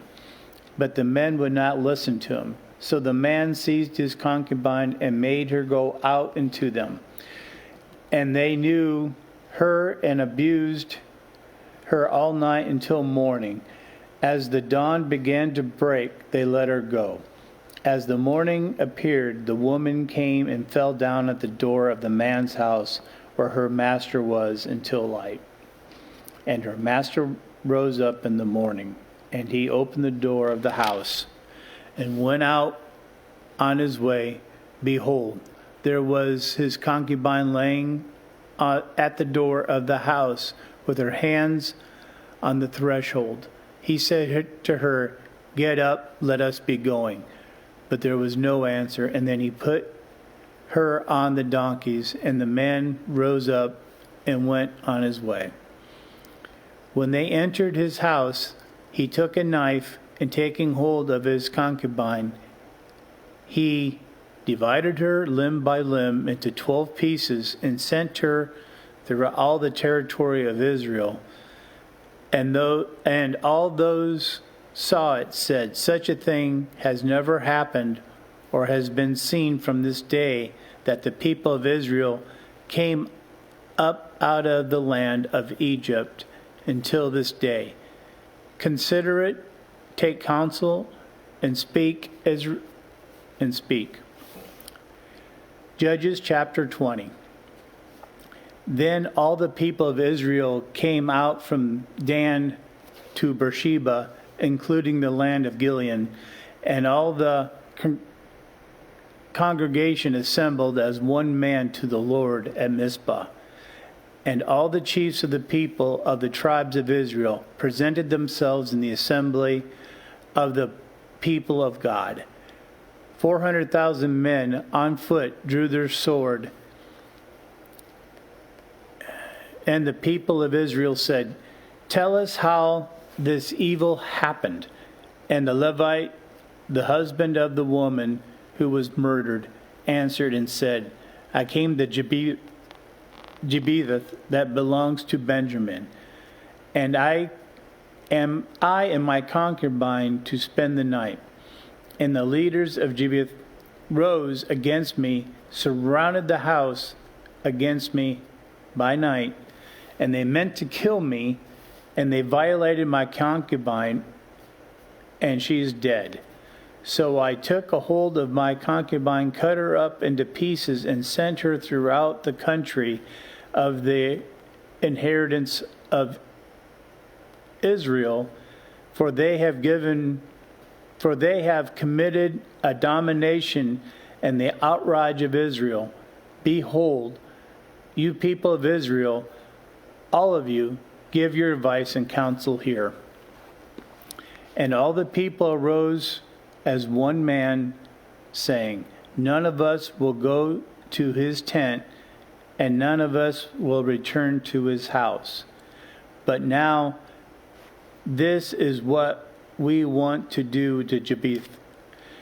We will go up against it by lot, and we will take 10 men of 100,000 of all the tribes of Israel, and 100 of 1,000, and of 1,000 of tens of thousands, to bring provisions for the people, that when they come, they may repay Gibeath of Benjamin for all the outrage they have committed in Israel." So all the men of Israel gathered against the city, unite as one man. And the tribes of Israel sent men throughout all the tribes of Benjamin, saying, "What evil is this that has taken place amongst you? Now therefore give up all the men, the worthless fellows of Gibeath, that we may put them to death and purge evil from Israel." But of the Benjamites that would not listen to the voice of their brothers, the people of Israel, then the people of Benjamin came together out of the cities of Gibeath to go out to the battle against the people of Israel. And the people of Benjamin mustered out of their cities on that day 26,000 men who drew the sword, besides the inhabitants of Gibeath, who mustered 700 chosen men. Among all those were 700 chosen men who were left-handed. Every one could sling a stone at a hair and not miss. The men of Israel, apart from Benjamin, mustered 400,000 men who drew the sword. All of those were men of war. The people of Israel arose and went up to Bethel and inquired of God, "Who shall go up first to fight amongst the people of Benjamin?" And the Lord said, "Judah shall go up first." And when the people of Israel rose in the morning and encamped against Gibeath, and the men of Israel went out to fight against the Benjamin, all the men of Israel drew up this battle line against them at Gibeath. And the people of Benjamin came out of Gibeath to destroy on that day 22,000 men of the Israelites. But the men of Israel, took courage and again formed a battle line in the same place where they had formed it on the first day. And the people of Israel went up and wept before the Lord until the evening, and then they inquired of the Lord, Shall we again draw near to fight against our brothers, the people of Benjamin? And the Lord said, Go up against them. So the people of Israel came near against the people of Benjamin the second day, and Benjamin went against them out of Gibeath on the second day and destroyed 18,000 men of the people of Israel. All these men who drew the sword, then the people of Israel, the whole army went up and came Bethel and wept. They sat before the Lord and fasted until the evening, and offered burnt offerings and a peace offering before the Lord.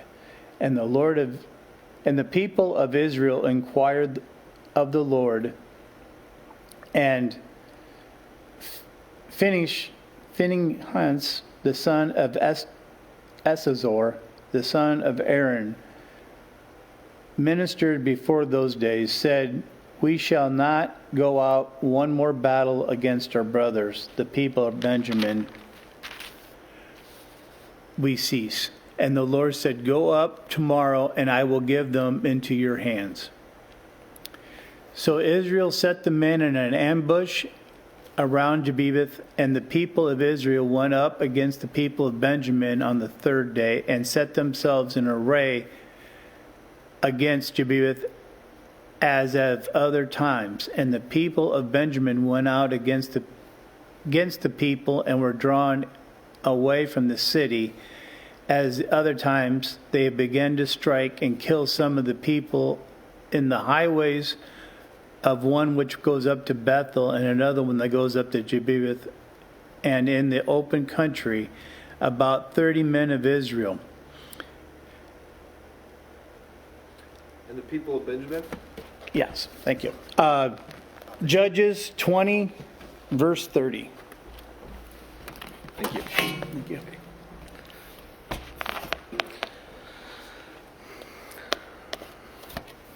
Judges 20, verse 32. And the people of Benjamin said, They are routed before us, as at the first. But the people of Israel said, Let us flee and draw them away from the city to the highways. And all the men of Israel rose up out of their place and set themselves in array at Baal-Tamar. And the men of Israel who were in ambush rushed out of their place from Margobah, and there came against Gibeah 10,000 chosen men out of all Israel, and the battle was hard. But the Benjamites did not know that disaster was close upon them. And the Lord defeated Benjamin before Israel, and the people of Israel destroyed 25,100 men of Benjamin that day. All these were men who drew the sword. So the people of Benjamin saw that they were defeated. The men of Israel gave ground to Benjamin because they trusted the men in ambush whom they had set against Gibeah.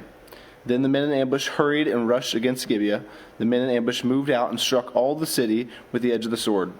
Now the appointed signal between the men of Israel and the men in the main ambush was that when they made a great cloud of smoke rise up out of the city, the men of Israel should turn in battle.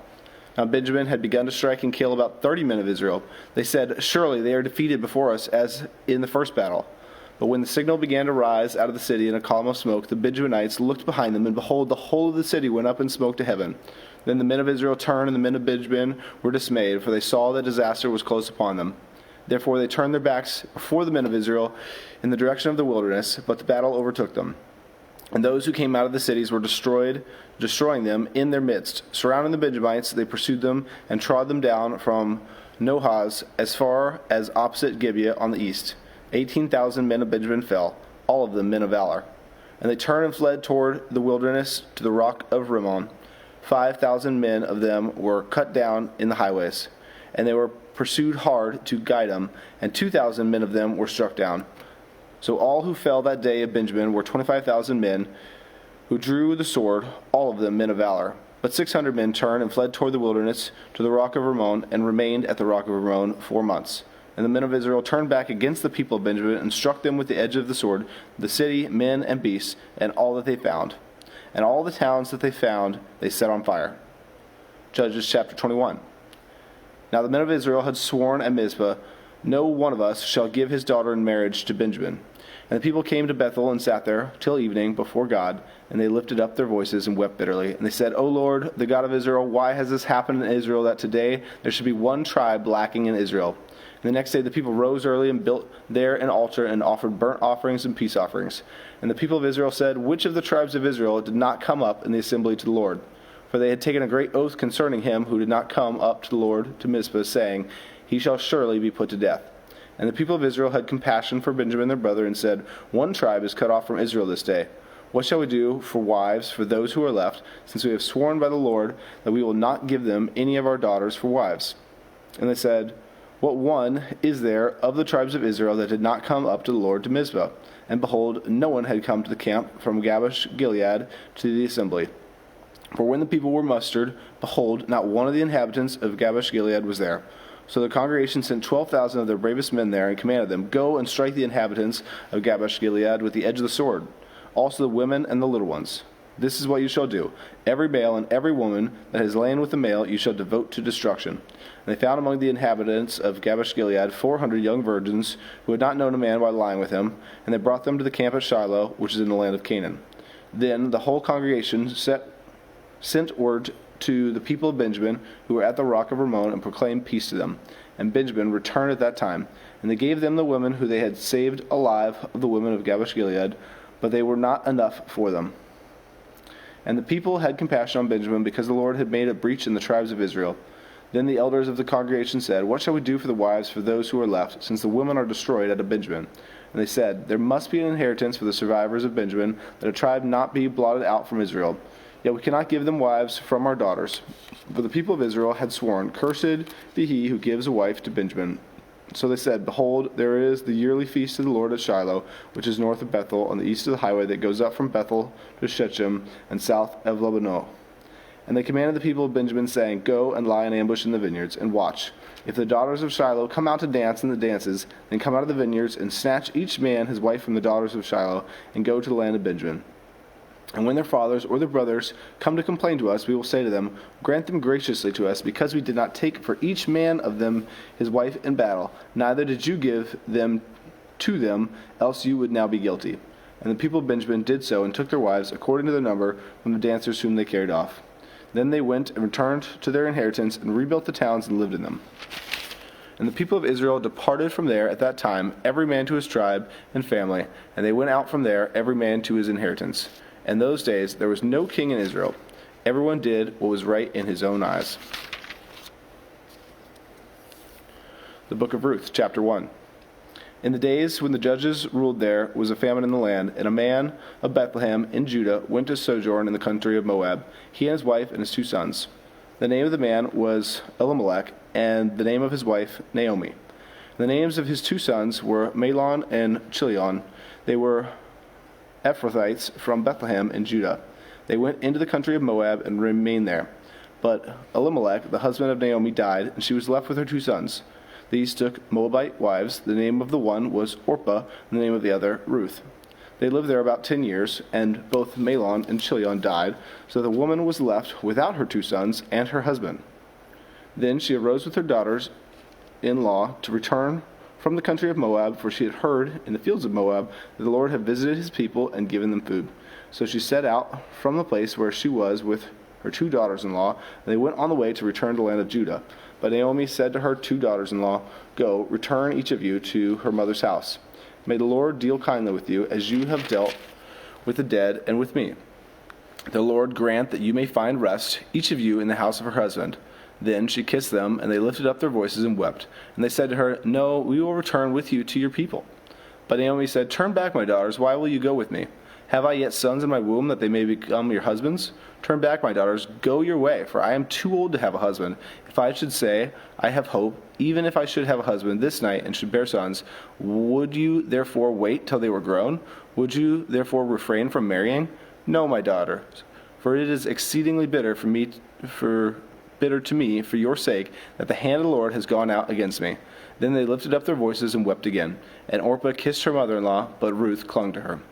And she said, See, your sister-in-law has gone back to her people, and go to her gods. Return after your sister-in-law. But Ruth said, Do not urge me to leave you, or to return from following you. For where you go, I will go, and where you lodge, I will lodge. Your people shall be my people, and your God my God. Where you die, I will die, and there will I be buried. May the Lord do so to me, and more also, if anything but death parts me from you. And when Naomi saw that she was determined to go with her, she said no more. So the two of them went on until they came to Bethlehem. And when they came to Bethlehem, the whole town was stirred because of them. And the woman said, "Is this Naomi?" She said to them, "Do not call me Naomi, call me Mara, for the Almighty has dealt very bitterly with me.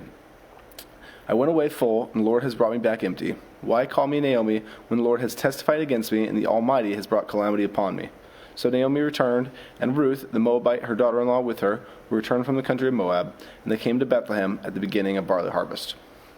Chapter 2. Now Naomi had a relative of her husband's, a worthy man of the clan of Elimelech, whose name was Boaz. And Ruth the Moabite said to Naomi, "Let me go to the field and glean among the ears of grain after him, in whose sight I shall find favor." She said to her, "Go, my daughter."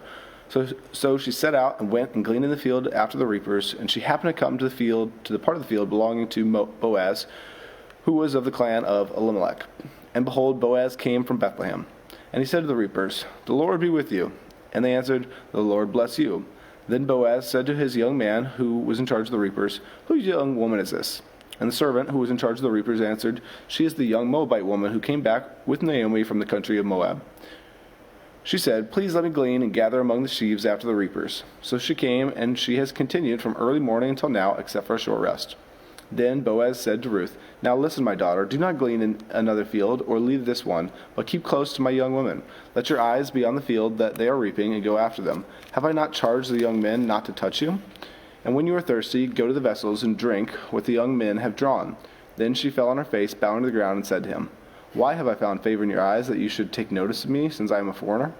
But Boaz answered her, "All that you have done for your mother-in-law since the death of your husband has been fully told to me, and how you left your father and mother and your native land and came to a people that you did not know before. The Lord repay you for what you have done, and a full reward be given to you by the Lord, the God of Israel, under whose wings you have come to take refuge." Then she said, "I have found favor in your eyes, my lord, for you have comforted me and spoken kindly to your servant, though I am not one of your servants." And at mealtime Boaz said to her, "Come here and eat some bread and dip your morsel in the wine." So she sat beside the reapers, and he passed to her roasted grain. And she ate until she was satisfied, and she had some left over. When she rose to glean, Boaz instructed his young men, saying, "Let her glean even among the sheaves, and do not reproach her. And also pull out some from the bundles for her, and leave it for her to glean, and do not rebuke her." So she gleaned in the field until evening. Then she beat out what she had gleaned, and it was an ephah of barley. And she took it up and went into the city. Her mother-in-law saw what she had gleaned. She also brought out and gave her what food she had left over after being satisfied. And her mother-in-law said to her, "Where did you glean today, and where have you worked? Blessed be the man who took notice of you."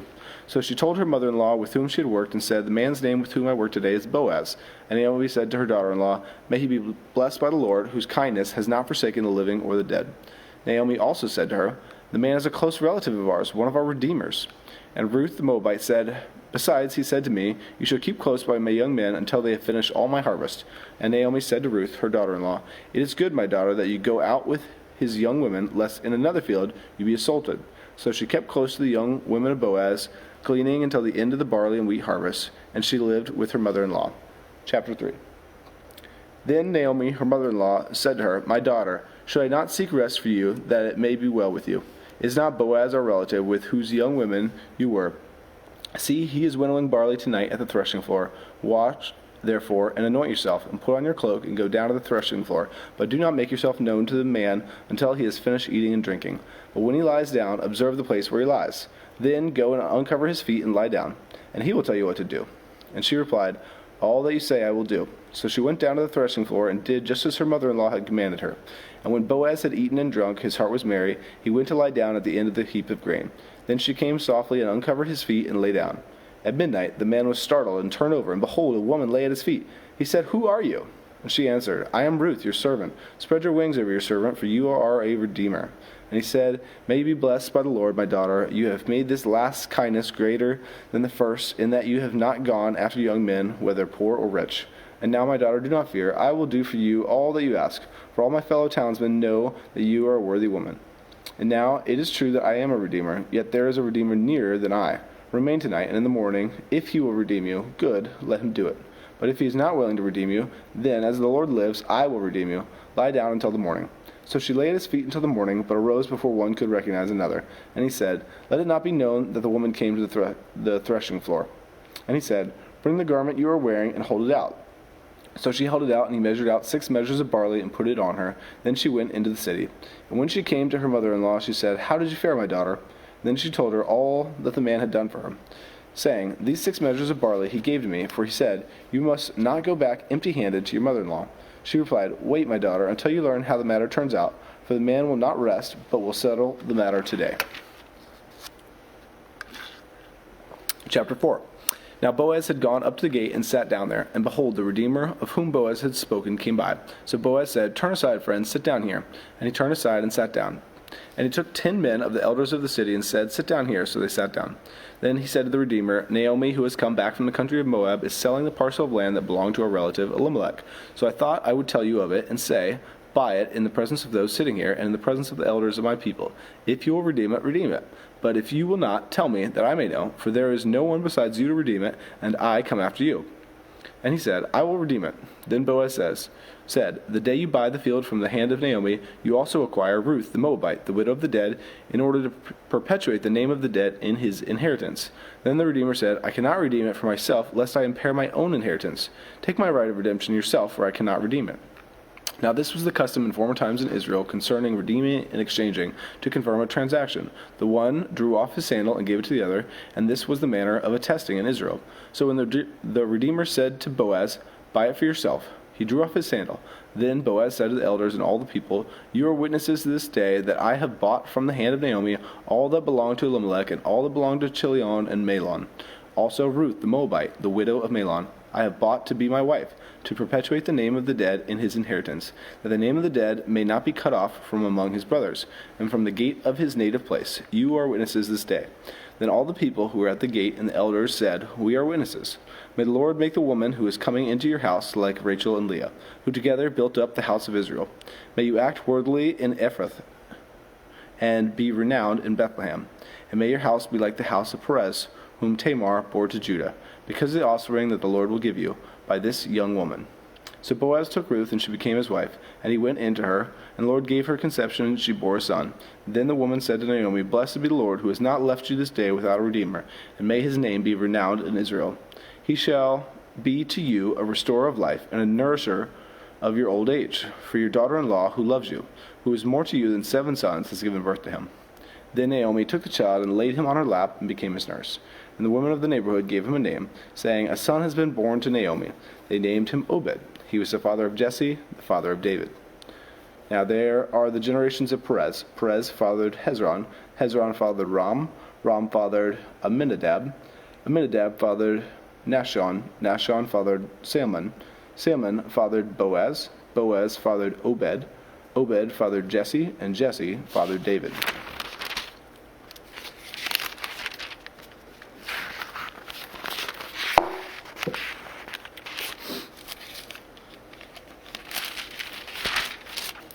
First Samuel, chapter 1. There was a certain man of Ramathaim, Zophim, of the hill country of Ephraim, whose name was Elkanah, the son of Jeroham, son of Elihu, son of Tohu, son of Zuph, an Ephrathite. He had 2 wives. The name of the one was Hannah, and the name of the other Peninnah. And Peninnah had children, but Hannah had no children. Now this man used to go up year by year from his city to worship and to sacrifice to the Lord of hosts at Shiloh, where the 2 sons of Eli, Hophni, and Phinehas were priests of the Lord. On the day when Elkanah sacrificed, he would give portions to Peninnah, his wife, and all her sons and daughters. But to Hannah he gave a double portion, because he loved her, though the Lord had closed her womb. And her rival used to provoke her grievously to irritate her, because the Lord had closed her womb. So it went on year by year. As often as she went up to the house of the Lord, she used to provoke her. Therefore Hannah wept and would not eat. And Elkanah, her husband, said to her, "Hannah, why do you weep? And why do you not eat? And why is your heart sad? Am I not more to you than 10 sons? After they had eaten and drunk in Shiloh, Hannah rose. Now Eli the priest was sitting on the seat beside the doorpost of the temple of the Lord. She was deeply distressed and prayed to the Lord and wept bitterly. And she vowed a vow and said, "O Lord of hosts, if you will indeed look on the affliction of your servant and remember me, and not forget your servant, but will give to your servant a son, then I will give him to the Lord all the days of his life, and no razor shall touch his head." As she continued praying before the Lord, Eli observed her mouth. Hannah was speaking in her heart, only her lips moved, and her voice was not heard. Therefore Eli took her to be a drunken woman. And Eli said to her, How long will you go on being drunk? Put your wine away from you. But Hannah answered, No, my lord, I am a woman troubled in spirit. I have drunk neither wine nor strong drink, but I have been pouring out my soul before the Lord. Do not regard your servant as a worthless woman, for all along I have been speaking out of my great anxiety and vexation. Then Eli answered, Go in peace, and the God of Israel grant your petition that you have made to him. And she said, Let your servant find favor in your eyes. Then the woman went her way and ate, and her face was no longer sad. They rose early in the morning and worshipped before the Lord. Then they went back to their house at Ramah. And Elkanah knew Hannah his wife, and the Lord remembered her. And in due time Hannah conceived and bore a son, and she called his name Samuel, for she said, I have asked for him from the Lord. The man Elkanah and all his house went up to offer to the Lord the yearly sacrifice and to pay his vow. But Hannah did not go up, for she said to her husband, As soon as the child is weaned, I will bring him, so that he may appear in the presence of the Lord and dwell there forever. Elkanah, her husband, said to her, Do what seems best to you. Wait until you have weaned him. Only may the Lord establish his word. So the only woman remained and nursed her son until she weaned him. And when she had weaned him, she took him up with her, along with a 3-year-old bull, an ephah of flour, and a skin of wine. And she brought him to the house of the Lord at Shiloh, and the child was young. Then they slaughtered the bull, and they brought the child to Eli. And she said, O my Lord, as you live, my Lord, I am the woman who is standing here in your presence praying to the Lord. For this child I prayed, and the Lord has granted me my petition that I made to him. Therefore I have lent him to the Lord. As long as he lives, he is lent to the Lord, and he worshipped the Lord there.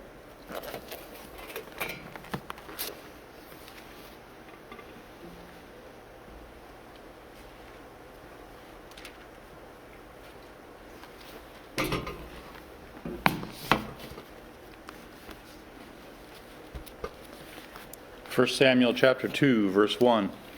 And Hannah prayed and said, My heart exults in the Lord. My horn is exalted in the Lord. My mouth derides my enemies, because I rejoice in your salvation. There is none holy like the Lord, for there is none besides you. There is no rock like our God. Talk no more so very proudly. Let not arrogance come from your mouth. For the Lord is a God of knowledge, and by him actions are weighed. The bows of the mighty are broken, but the feeble bind on strength. Those who were full have hired themselves out for bread, but those who were hungry have ceased to hunger. The barren has borne 7, but she who has many children is forlorn. The Lord kills and brings to life. He brings down to Sheol and raises up. The Lord makes poor and makes rich. He brings low and he exalts. He raises up the poor from the dust. He lifts the needy from the ash heap to make them sit with princes and inherit a seat of honor. For the pillars of the earth are the Lord's, and on him he has set the world. He will guard the feet of his faithful ones, but the wicked shall be cut off in darkness. For not by might shall a man prevail. The adversaries of the Lord shall be broken to pieces. Against them he will thunder in heaven. The Lord will judge the ends of the earth. He will give strength to his king and exalt the horn of his anointed. Then Elkanah went home to Ramah, and the boy was ministering to the Lord in the presence of Eli the priest. Now the sons of Eli were worthless men. They did not know the Lord. The custom of the priests with the people was that when any man offered sacrifice, the priest's servant would come while the meat was boiling with a 3-pronged fork in his hand, and he would thrust it into the pan or kettle or cauldron or pot. All that the fork brought up, the priest would take for himself. This is what they did at Shiloh to all the Israelites who came there. Moreover, before the fat was burned, the priest's servant would come and say to the man who was sacrificing, Give meat for the priest to roast, for he will not accept boiled meat from you, but only raw. And if the man said to him, Let them burn the fat first, and then take as much as you wish, he would say, No, you must give it now, and if not, I will take it by force. Thus the sin of the young men was very great in the sight of the Lord, for the men treated the offering of the Lord with contempt. Samuel was ministering before the Lord, a boy clothed with a linen ephod, and his mother used to make for him a little robe and take it to him each year when she went up with her husband to offer the yearly sacrifice. Then Eli would bless Elkanah and his wife and say, "May the Lord give you children by this woman, for the petition she asked of the Lord." So then they would return to their home. Indeed, the Lord visited Hannah, and she conceived and bore 3 sons and 2 daughters. And the boy Samuel grew in the presence of the Lord. Now Eli was very old, and he kept hearing all that his sons were doing to all Israel, and how they lay with the women who were serving at the entrance to the tent of meeting. And he said to them, "Why do you do such things? For I hear of your evil dealings from all these people. No, my sons, it is not good that I hear the people of the Lord spreading abroad. If someone sins against a man, God will mediate for him. But if someone sins against the Lord, who can intercede for him?" But they would not listen to the voice of their father, for it was the will of the Lord to put them to death. Now the boy Samuel continued to grow both in stature and in favor with the Lord and also with man. And there came a man of God to Eli and said to him, "Thus says the Lord, did I indeed reveal myself to the house of your father when they were in Egypt, subject to the house of Pharaoh? Did I choose him out of all the tribes of Israel to be my priest, to go up to my altar, to burn incense, to wear an ephod before me? I gave to the house of your father all my offerings by fire from the people of Israel.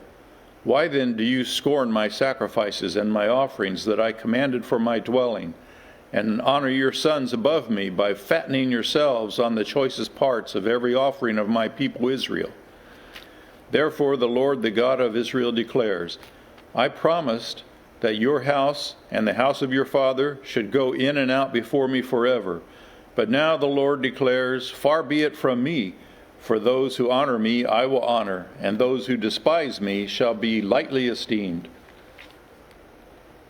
Behold, the days are coming when I will cut off your strength and the strength of your father's house, so that there will not be an old man in your house. Then in distress you will look with envious eye on all the prosperity that shall be bestowed on Israel, and there shall not be an old man in your house forever. The only one of you whom I shall not cut off from my altar shall be spared to weep his eyes out, to grieve his heart, and all the descendants of your house shall die by the sword of men. And this that shall come upon your 2 sons, Hophni and Phinehas, shall be the sign to you. Both of them shall die on the same day, and I will raise up for myself a faithful priest, who shall do according to what is in my heart and in my mind, and I will build him a sure house, and he shall go in and out before my anointed forever. And everyone who is left in your house shall come to implore him for a piece of silver or a loaf of bread, and shall say, please put me in one of the priest's places, that I may eat a morsel of bread. Chapter 3. Now the boy Samuel was ministering to the Lord in the presence of Eli. And the word of the Lord was rare in those days. There was no frequent vision. At that time Eli, whose eyesight had begun to grow dim so that he could not see, was lying down in his own place. The lamp of God had not yet gone out. And Samuel was lying down in the temple of the Lord, where the ark of God was. Then the Lord called Samuel, and he said, Here I am, and ran to Eli, and said, Here I am, for you called me. But he said, I did not call, lie down again. So he went and lay down. And the Lord called again, Samuel. And Samuel arose and went to Eli and said, Here I am, for you called me. But he said, I did not call, my son, lie down. Now Samuel did not yet know the Lord, and the word of the Lord had not yet been revealed to him. And the Lord called Samuel again the 3rd time. And he arose and went to Eli and said, Here I am, for you called me. Then Eli perceived that the Lord was calling the boy. Therefore Eli said to Samuel, Go lie down, and if he calls you, you shall say, Speak, Lord, for your servant hears. So Samuel went and lay down in his place.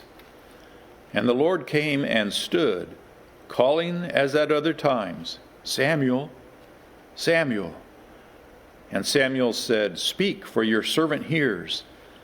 Then the Lord said to Samuel, Behold, I am about to do a thing in Israel at which the 2 ears of everyone who hears it will tingle. On that day I will fulfill against Eli all that I have spoken concerning his house, from beginning to end. And I declare to him that I am about to punish his house forever for the iniquity that he knew, because his sons were blaspheming God, and he did not restrain them. Therefore I swear to the house of Eli that the iniquity of Eli's house shall not be atoned for by sacrifice or offering forever. Samuel lay until morning. Then he opened the doors of the house of the Lord, and Samuel was afraid to tell the vision to Eli. But Eli called Samuel and said, Samuel, my son? And he said, Here I am. And Eli said, What was it that the Lord told you? Do not hide it from me. May God do so to you, and more also, if you hide anything from me of all that he told you. So Samuel told him everything, and hid nothing from him. And he said, It is the Lord. Let him do what seems good to him. And Samuel grew, and the Lord was with him, and let none of his words fall to the ground. And all Israel, from Dan to Beersheba, knew that Samuel was established as a prophet of the Lord. And the Lord appeared again at Shiloh, for the Lord revealed himself to Samuel at Shiloh by the word of the Lord. Chapter 4. And the word of Samuel came to all Israel. Now Israel went out to battle against the Philistines. They encamped at Ebenezer, and the Philistines encamped at Aphek. The Philistines drew up in line against Israel, and when the battle spread, Israel was defeated before the Philistines, who killed about 4,000 men on the field of battle. And when the people came to the camp, the elders of Israel said, Why has the Lord defeated us today before the Philistines? Let us bring the ark of the covenant of the Lord here from Shiloh, that it may come among us and save us from the power of our enemies. So the people sent to Shiloh and brought from there the ark of the covenant of the Lord of hosts, who is enthroned on the cherubim. And the 2 sons of Eli, Hophni and Phinehas, were there with the ark of the covenant of God. As soon as the ark of the covenant of the Lord came into the camp, all Israel gave a mighty shout, so that the earth resounded. And when the Philistines heard the noise of the shouting, they said, What does this great shouting in the camp of the Hebrews mean? And when they learned that the ark of the Lord had come to the camp, the Philistines were afraid, for they said, A god has come into the camp. And they said, Woe to us, for nothing like this has ever happened before. Woe to us! Who can deliver us from the power of these mighty gods? These are the gods who struck the Egyptians with every sort of plague in the wilderness. Take courage, O men. Be Philistines, lest you become slaves to the Hebrews, as they have been to you. Be men and fight. So the Philistines fought, and Israel was defeated, and they fled every man to his home. And there was a very great slaughter, for 30,000 foot soldiers of Israel fell. And the ark of God was captured, and the 2 sons of Eli, Hophni and Phinehas, died. A man of Benjamin ran from the battle line and came to Shiloh the same day, with his clothes torn and with dirt on his head. When he arrived, Eli was sitting on his seat by the road watching, for his heart trembled for the ark of God. And when the man came into the city and told the news, all the city cried out. When Eli heard the sound of the outcry, he said, What is this uproar?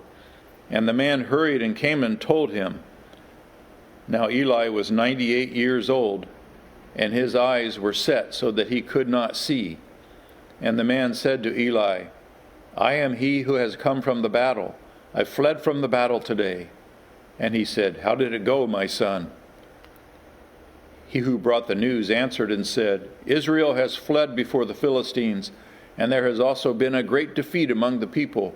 Your 2 sons also, Hophni and Phinehas, are dead, and the ark of God has been captured. As soon as he mentioned the ark of God, Eli fell over backward from his seat by the side of the gate, and his neck was broken, and he died, for the man was old and heavy. He had judged Israel 40 years. Now his daughter-in-law, the wife of Phinehas, was pregnant, about to give birth. And when she heard the news that the ark of God was captured, and that her father-in-law and her husband were dead, she bowed and gave birth, for her pains came upon her. And about the time of her death, the women attending her said to her, Do not be afraid, for you have borne a son. But she did not answer or pay attention. And she named the child Ichabod, saying, The glory has departed from Israel. Because the ark of God had been captured, and because of her father-in-law and her husband. And she said, The glory has departed from Israel, for the ark of God has been captured. Chapter 5. When the Philistines captured the ark of God, they brought it from Ebenezer to Ashdod. Then the Philistines took the ark of God and brought it into the house of Dagon and set it up beside Dagon. And when the people of Ashdod rose early the next day, behold, Dagon had fallen face downward on the ground before the ark of the Lord. So they took Dagon and put him back in his place. But when they rose early on the next morning, behold, Dagon had fallen face downward on the ground before the ark of the Lord. And the head of Dagon and both his hands were lying cut off on the threshold. Only the trunk of Dagon was left to him. This is why the priests of Dagon and all who enter the house of Dagon do not tread on the threshold of Dagon in Ashdod to this day. The hand of the Lord was heavy against the people of Ashdod, and he terrified and afflicted them with tumors, both Ashdod and its territory. And when the men of Ashdod saw how things were, they said, The ark of the God of Israel must not remain with us, for his hand is hard against us and against Dagon our God. So they sent and gathered together all the lords of the Philistines and said, What shall we do with the ark of the God of Israel? They answered, Let the ark of the God of Israel be brought around to Gath. So they brought the ark of the God of Israel there. But after they had brought it around, the hand of the Lord was against the city, causing a very great panic, and he afflicted the men of the city, both young and old, so that tumors broke out on them. So they sent the ark of God to Ekron. But as soon as the ark of God came to Ekron, the people of Ekron cried out, They have brought around to us the ark of the God of Israel to kill us and our people. They sent therefore and gathered together all the lords of the Philistines and said, Send away the ark of the God of Israel, and let it return to its own place, that it may not kill us and our people. For there was a deadly panic throughout the whole city. The hand of God was heavy there. The men who did not die were struck with tumors, and the cry of the city went up to heaven. Chapter 6. The ark of the Lord was in the country of the Philistines 7 months. And the Philistines called for the priests and the diviners, and said, What shall we do with the ark of the Lord? Tell us with what we shall send it to its place. They said, If you send away the ark of the God of Israel, do not send it empty, but by all means return him a guilt offering. Then you will be healed, and it will be known to you why his hand does not turn away from you. And they said, What is the guilt offering that we shall return to him? They answered, 5 golden tumors and 5 golden mice, according to the number of the lords of the Philistines. For the same plague was on all of you and on your lords. So you must make images of your tumors and images of your mice that ravage the land, and give glory to the God of Israel. Perhaps he will lighten his hand from off you and your gods in your land. Why should you harden your hearts as the Egyptians and Pharaoh hardened their hearts? After he had dealt severely with them, did they not send the people away and they departed? Now then, take and prepare a new cart and 2 milk cows, on which there has never come a yoke. and yoke the cows to the cart, but take the calves home away from them. And take the ark of the Lord and place it on the cart, and put in a box at its side the figures of gold, which you are returning to him as a guilt offering. Then send it off and let it go its way, and watch. If it goes up on the way to its own land, to Beth Shemesh, then it is he who has done us this great harm. But if not, then we shall know that it is not his hand that struck us. It happened to us by coincidence. The men did so, and took 2 milk cows, and yoked them to the cart, and shut up their calves at home. And they put the ark of the Lord on the cart, and the box with the golden mice and the images of their tumors. And the cows went straight in the direction of Beth Shemesh, along one highway, lowing as they went. They turned neither to the right nor to the left. And the lords of the Philistines went after them as far as the border of Beth Shemesh. Now the people of Beth Shemesh were reaping their wheat harvest in the valley. And when they lifted up their eyes and saw the ark, they rejoiced to see it. The cart came into the field of Joshua of Beth Shemesh and stopped there. A great stone was there, and they split up the wood of the cart and offered the cows as a burnt offering to the Lord. And the Levites took down the ark of the Lord and the box that was beside it, in which were the golden figures, and set them upon the great stone, and the men of Beth Shemesh offered burnt offerings and sacrificed offerings on that day to the Lord. And when the 5 lords of the Philistines saw it, they returned that day to Ekron. These are the golden tumors that the Philistines returned as a guilt offering to the Lord: 1 for Ashdod, 1 for Gaza, 1 for Ashkelon, 1 for Gath, 1 for Ekron. And the golden mice, according to the number of all the cities of the Philistines, belonging to the 5 lords, both fortified cities and unwalled villages, the great stone beside which they set down the ark of the Lord, is a witness to this day in the field of Joshua of Beth Shemesh. 1 Samuel 6, verse 18.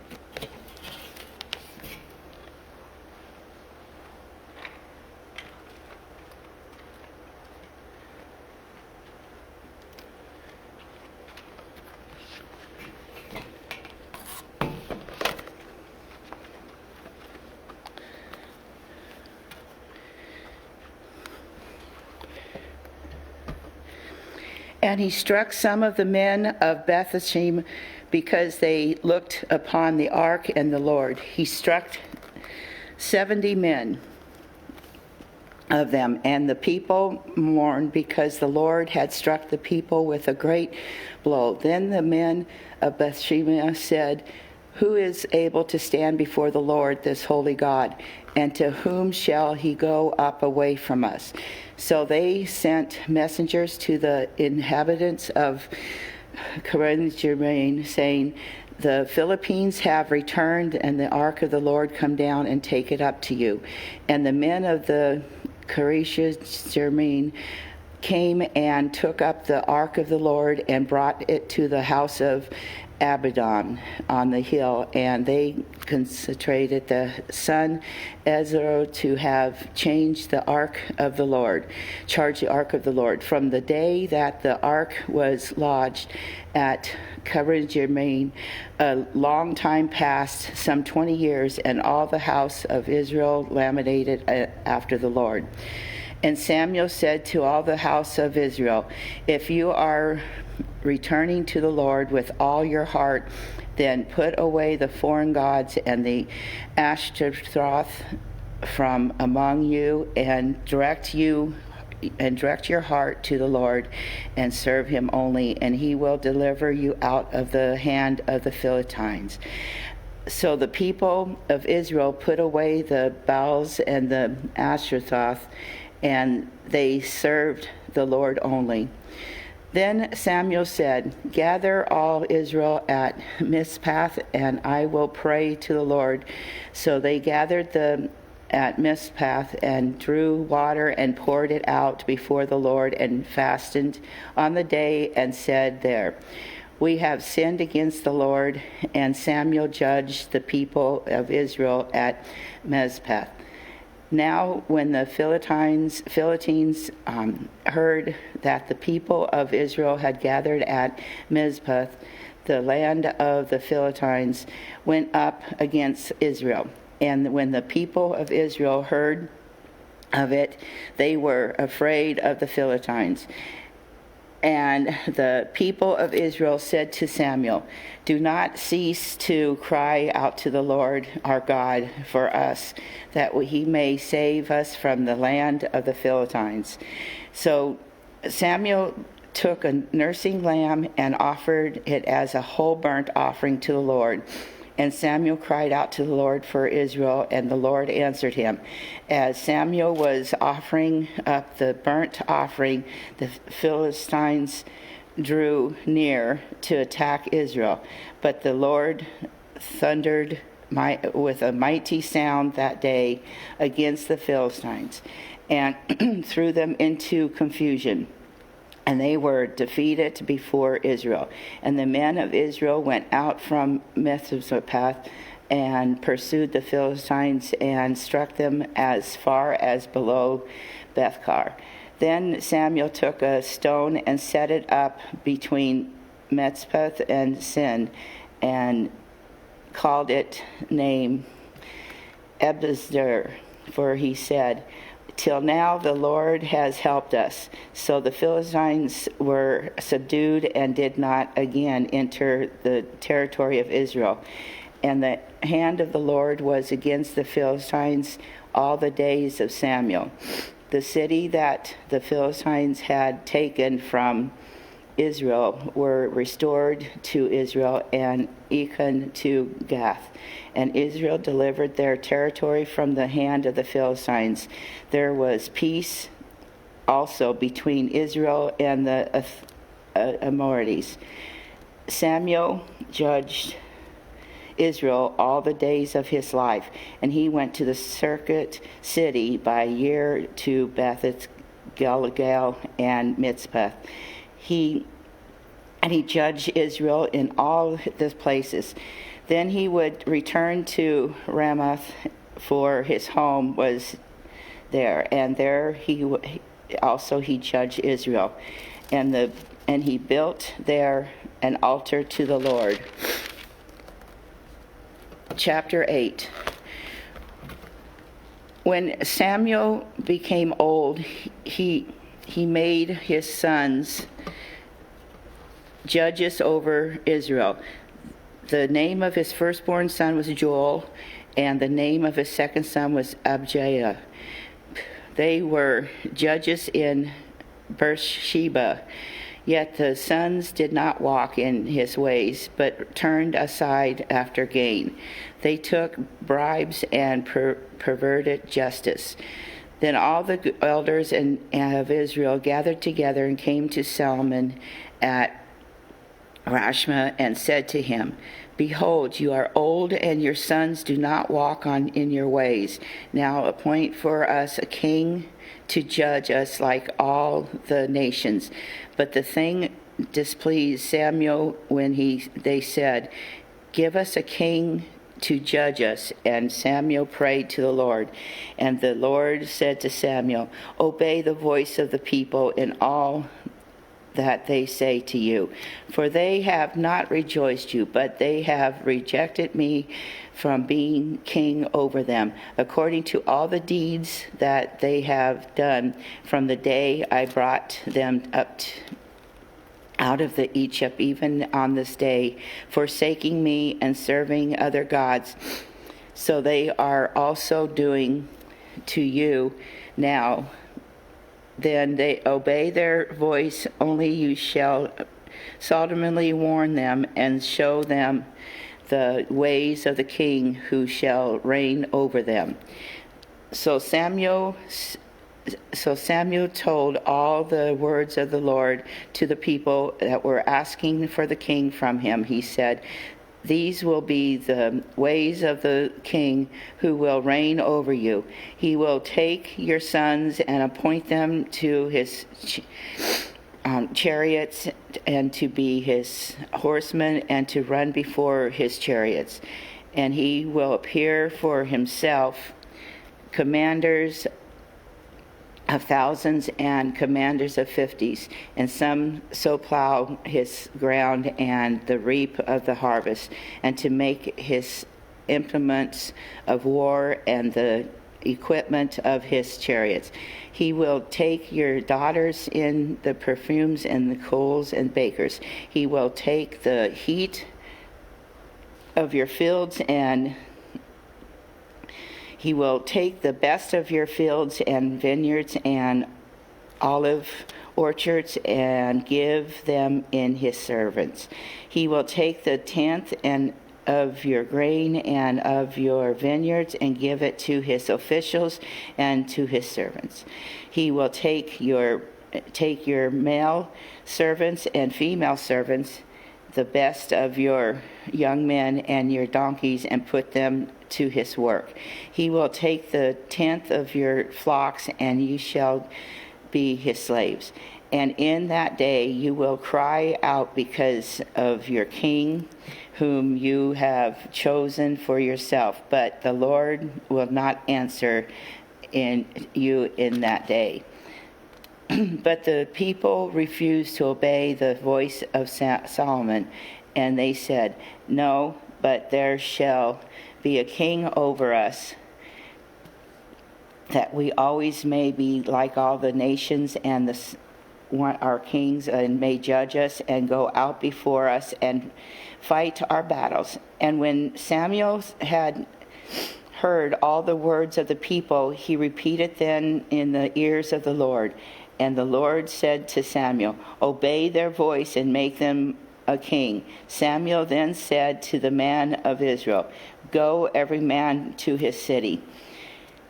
There was a man in Benjamin whose name was Kish, and son of Abiel, son of Zayar, son of Bekrath, son of Aphath, a Benjaminite, a man of wealth. He had a son whose name was Saul, a handsome young man. There was not a man among the people of Israel more handsome than he. From his shoulders up, he was taller than any of the people. Now the donkeys of Kish, Saul's father, were lost. So Kish said to Saul, his son, "Take one of the young men with you, and arise, go and look for the donkeys." And he passed through the hills country of Ephraim, and passed through the land of Shalisha, but they did not find them. And they passed through the land of Sodom, and then were not there. Then he passed through the land of Benjamin, and did not find them.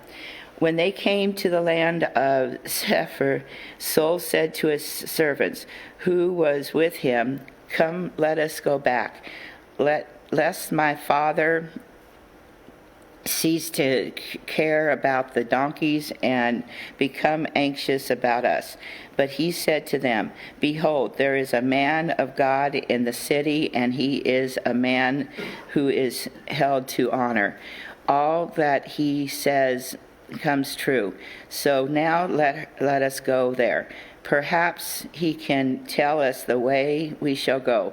Then Saul said to his servant, "But if we go, what can we bring for the man? For the bread in our sacks is gone, and there is no present to bring to the man of God.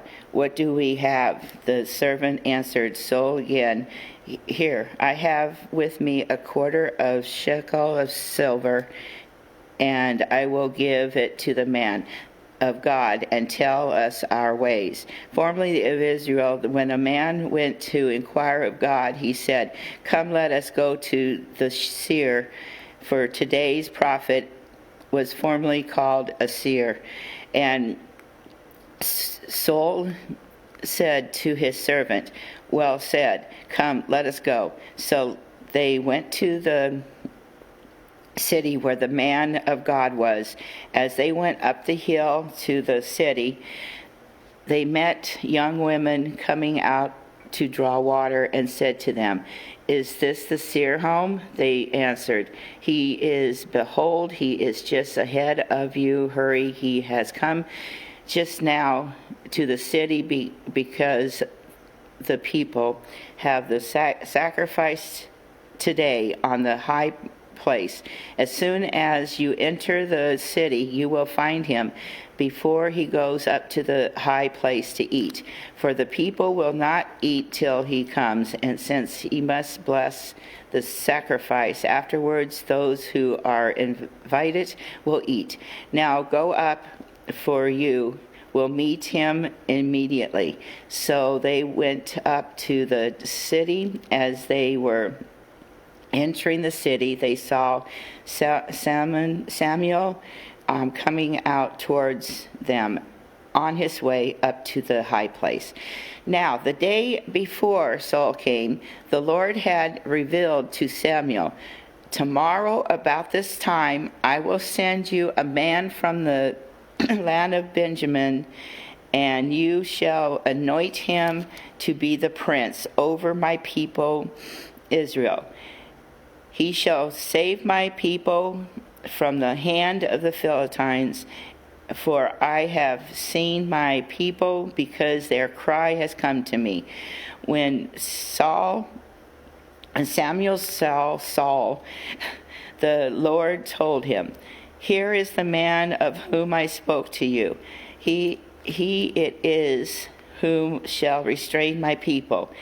Then Saul approached Samuel in the gate and said, "Tell me, where is the house of the seer?"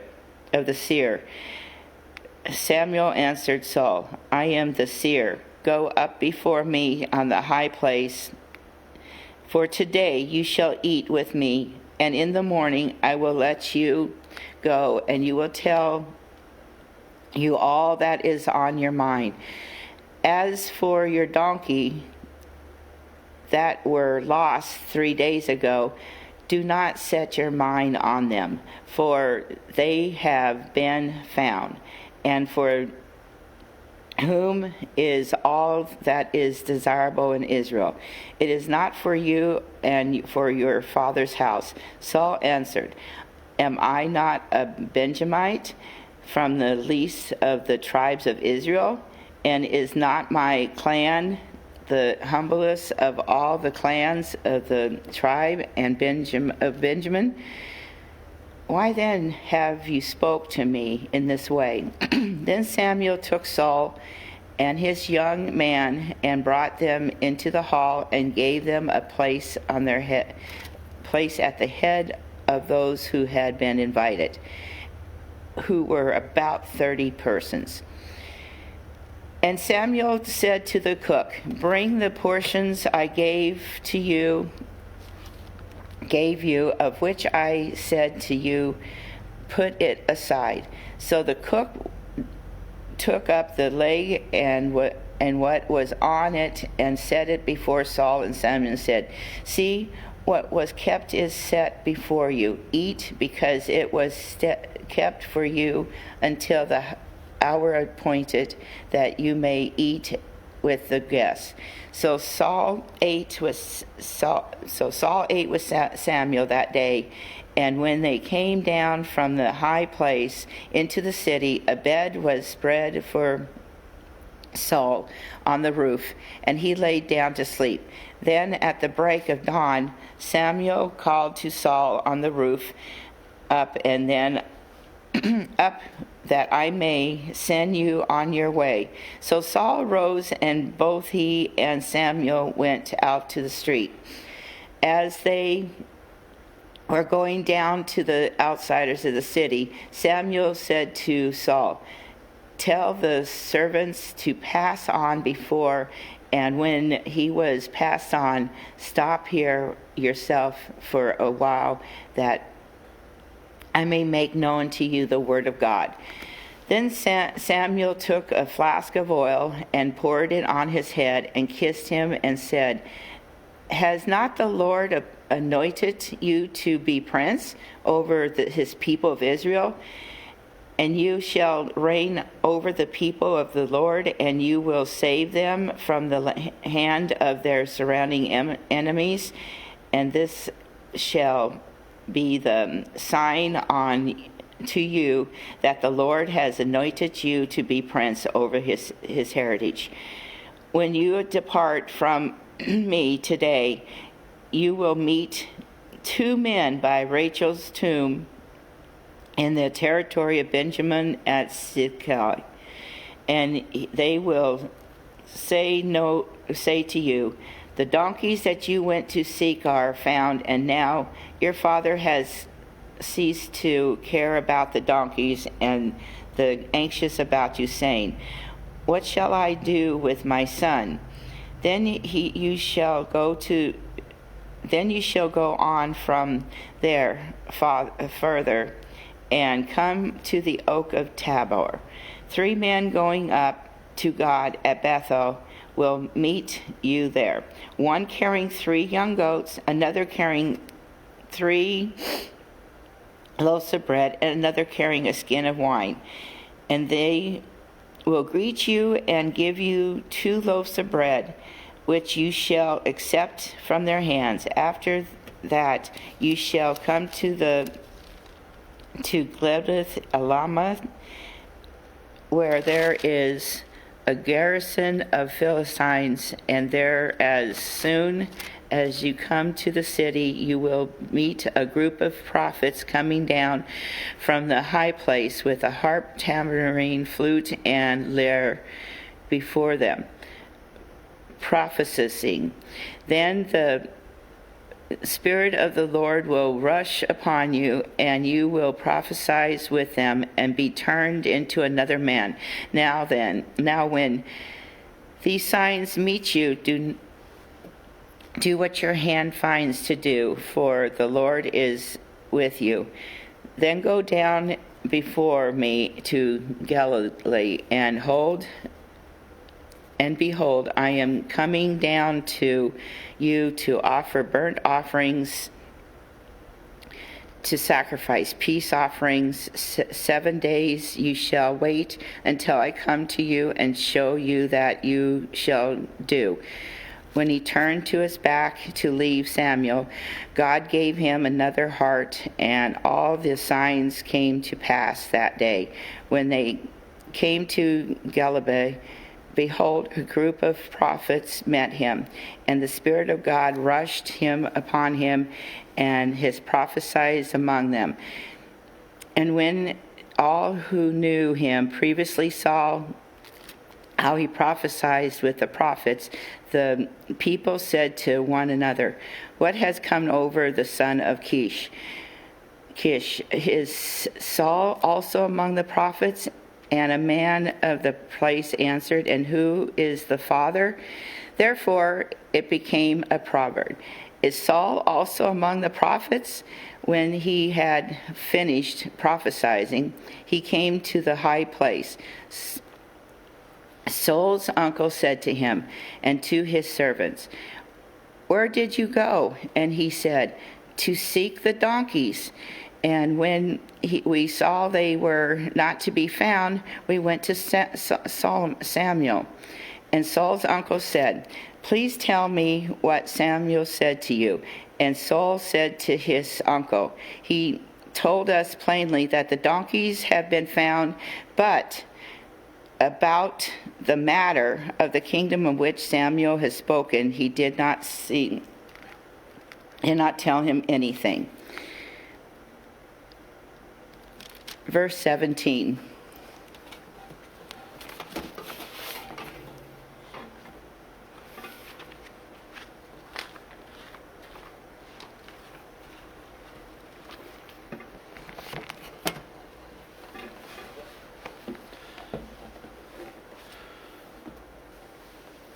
First Samuel chapter 10, verse 17. Now Samuel called the prophet together to the Lord at Mizpah. And he said to the people of Israel, thus says the Lord, the God of Israel, I brought up Israel out of Egypt, and I delivered you from the hand of the Egyptians and from the hand of all the kingdoms that were oppressing you. But today you have rejected your God, who saves you from all your calamities and your distresses, and you have said to him, set a king over us. Now therefore present yourselves before the Lord by your tribes and by your thousands. Then Samuel brought all the tribes of Israel near, and the tribe of Benjamin was taken by lot. He brought the tribe of Benjamin near by its clans, and the clan of the Matrites was taken by lot. And Saul the son of Kish was taken by lot. But when they sought him, he could not be found. So they inquired again of the Lord, is there a man still to come? And the Lord said, behold, he has hidden himself among the baggage. Then they ran and took him from there. And when he stood among the people, he was taller than any of the people from his shoulders upward. And Samuel said to all the people, do you see him whom the Lord has chosen? There is none like him among all the people. And all the people shouted, long live the king. Then Samuel told the people the rights and duties of the kingship, and he wrote them in a book and laid it up before the Lord. Then Samuel sent all the people away, each one to his home. Saul also went to his home at Gibeah, and with him went men of valor whose hearts God had touched. But some worthless fellows said, how can this man save us? And they despised him and brought him no present, but he held his peace. 1 Samuel chapter 11. Then Nahash the Ammonite went up and besieged Jabesh Gilead, and all the men of Jabesh said to Nahash, make a treaty with us, and we will serve you. But Nahash the Ammonite said to them, on this condition I will make a treaty with you, that I gouge out all your right eyes, and thus bring disgrace on all Israel. The elders of Jabesh said to him, give us 7 days' respite, that we may send messengers through all the territory of Israel. Then, if there is no one to save us, we will give ourselves up to you. When the messengers came to Gibeah of Saul, they reported the matter in the ears of the people, and all the people wept aloud. Now, behold, Saul was coming from the field behind the oxen. And Saul said, what is wrong with the people that they are weeping? So they told him the news of the men of Jabesh, and the Spirit of God rushed upon Saul when he heard these words, and his anger was greatly kindled. He took a yoke of oxen and cut them in pieces and sent them throughout all the territory of Israel by the hand of the messengers, saying, whoever does not come out after Saul and Samuel, so shall it be done to his oxen. Then the dread of the Lord fell upon the people, and they came out as one man. When he mustered them at Bezek, the people of Israel were 300,000, and the men of Judah 30,000. And they said to the messengers who had come, thus shall you say to the men of Jabesh Gilead, tomorrow, by the time the sun is hot, you shall have salvation. When the messengers came and told the men of Jabesh, they were glad. Therefore the men of Jabesh said, tomorrow we will give ourselves up to you, and you may do to us whatever seems good to you. And the next day Saul put the people in 3 companies, and they came into the midst of the camp in the morning watch, and struck down the Ammonites until the heat of the day. And those who survived were scattered, so that no 2 of them were left together. Then the people said to Samuel, who is it that said, shall Saul reign over us? Bring the men, that we may put them to death. But Saul said, not a man shall be put to death this day, for today the Lord has worked salvation in Israel. Then Samuel said to the people, come, let us go to Gilgal, and there renew the kingdom. So all the people went to Gilgal, and there they made Saul king before the Lord in Gilgal. There they sacrificed peace offerings and before the Lord, and there Saul and all of the men of Israel rejoiced greatly.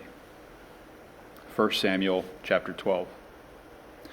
And Samuel said to all Israel, Behold, I have obeyed your voice in all you have said to me, and have made a king over you.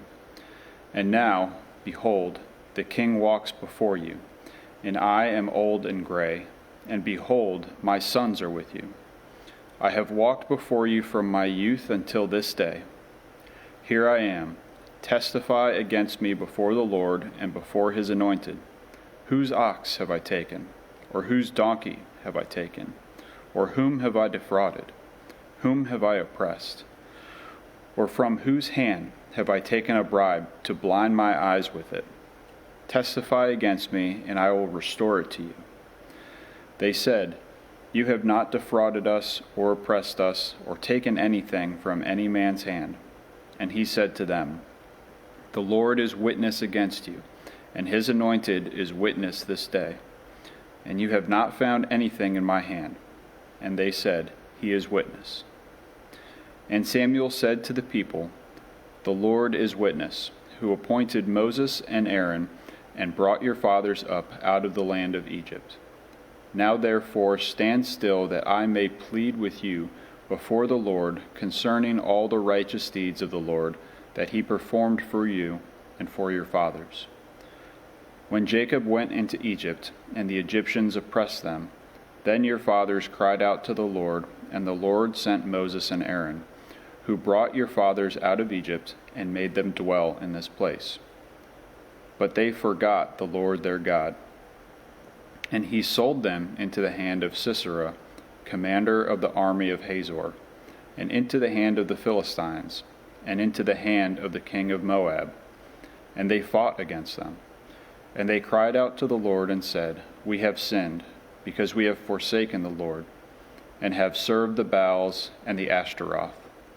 But now deliver us out of the hand of our enemies, that we may serve you. And the Lord sent Jerubbaal and Barak and Jephthah, and Samuel delivered you out of the hand of your enemies on every side, and you lived in safety. And when you saw that Nahash, the king of the Ammonites, had come against you, you said to me, No, but a king shall reign over us, when the Lord your God was your king. And now behold the king whom you have chosen, for whom you have asked. Behold, the Lord has set a king over you. If you will fear the Lord and serve him, and obey his voice, and not rebel against the commandment of the Lord, and if both you and the king who reigns over you will follow the Lord your God, it will be well. But if you will not obey the voice of the Lord, but rebel against the commandment of the Lord, then the hand of the Lord will be against you and your king. Now therefore stand still, and see this great thing the Lord will do before your eyes. Is it not wheat harvest today? I will call upon the Lord that he may send thunder and rain, and you shall know and see that your wickedness is great, which you have done in the sight of the Lord, in asking for yourselves a king. So Samuel called upon the Lord, and the Lord sent thunder and rain that day, and all the people greatly feared the Lord and Samuel. And all the people said to Samuel, Pray for your servants to the Lord your God, that we may not die, for we have added to all our sins this evil, to ask for ourselves a king. And Samuel said to the people, Do not be afraid.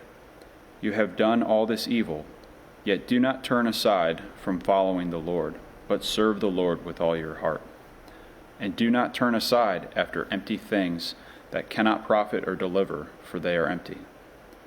For the Lord will not forsake his people, for his great name's sake, because it has pleased the Lord to make you people for himself. Moreover, as for me, far be it from me that I should sin against the Lord by ceasing to pray for you, and I will instruct you in the good and the right way. Only fear the Lord and serve him faithfully with all your heart, for consider what great things he has done for you. But if you still do wickedly, you shall be swept away, both you and your king. 1 Samuel chapter 13. Saul lived for 1 year and then became king. And when he had reigned for 2 years over Israel, Saul chose 3,000 men of Israel. 2,000 were with Saul in Michmash, and with the hill country of Bethel, and 1,000 were with Jonathan in Gibeah of Benjamin. The rest of the people he sent home, every man to his tent. Jonathan defeated the garrison of the Philistines that was at Geba, and the Philistines heard of it. And Saul blew the trumpet throughout all the land, saying, "Let the Hebrews hear." And all Israel heard it, said that Saul had defeated the garrison of the Philistines, and also that Israel had become a stench to the Philistines. And the people were called out to join Saul at Gilgal. And the Philistines mustered to fight with Israel 30,000 chariots and 6,000 horsemen and troops, like the sand on the seashore in multitude. They came up and encamped at Michmash, to the east of Bethaven. When the men of Israel saw that they were in trouble, for the people were hard pressed, the people hid themselves in caves and in holes and in rocks and in tombs and in cisterns. And some Hebrews crossed the fords of the Jordan to the land of Gad and Gilead. Saul was still at Gilgal, and all the people followed him trembling. He waited 7 days, the time appointed by Samuel. But Samuel did not come to Gilgal, and the people were scattering from him. So Saul said, "Bring the burnt offering here to me, and the peace offerings." And he offered the burnt offering. As soon as he had finished offering the burnt offering, behold, Samuel came. And Saul went out to meet him and greet him. Samuel said, "What have you done?" And Saul said, "When I saw that the people were scattering from me, and that you did not come within the days appointed, and that the Philistines had mustered at Michmash, I said, now the Philistines will come down against me at Gilgal, and I have not sought the favor of the Lord. So I forced myself and offered the burnt offering." And Samuel said to Saul, "You have done foolishly. You have not kept the command of the Lord your God with which he commanded you. For then the Lord would have established your kingdom over Israel forever. But now your kingdom shall not continue. The Lord sought out a man after his own heart, and the Lord has commanded him to be prince over his people, because you have not kept what the Lord commanded you." And Samuel arose and went up from Gilgal. The rest of the people went up after Saul to meet the army, and went up from Gilgal to Gibeah of Benjamin. And Saul numbered the people who were present with him, about 600 men.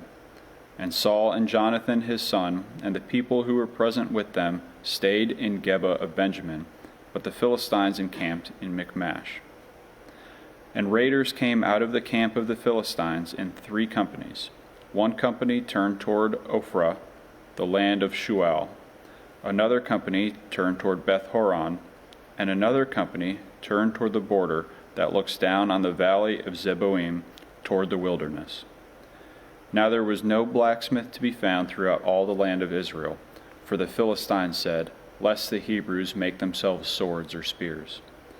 But every one of the Israelites went down to the Philistines to sharpen his plowshare, his mattock, his axe, or his sickle.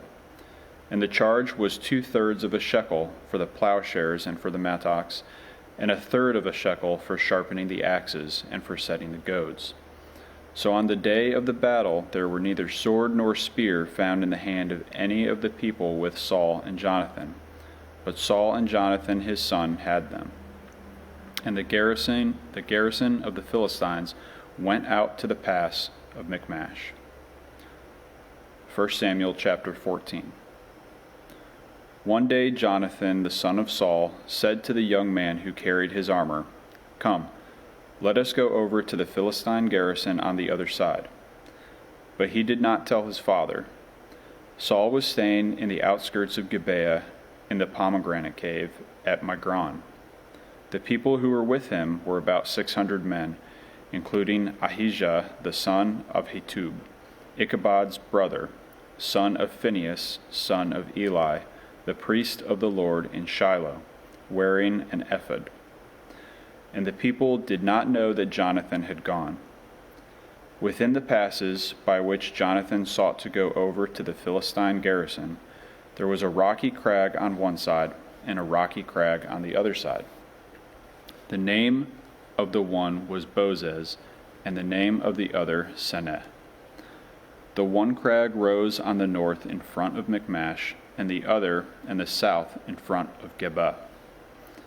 Jonathan said to the young man who carried his armor, "Come, let us go over to the garrison of these uncircumcised. It may be that the Lord will work for us, for nothing can hinder the Lord from saving by many or by few."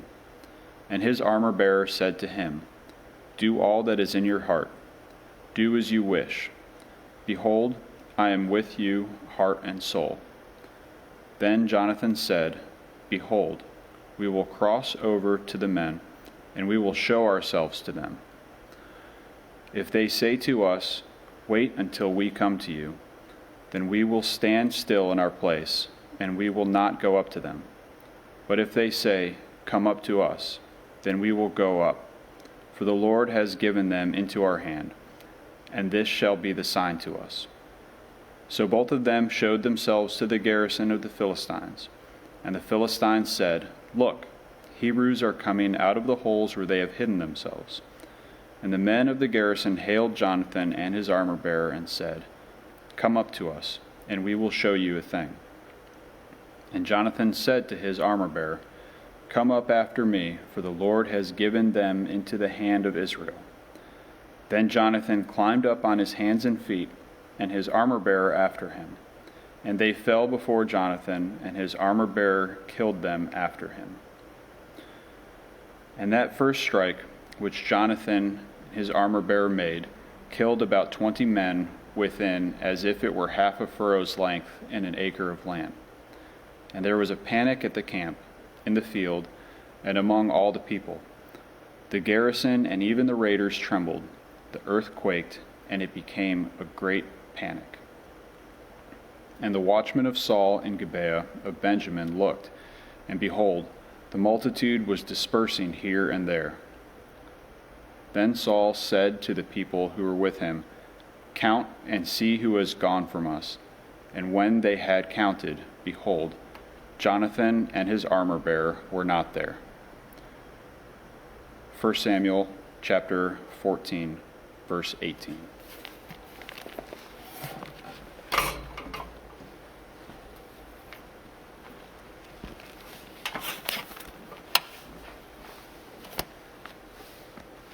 First Samuel chapter 14, verse 18.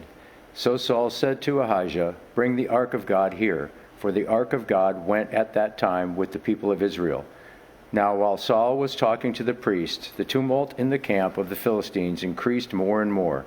So Saul said to the priest, "Withdraw your hand." Then Saul and all the people who were with him rallied and went into the battle. And behold, every Philistine's sword was against his fellow, and there was very great confusion. Now the Hebrews who had been with the Philistines before that time, and who had gone up with them into the camp, even they also turned to be with the Israelites, who were with Saul and Jonathan. Likewise, when all the men of Israel, who had hidden themselves in the hill country of Ephraim, heard that the Philistines were fleeing, they too followed hard after them in the battle. So the Lord saved Israel that day, and the battle passed beyond Beth-aven. And the men of Israel had been hard pressed that day. So Saul had laid an oath on the people, saying, "Cursed be the man who eats food until it is evening, and I am avenged of my enemies." So none of the people had tasted food. Now when the people came to the forest, behold, there was honey on the ground. And when the people entered the forest, behold, the honey was dropping, but no one put his hand to his mouth, for the people feared the oath. But Jonathan had not heard his father charge the people with the oath. So he put out the tip of his staff that was in his hand, and dipped it into the honeycomb, and put his hand to his mouth, and his eyes became bright. Then one of the people said, "Your father strictly charged the people with an oath, saying, 'Cursed be the man who eats food this day.' And the people were faint." Then Jonathan said, "My father has troubled the land. See how my eyes have become bright, because I tasted a little of this honey. How much better if the people had eaten freely today of the spoil of their enemies that they found. For now the defeat among the Philistines has not been great. They struck down the Philistines that day from Michmash to Ajalon, and the people were very faint. The people pounced on the spoil and took sheep and oxen and calves and slaughtered them on the ground. And the people ate them with the blood. Then they told Saul, "Behold, the people are sinning against the Lord by eating with the blood." And he said, "You have dealt treacherously. Roll a great stone to me here." And Saul said, "Disperse yourselves among the people, and say to them, let every man bring his ox or his sheep and slaughter them here, and eat, and do not sin against the Lord by eating with the blood." So every one of the people brought his ox with him that night, and they slaughtered them there. And Saul built an altar to the Lord. It was the first altar that he built to the Lord. Then Saul said, "Let us go down after the Philistines by night and plunder them until the morning light. Let us not leave a man of them." And they said, "Do whatever seems good to you." But the priest said, "Let us draw near to God here." And Saul inquired of God, "Shall I go down after the Philistines? Will you give them into the hand of Israel?" But he did not answer him that day. And Saul said, "Come here, all you leaders of the people, and know and see how this sin has arisen today. For as the Lord lives, who saves Israel, though it be in Jonathan my son, he shall surely die." But there was not a man among all the people who answered him. Then he said to all Israel, "You shall be on one side, and I and Jonathan my son will be on the other side." And the people said to Saul, "Do what seems good to you."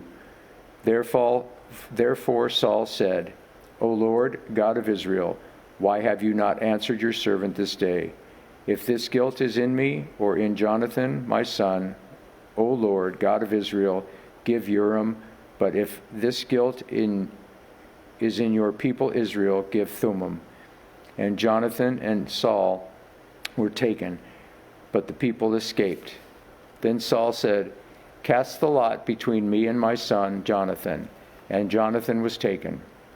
Then Saul said to Jonathan, "Tell me what you have done." And Jonathan told him, "I tasted a little honey with the tip of the staff that was in my hand. Here I am. I will die."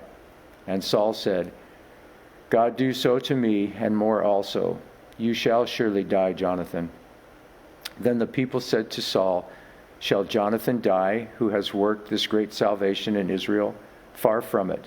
As the Lord lives, there shall not one hair of his head fall to the ground, for he has worked with God this day." So the people ransomed Jonathan so that he did not die.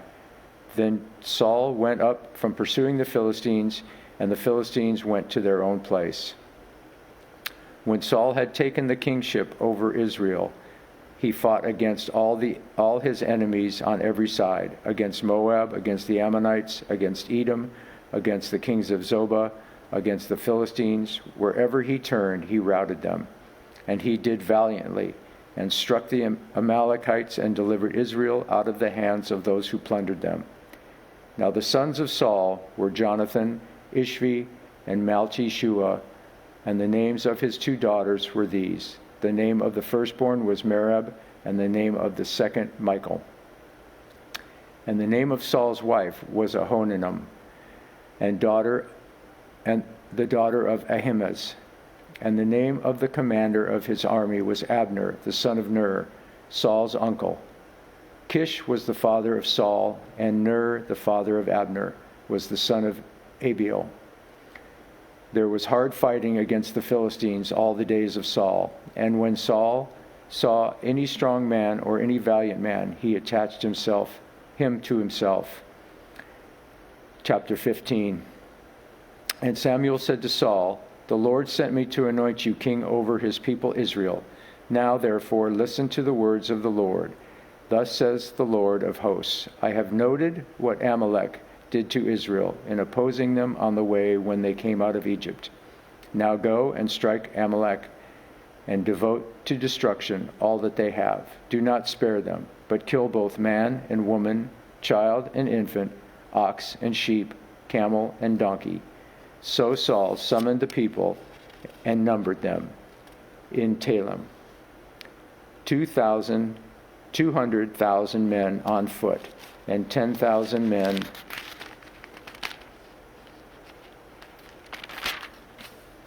of Judah.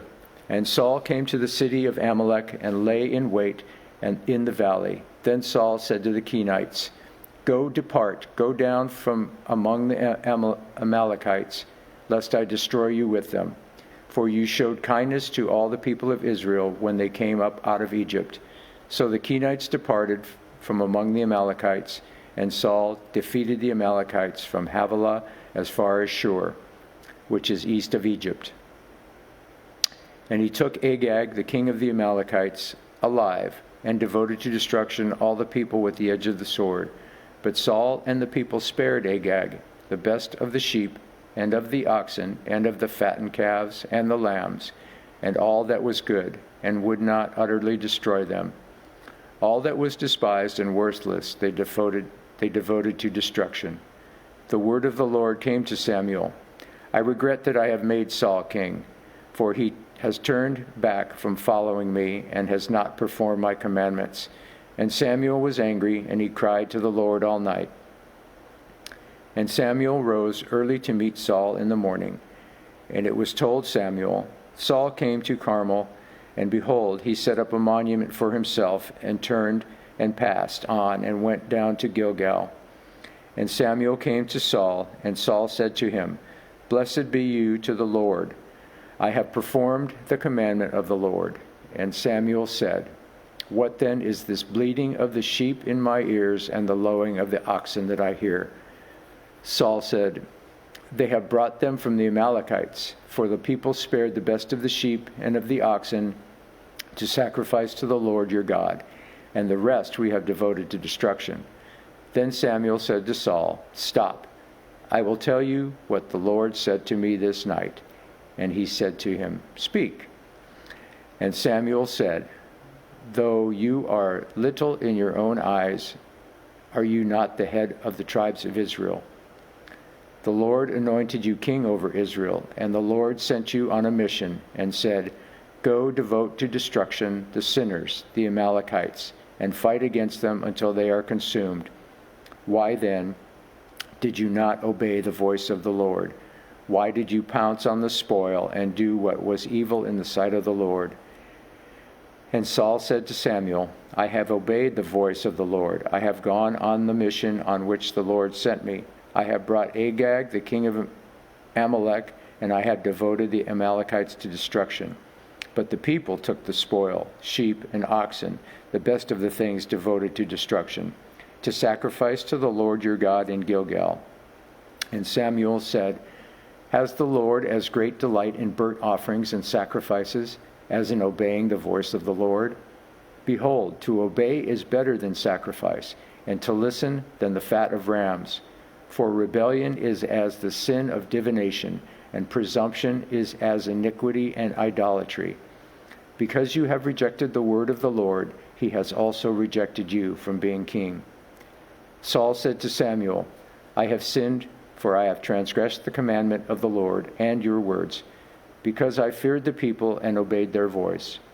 Now therefore, please pardon my sin and return with me that I may bow before the Lord."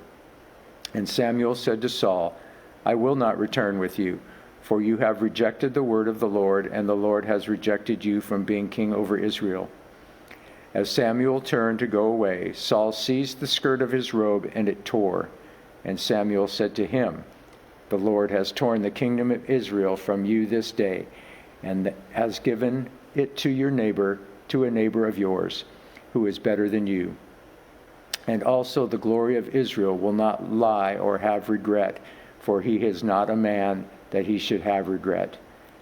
Then he said, "I have sinned, yet honor me now, therefore, before the elders of my people and before Israel, and return with me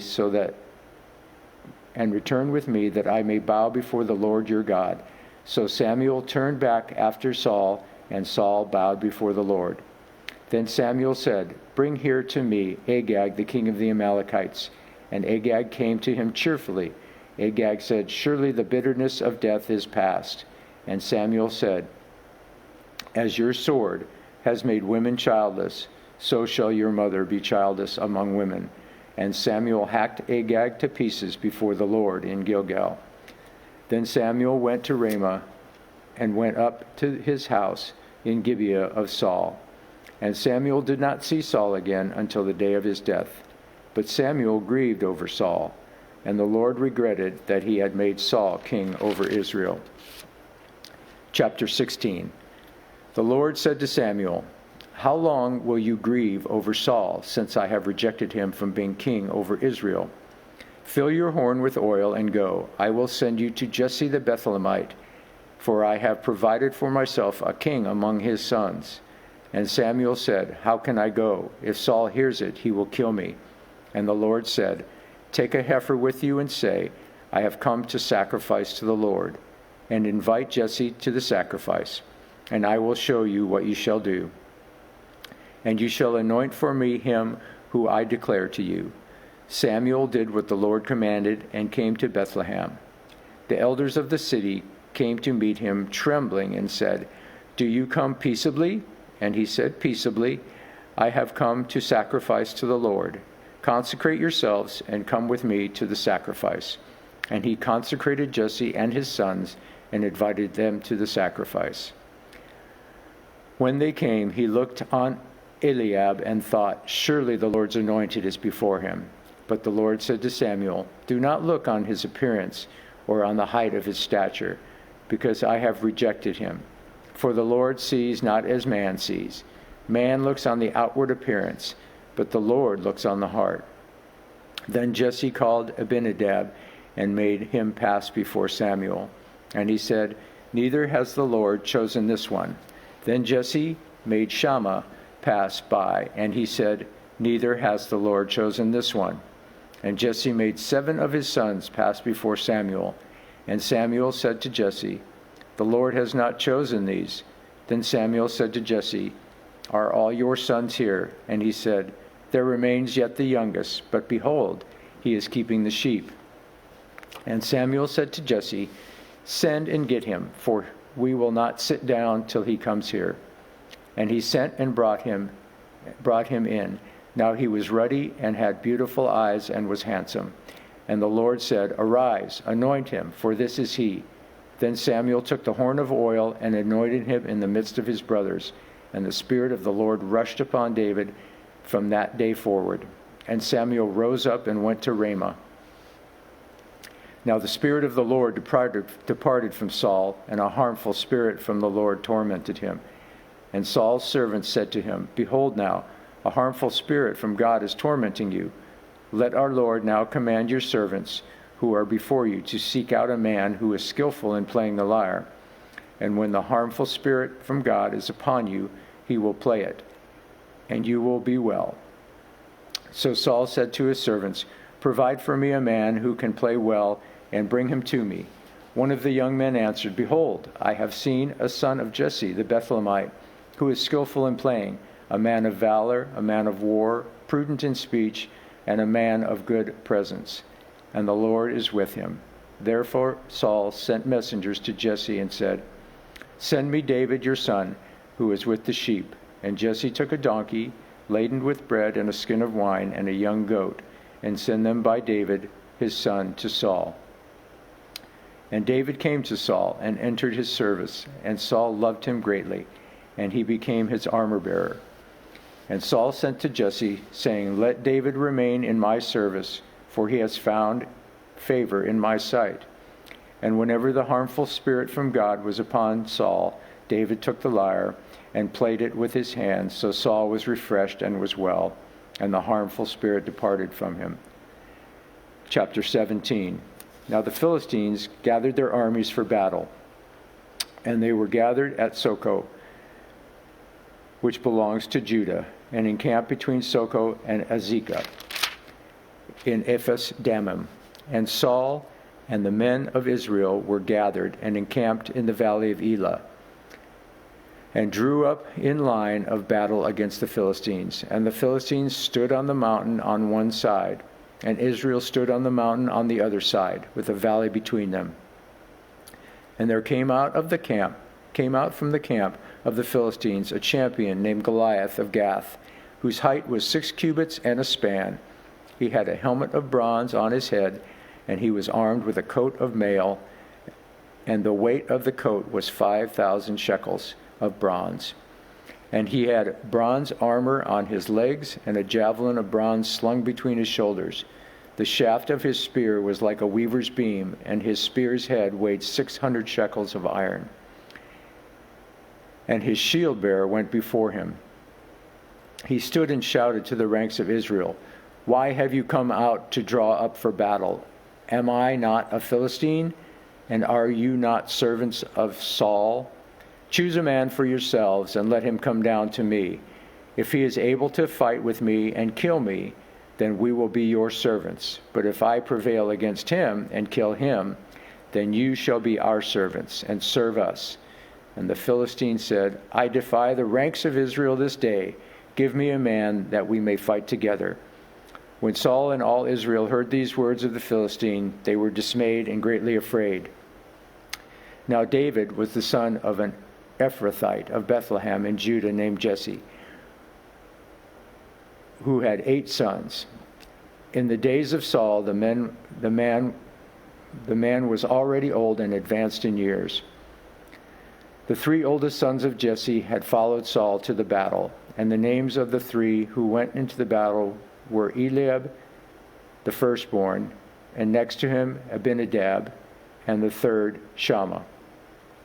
David was the youngest. The 3 eldest followed Saul, but David went back and forth from Saul to feed his father's sheep at Bethlehem.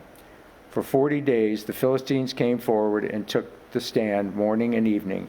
And Jesse said to David his son, "Take for your brothers an ephah of this parched grain and these 10 loaves, and carry them quickly to the camp of your brothers. Also take these 10 cheeses to the commander of their 1,000. See if your brothers are well, and bring some token from them." Now Saul and they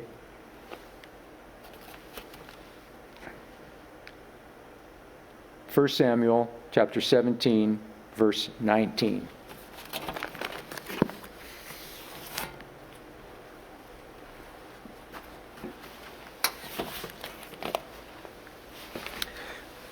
Verse 19. Now Saul and all the men of Israel were in the valley of Elah, fighting with the Philistines. And David rose early in the morning and left the sheep with the keeper, and took the provisions, and went as Jesse had commanded him. And he came to the encampment as the host was going out to the battle line, shouting the war cry. And Israel and the Philistines drew up for battle, army against army. And David left the things in charge of the keeper of the baggage, and ran to the ranks, and went and greeted his brothers. As he talked with them, behold, the champion, the Philistine of Gath, Goliath by name, came up out of the ranks of the Philistines, and spoke the same words as before, and David heard him. All the men of Israel, when they saw the man, fled from him, and were much afraid. And the men of Israel said, "Have you seen this man who has come up? Surely he has come up to defy Israel. And the king will enrich the man who kills him with great riches, and will give him his daughter, and make his father's house free of Israel." And David said to the man who stood by him, "What shall be done for the man who kills this Philistine and takes away the reproach from Israel? For who is this uncircumcised Philistine that he should defy the armies of the living God?" And the people answered him in the same way, "So shall it be done to the man who kills him." Now Eliab, the eldest brother, heard when he spoke to the men, and Eliab's anger was kindled against David, and he said, "Why have you come down? And with whom have you left those few sheep in the wilderness? I know your presumption and the evil of your heart, for you have come down to see the battle." And David said, "What have I done now? Was it not but a word?" And he turned away from him toward another, and spoke in the same way, and the people answered him again as before. When the words that David spoke were heard, they repeated them before Saul, and he sent for him. And David said to Saul, "Let no man's heart fail because of him. Your servant will go and fight with the Philistine." And Saul said to David, "You are not able to go against this Philistine to fight with him, for you are not but a youth, and he has been a man of war from his youth." But David said to Saul, Your servant used to keep sheep for his father, and when there came a lion or a bear and took a lamb from the flock, I went after him and struck him and delivered it out of his mouth. And if he rose against me, I caught him by his beard and struck him and killed him. Your servant has struck down both lions and bears, and this uncircumcised Philistine shall be like one of them, for he has defied the armies of the living God. And David said, The Lord who delivered me from the paw of the lion and from the paw of the bear will deliver me from the hand of this Philistine. And Saul said to David, Go, and the Lord be with you. Then Saul clothed David with his armor. He put a helmet of bronze on his head and clothed him with a coat of mail. And David strapped his sword over his armor, and he tried to go in vain to go, for he had not tested them. Then David said to Saul, I cannot go with these, for I have not tested them. So David put them off. Then he took his staff in his hand and chose 5 smooth stones from the brook and put them in his shepherd's pouch. His sling was in his hand, and he approached the Philistine. And the Philistine moved forward and came near to David with his shield bearer in front of him. And when the Philistine looked and saw David, he disdained him, for he was but a youth, ruddy and handsome in appearance. And the Philistine said to David, Am I a dog that you come to me with sticks? And the Philistine cursed David by his gods. The Philistine said to David, Come to me, and I will give your flesh to the birds of the air and to the beasts of the field. Then David said to the Philistine, You come to me with the sword and with the spear and with the javelin, but I come to you in the name of the Lord of hosts, the God of the armies of Israel, whom you have defied. This day the Lord will deliver you into my hand, and I will strike you down and cut off your head. And I will give the dead bodies of the host of the Philistines this day to the birds of the air and to the wild beasts of the earth, that all the earth may know that there is a God in Israel, and that all this assembly may know that the Lord saves not with sword and spear, for the battle is the Lord's, and he will give you into his hand. When the Philistine arose and came and drew near to meet David, David ran quickly toward the battle line to meet the Philistine. And David put his hand in his bag and took out a stone and slung it and struck the Philistine on his forehead. The stone sank into his forehead, and he fell on his face to the ground. So David prevailed over the Philistine with a sling and with the stone, and struck the Philistine and killed him. There was no sword in the hand of David. Then David ran and stood over the Philistine, and took his sword and drew it out of its sheath, and killed him and cut his head off. When the Philistines saw that their champion was dead, they fled. And the men of Israel and Judah rose with a shout and pursued the Philistines as far as Gath and the gates of Ekron, so that the wounded Philistines fell on the way from Shaaraim as far as Gath of Ekron. And the people of Israel came back from chasing the Philistines, and they plundered their camp. And David took the head of the Philistine and brought it to Jerusalem, and he put his armor in his tent. As soon as David saw David go out against the Philistine, he said to Abner, the commander of the army, Abner, whose son is this youth? And Abner said, As your soul lives, O king, I do not know. And the king said, Inquire whose son this boy is. As soon as David returned from the striking down of the Philistine, Abner took him and brought him before Saul, with the head of the Philistine in his hand. And Saul said to him, Whose son are you, young man? And David answered, I am the son of your servant, Jesse the Bethlehemite. Chapter 18. As soon as he finished speaking to Saul, the soul of Jonathan was knit to the soul of David, and Jonathan loved him as his own soul. And Saul took him that day and would not let him return to his father's house. Then Jonathan made a covenant with David because he loved him as his own soul. And Jonathan stripped himself of the robe that was on him and gave it to David, and his armor, and even his sword, and his bow, and his belt. And David went out and was successful wherever Saul sent him, so that Saul set him over the men of war. And this was good in the sight of all the people, and also in the sight of Saul's servants. As they were coming home, when David returned from striking down the Philistine, the women came out of all the cities of Israel, singing and dancing to meet King Saul with tambourines, with songs of joy, and with musical instruments. And the women sang to one another as they celebrated, Saul has struck down his thousands, and David his 10,000s. And Saul was very angry at this saying, displeased him. He said, They have ascribed to David 10,000s, and to me they have ascribed thousands. And what more can they have but the kingdom? And Saul lied David from that day on. The next day a harmful spirit from God rushed upon Saul, and he raved within his house while David was playing with the lyre, as he did day by day. Saul had his spear in his hand, and Saul hurled the spear, for he thought, I will pin David to the wall. But David evaded him twice. Saul, though, he was afraid of David, because the Lord was with him, but had departed from Saul. So Saul removed him from his presence and made him a commander of 1,000. And he went out and came in before the people. And David had success in all his undertakings, for the Lord was with him. And when Saul saw that he had great success, he stood in fearful awe of him. But all Israel and Judah loved David, for he went out and came in before them. Then Saul said to David, "Here's my elder daughter, Merab.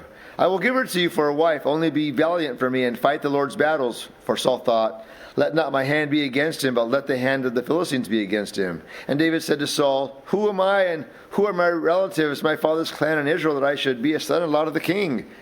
But at the time when Merab, Saul's daughter, should have been given to David, she was given to Adriel the Maholathite for a wife. Now Saul's daughter Michal loved David, and they told Saul, and the thing pleased him. Saul thought, "Let me give her to him, that she may be a snare for him, and that the hand of the Philistines may be against him." Therefore Saul said to David a second time, "You shall now be my son-in-law." And Saul commanded his servants, "Speak to David in private and say, 'Behold, the king has delight in you, and all his servants love you.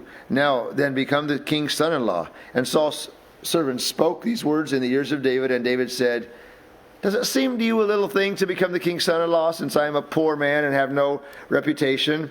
And the servants of Saul told him thus, and so did David speak. Then Saul said, "Thus shall you say to David, the king desires no bride price except 100 foreskins of the Philistines, that he may be avenged of the king's enemies." Now Saul thought to make David fall by the hand of the Philistines. And when his servants told David these words, it pleased David well to be the king's son-in-law. Before the time had expired, David arose and went along with his men and killed 200 of the Philistines. And David brought their foreskins, which were given in full number, to the king, that he might become the king's son-in-law. And Saul gave him his daughter Michal for a wife. But when Saul saw and knew that the Lord was with David, and that Saul's daughter loved him, Saul was even more afraid of David. So Saul was David's enemy continually. Then the commanders of the Philistines came out to battle. And as often as they came out, David had more success than all the servants of Saul, so that his name was highly esteemed. Chapter 19. And Saul spoke to Jonathan his son and to all his servants that they should kill David. But Jonathan, Saul's son, delighted much in David, and Jonathan told David, "Saul, my father, seeks to kill you. Therefore be on your guard in the morning. Stay in a secret place and hide yourself. And I will go out and stand beside my father in the field where you are. And I will speak to my father about you. And if I learn anything, I will tell you." And Jonathan spoke well of David to Saul his father, and said to him, "Let not the king sin against his servant David, because he has not sinned against you, and because his deeds have brought good to you. For he took his life in his hand, and he struck down the Philistine. And the Lord worked a great salvation for all Israel. You saw it and rejoiced. Why, then, will you sin against innocent blood by killing David without cause?" And Saul listened to the voice of Jonathan. Saul swore, "As the Lord lives, he shall not be put to death." And Jonathan called David, and Jonathan reported to him all these things. And Jonathan brought David to Saul, and he was in his presence as before. And there was a war again, and David went out and fought with the Philistines, and struck them with a great blow, so that they fled before him. Then a harmful spirit from the Lord came upon Saul, as he sat in his house with his spear in his hand.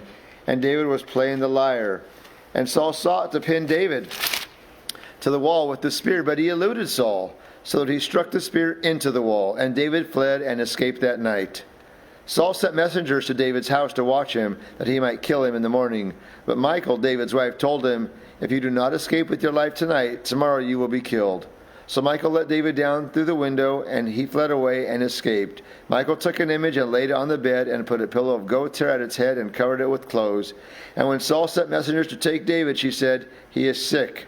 Then Saul sent the messengers to see David, saying, "Bring him up to me in the bed, that I may kill him." And when the messengers came in, behold, the image was in the bed, with the pillow of the goat's hair at its head. Saul said to Michal, "Why have you deceived me thus, and let my enemy go, so that he has escaped?" And Michal answered Saul, "He said to me, 'Let me go. Why should I kill you?'" Now David fled and escaped, and he came to Samuel at Ramah, and told him all that Saul had done to him. And he and Samuel went and lived at Naioth.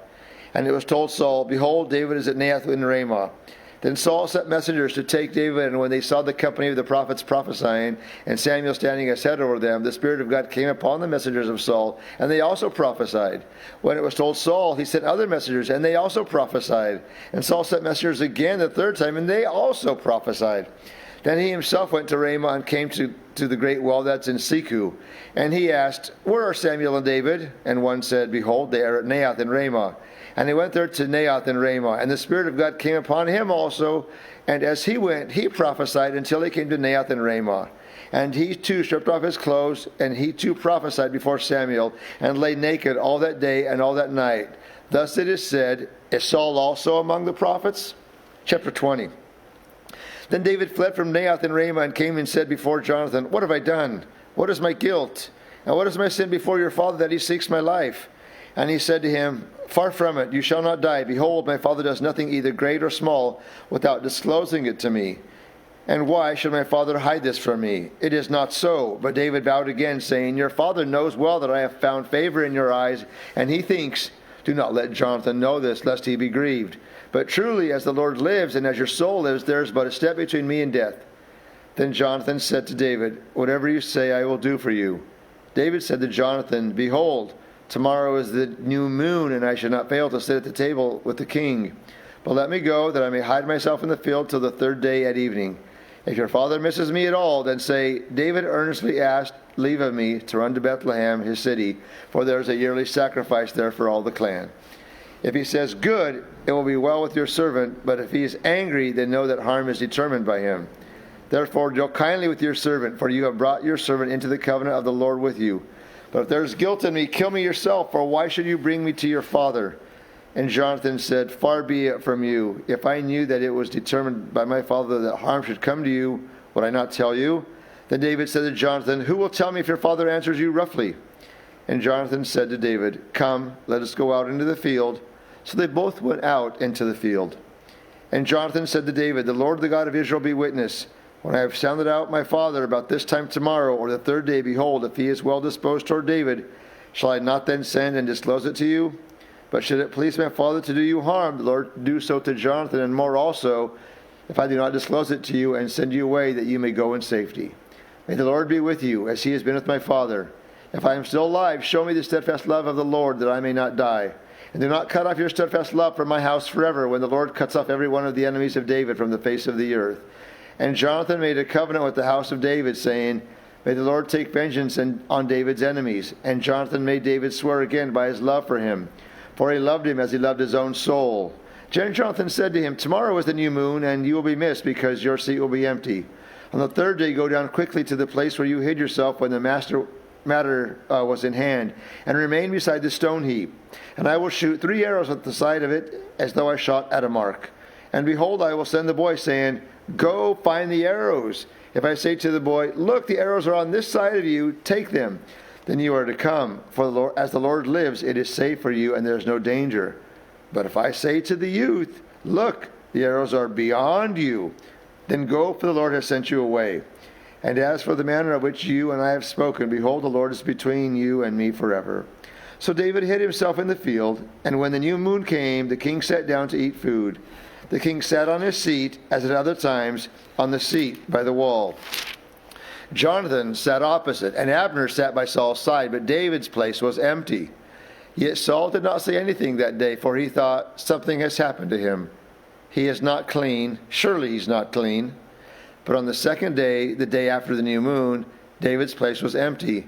And Saul said to Jonathan his son, Why has not the son of Jesse come to the meal, either yesterday or today? Jonathan answered Saul, David earnestly asked leave of me to go to Bethlehem. He said, Let me go, for our clan holds a sacrifice in the city, and my brother has commanded me to be there. So now, if I have found favor in your eyes, let me get away and see my brothers. For this reason he has not come to the king's table. Then Saul's anger was kindled against Jonathan, and he said to him, You son of a perverse, rebellious woman, do I not know that you have chosen the son of Jesse to your own shame, and to the shame of your mother's nakedness? For as long as the son of Jesse lives on the earth, neither you nor your kingdom shall be established. Therefore send and bring him to me, for he shall surely die. Then Jonathan answered Saul his father, Why should he be put to death? What has he done? But Saul hurled his spear at him to strike him. So Jonathan knew that his father was determined to put David to death. And Jonathan rose from the table in fierce anger and ate no food the second day of the month, for he was grieved for David because his father had disgraced him. In the morning, Jonathan went out into the field to the appointment with David, and with him a little boy. And he said to his boy, "Run and find the arrows that I shoot." As the boy ran, he shot an arrow beyond him. And when the boy came to the place of the arrow that Jonathan had shot, Jonathan called after the boy and said, "Is not the arrow beyond you?" And Jonathan called after the boy, "Hurry, be quick, and do not stay." So Jonathan's boy gathered up the arrows and came to his master. But the boy knew nothing. Only Jonathan and David knew the matter. And Jonathan gave his weapons to his boy and said to him, "Go and carry them to the city." And as the boy had gone, David rose from beside the stone heap and fell on his face to the ground and bowed 3 times. And they kissed one another, and they wept with one another, David weeping the most. Then Jonathan said to David, "Go in peace, because we have sworn, both of us, in the name of the Lord, saying, 'The Lord shall be between me and you, and between my offspring and your offspring forever.'" And he rose and departed, and Jonathan went into the city. Chapter 21. Then David came to Nob, to Ahimelech the priest, and Ahimelech came to meet David, trembling, and said to him, "Why are you alone and no one with you?" And David said to Ahimelech the priest, "The king has charged me with the matter, and said to me, 'Let no one know anything of the matter about which I send you, and with which I have charged you. I have made an appointment with the young men for such and such a place. Now then, what do you have on hand? Give me 5 loaves of bread, or whatever is here." And the priest answered David, "I have no common bread on hand, but there is holy bread if the young men have kept themselves from women." And David answered the priest, "Truly women have been kept from us, as always when I go on an expedition. The vessels of the young men are holy, even when it is an ordinary journey. How much more today will these vessels be holy?" So the priest gave him the holy bread, for there was no bread there but the bread of the presence, which is removed from before the Lord to be replaced by hot bread on the day it's taken away. Now a certain man of the servants of Saul was there that day, detained before the Lord. His name was Doeg the Edomite, the chief of Saul's herdsmen. Then David said to Ahimelech, "Then have you not here a spear or a sword at hand? For I have brought neither my sword nor my weapons with me, because the king's business requires haste." And the priest said, "The sword of Goliath the Philistine, whom you struck down in the valley of Elah, behold, it's here, wrapped in a cloth behind the ephod. If you will take that, take it, for there's none but that here." And David said, "There's none like that. Give it to me." And David arose and fled that day from Saul and went to Achish, the king of Gath. And the servants of Achish said to him, "Is not this David the king of the land? Did they not sing to one another of him in dances? Saul has struck down his thousands, and David his 10,000s." And David took these words to heart and was much afraid of Achish, the king of Gath. So he changed his behavior before them and pretended to be insane in their hands, and made marks on the doors of the gate, and let his spittle run down on his beard. Then Achish said to his servants, "Behold, you see the man is mad. Why then have you brought him to me? Do I lack madmen that you have brought this fellow to behave as a madman in my presence? Shall this fellow come into my house?"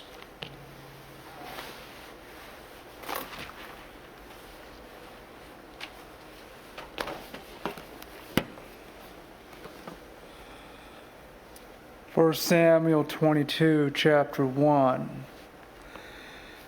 David departed from there and escaped to the cave at Adullam. And when his brothers and all his father's house heard it, they went down there to him. And everyone who was in distress, and everyone who was in debt, and everyone who was bitter in soul gathered to him. And he became commander over them. And there were with him about 400 men. And David went from there to Mizpah of Moab. And he said to the king of Moab, "Please let my father and mother stay with you, till I know that God will do for me." And he left them with the king of Moab, and they stayed with him all the time that David was in the stronghold. Then the prophet Gad said to David, "Do not remain in the stronghold. Depart and go into the land of Judah." So David departed and went into the forest of Hereth. Now Saul heard that David was discovered, and the men who were with him. Saul was sitting at Gibeah under the tamarisk tree on the height with a spear in his hand, and all his servants were standing about him. And Saul said to his servants who stood about him, "Hear now, people of Benjamin, will the son of Jesse give every one of you fields and vineyards? Will he make you all commanders of thousands and commanders of hundreds, that all of you have conspired against me?" No one discloses to me when my son makes a covenant with the son of Jesse. None of you is sorry for me or discloses to me that my son has stirred up my servant against me, to lie in wait as at this day. Then answered Doeg the Edomite, who stood by the servants of Saul, I saw the son of Jesse coming to Nob, to Ahimelech the son of Ahitub, and he inquired of the Lord for him, and gave him provisions, and gave him the sword of Goliath the Philistine. Then the king sent to summon Ahimelech the priest, the son of Ahitub, and all his father's house, the priests who were at Nob, and all of them came to the king. And Saul said, Hear now, son of Ahitub. And he answered, Here I am, my lord. And Saul said to him, Why have you conspired against me, you and the son of Jesse, and that you have given him bread and a sword, and have inquired of God for him, so that he has risen against me, to lie in wait, as at this day? Then Ahimelech answered the king, And who among all your servants is so faithful as David? Who is the king's son-in-law, and captain over your bodyguard, and honored in your house? Is today the first time that I have inquired of God for him? No. Let not the king impute anything to his servant or to all the house of my father, for your servant has known nothing of all this, much or little. And the king said, You shall surely die, Ahimelech, you and all your father's house. And the king said to the guard who stood about him, Turn and kill the priest of the Lord, because their hand also is with David. And they knew that he fled and did not disclose it to me. But the servants of the king would not put out their hand to strike the priest of the Lord. Then the king said to Doeg, You turn and strike the priests. And Doeg the Edomite turned and struck down the priests. And he killed all that day 85 persons who wore the linen ephod. And Nob, the city of the priests, he put to the sword, both man and woman, child and infant, ox, donkey, and sheep, he put to the sword. But one of the sons of Ahimelech, the son of Ahitub, named Abiathar, escaped and fled after David. And Abiathar told David that Saul had killed the priest of the Lord. And David said to Abiathar, I knew on that day when Doeg the Edomite was there, that he would surely tell Saul, I have occasioned the death of all the persons of your father's house. Stay with me, do not be afraid, for he who seeks my life seeks your life. With me you shall be in safekeeping. 1 Samuel chapter 23. Now they told David, Behold, the Philistines are fighting against Keilah and are robbing the threshing floors. Therefore David inquired of the Lord, Shall I go and attack these Philistines?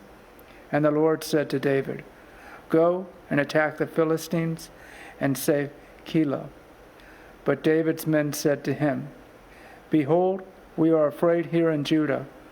How much more then if we go to Keilah against the armies of the Philistines?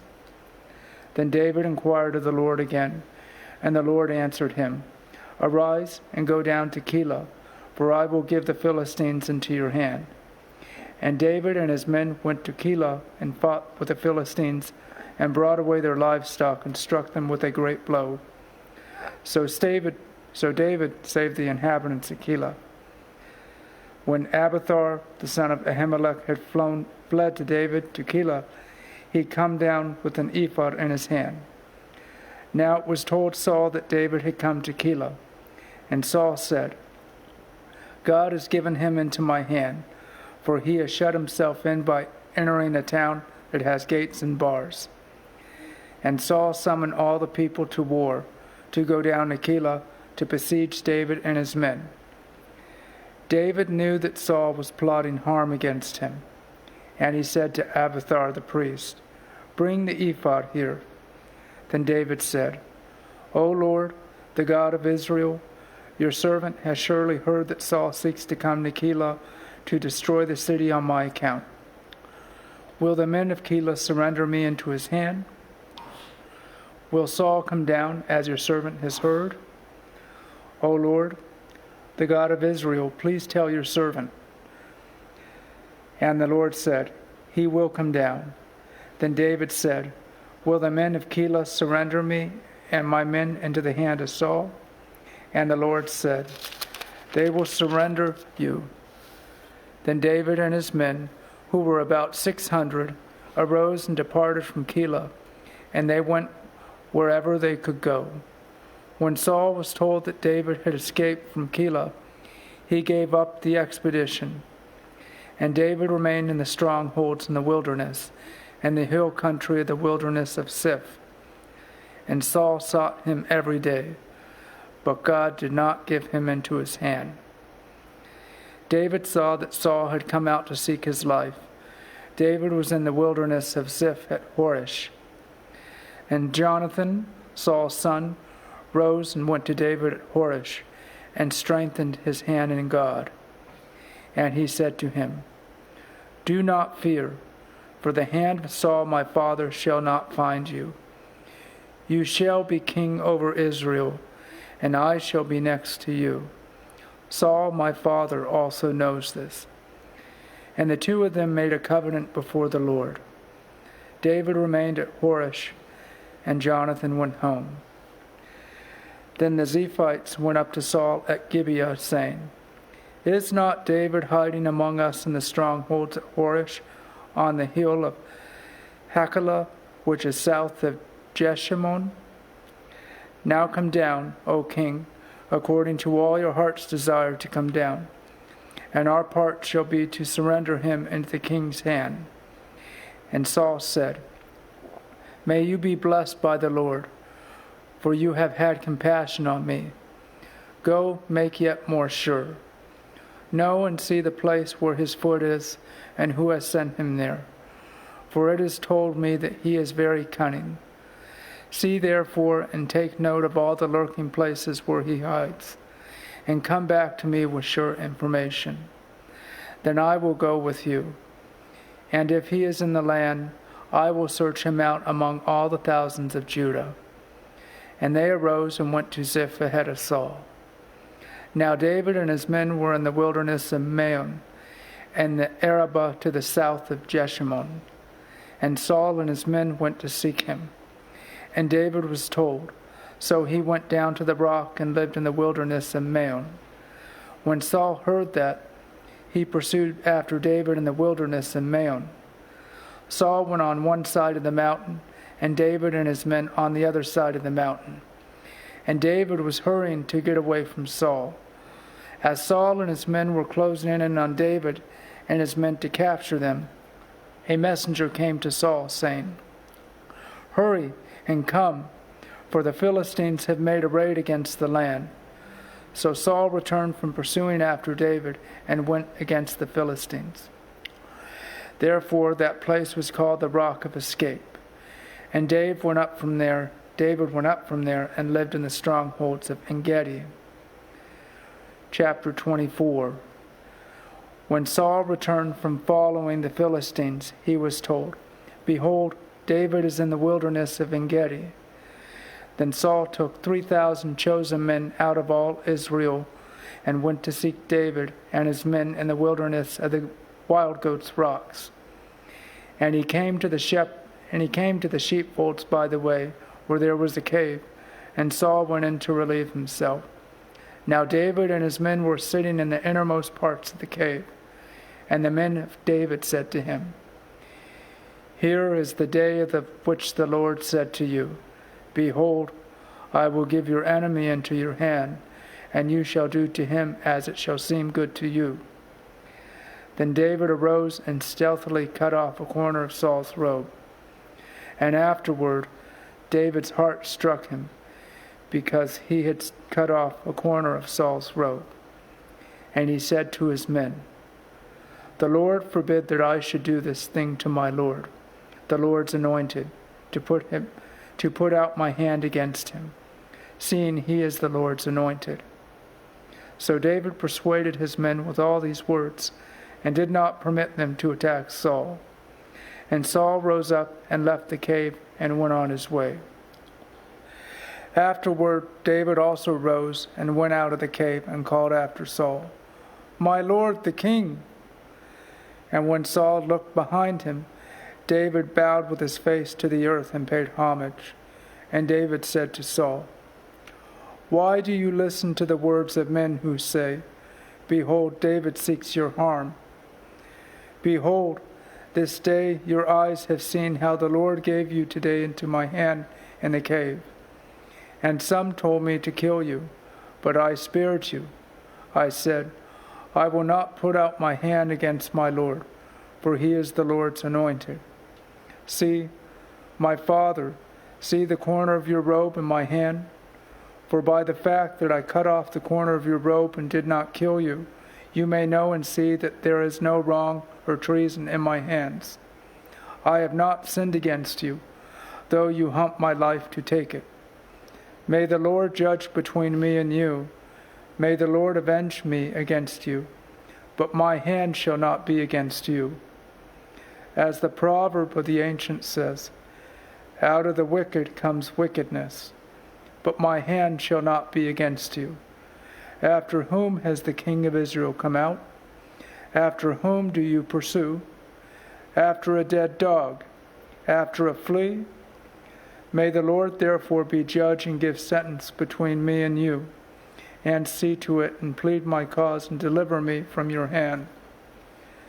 As soon as David had finished speaking these words to Saul, Saul said, "Is this your voice, my son David?" And Saul lifted up his voice and wept.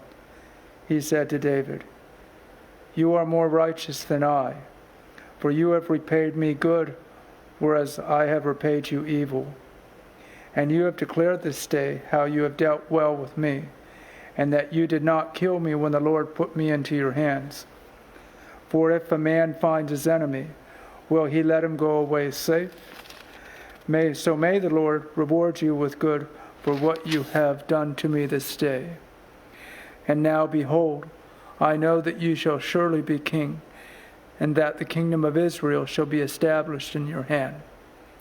Swear to me, therefore, by the Lord, that you will not cut off my offspring after me, and that you will not destroy my name out of my father's house." And David swore this to Saul.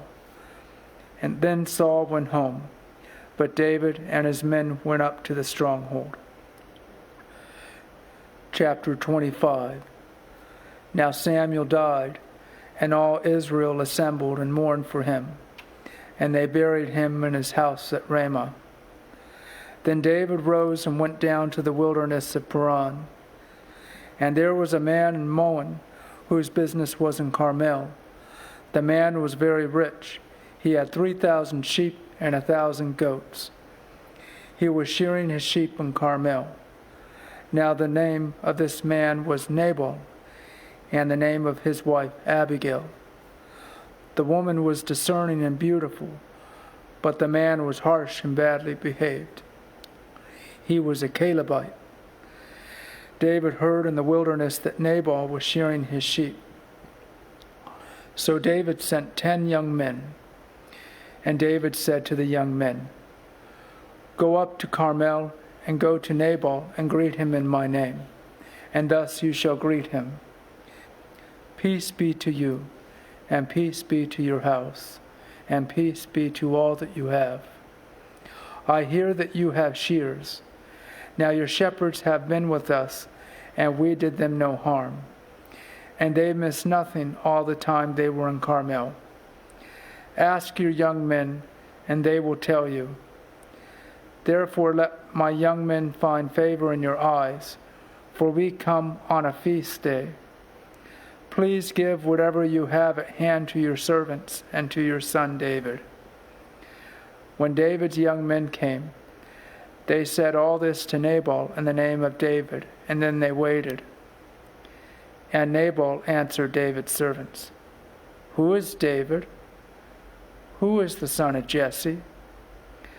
There are many servants these days who are breaking away from their masters. Shall I take my bread and my water and my meat that I have killed for my shears, and give it to men who come from I do not know where?" So David's young men turned away and came back and told him all this. And David said to his men, "Every man strap on his sword." And every man of them strapped on his sword. David also strapped on his sword. And about 400 men went up after David, while 200 remained with the baggage. But one of the young men told Abigail, Nabal's wife, "Behold, David sent messengers out of the wilderness to greet our master, and he railed at them. Yet the men were very good to us, and we suffered no harm. And we did not miss anything when we were in the fields, as long as we went with them. They were a wall to us both by night and by day, and all the while we were with them keeping the sheep. Now therefore know this and consider what you should do. For harm is determined against our master and against all his house, and he is such a worthless man that one cannot speak to him."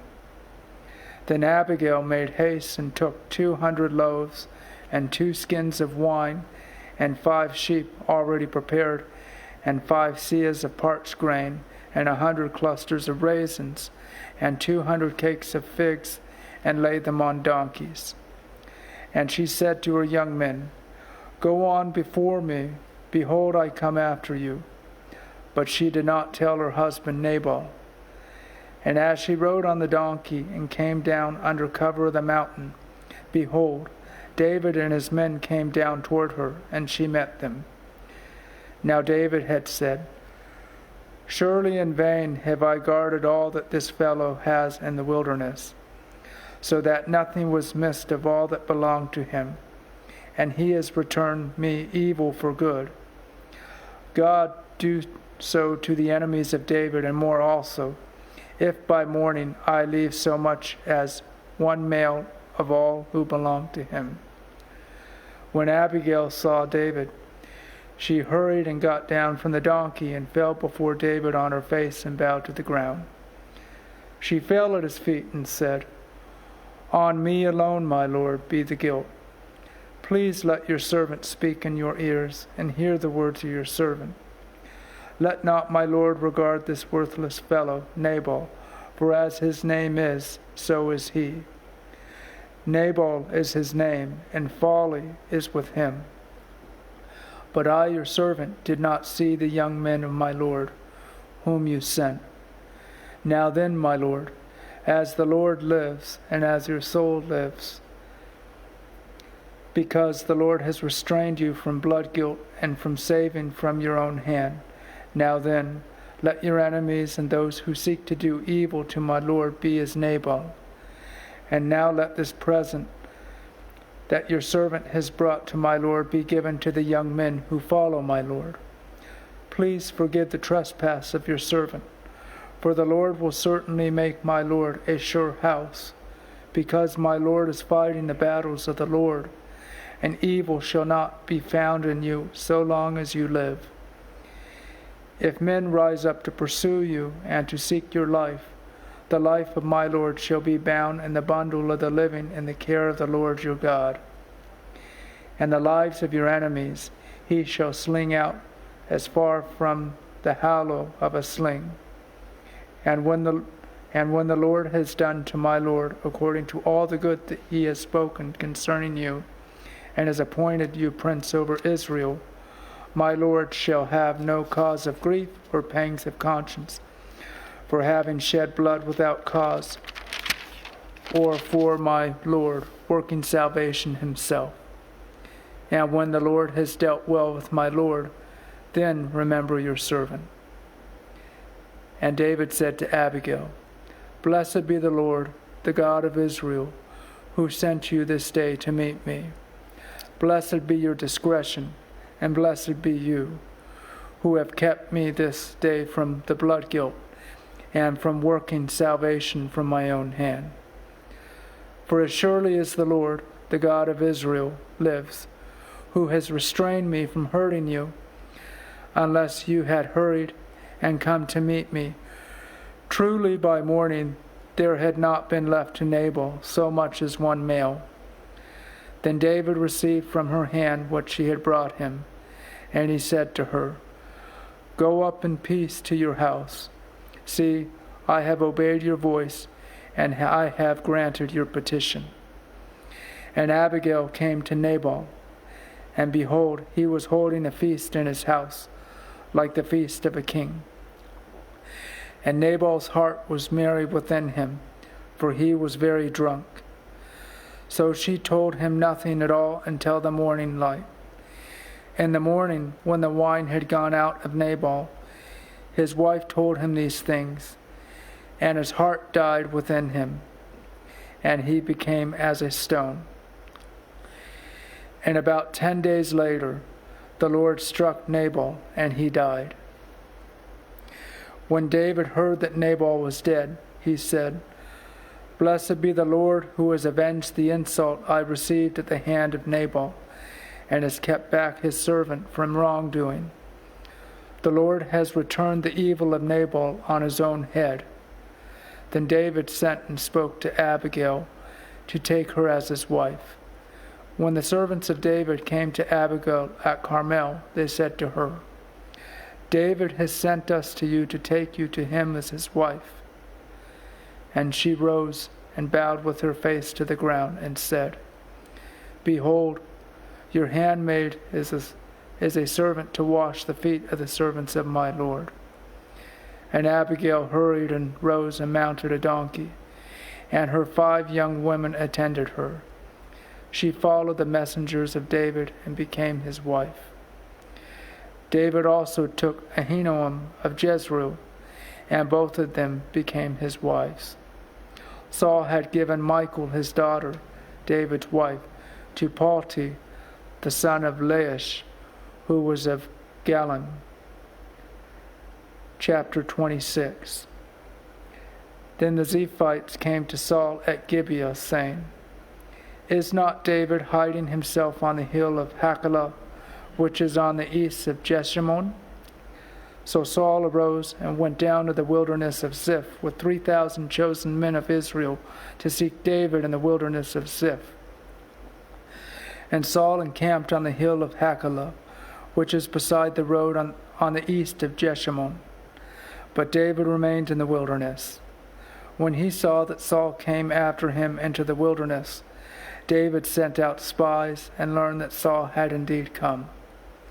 Then David rose and came to the place where Saul had encamped. And David saw the place where Saul lay, with Abner the son of Ner, the commander of his army. Saul was lying within the encampment, while the army was encamped around him. Then David said to Ahimelech the Hittite and to Joab's brother, Abishai the son of Zeruiah, Who will go down with me into the camp of Saul? And Abishai said, I will go down with you. So David and Abishai went to the army by night. And there lay Saul sleeping within the encampment, with his spear stuck in the ground at his head. And Abner and the army lay around him. Then Abishai said to David, God has given your enemy into your hand this day. Now please, let me pin him to the earth with one stroke of the spear, and I will not strike him twice. But David said to Abishai, Do not destroy him, for who can put out his hand against the Lord's anointed and be guiltless? And David said, As the Lord lives, the Lord will strike him, or his day will come to die, or he will go down into battle and perish. The Lord forbid that I should put out my hand against the Lord's anointed. But take now the spear that is at his head, and the jar of water, and let us go. So David took the spear and the jar of water from Saul's head, and they went away. No man saw it or knew it, nor did any awake, for they were all asleep, because a deep sleep from the Lord had fallen upon them. Then David went over to the other side and stood far off on the top of the hill, with a great space between them. And David called to the army and to Abner the son of Ner, saying, Will not you answer Abner?" Then Abner answered, "Who are you who calls to the king?" And David said to Abner, "Are you not a man?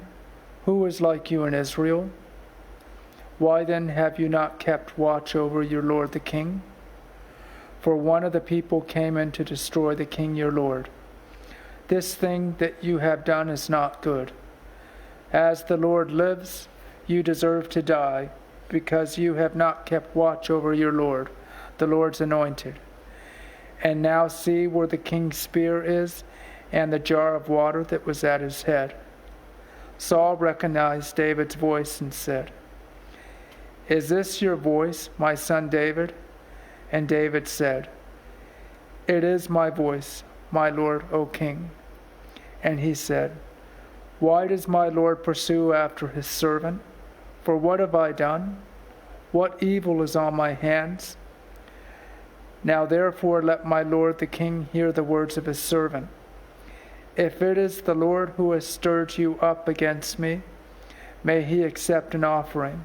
But if it is men, may they be cursed before the Lord. For they have driven me out this day that I should have no share in the heritage of the Lord, saying, 'Go serve other gods.' Now therefore, let not my blood fall to the earth away from the presence of the Lord. For the king of Israel has come out to seek a single flea like one who hunts a partridge in the mountains." Then Saul said, "I have sinned. Return, my son David, for I will no more do you harm, because my life was precious in your eyes this day. Behold, I have acted foolishly and have made a great mistake." And David answered and said, "Here is a spear, O king.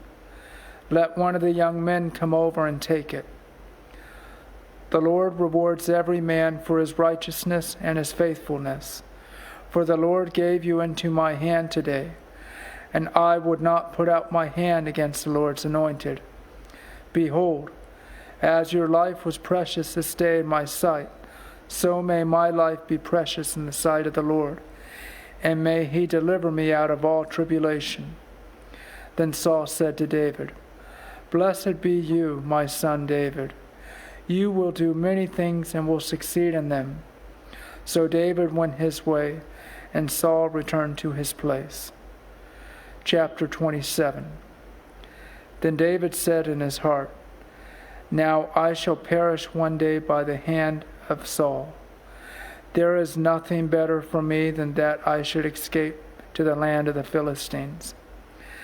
Then Saul will despair of seeking me any longer within the borders of Israel, and I shall escape out of his hand." So David arose and went over, he and 600 men who were with him, to Achish the son of Maoch, king of Gath. And David lived with Achish at Gath, and he and his men, every man with his household, and David with his 2 wives, Ahinoam of Jezreel and Abigail of Carmel, Nabal's widow. And when it was told Saul that David had fled to Gath, he no longer sought him. Then David said to Achish, "If I have found favor in your eyes, let a place be given me in one of the country's towns, that I may dwell there. For why should your servant dwell in the royal city with you?"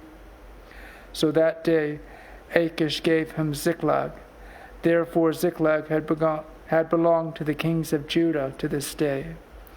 And the number of the days that David lived in the country of the Philistines was 1 year and 4 months. Now David and his men went up and made raids against the Geshurites, the Gizites, and the Amalekites, for those were the inhabitants of the land from of old, as far as Shur to the land of Egypt. And David would strike the land, and would leave neither man nor woman alive, but would take away the sheep, the oxen, the donkeys, and the camels, and the garments, and come back to Achish. When Achish asked, "Where have you made a raid today?" David would say, "Against the Negeb of Judah, or against the Negeb of the Jerahmeelites, or against the Negeb of the Kenites.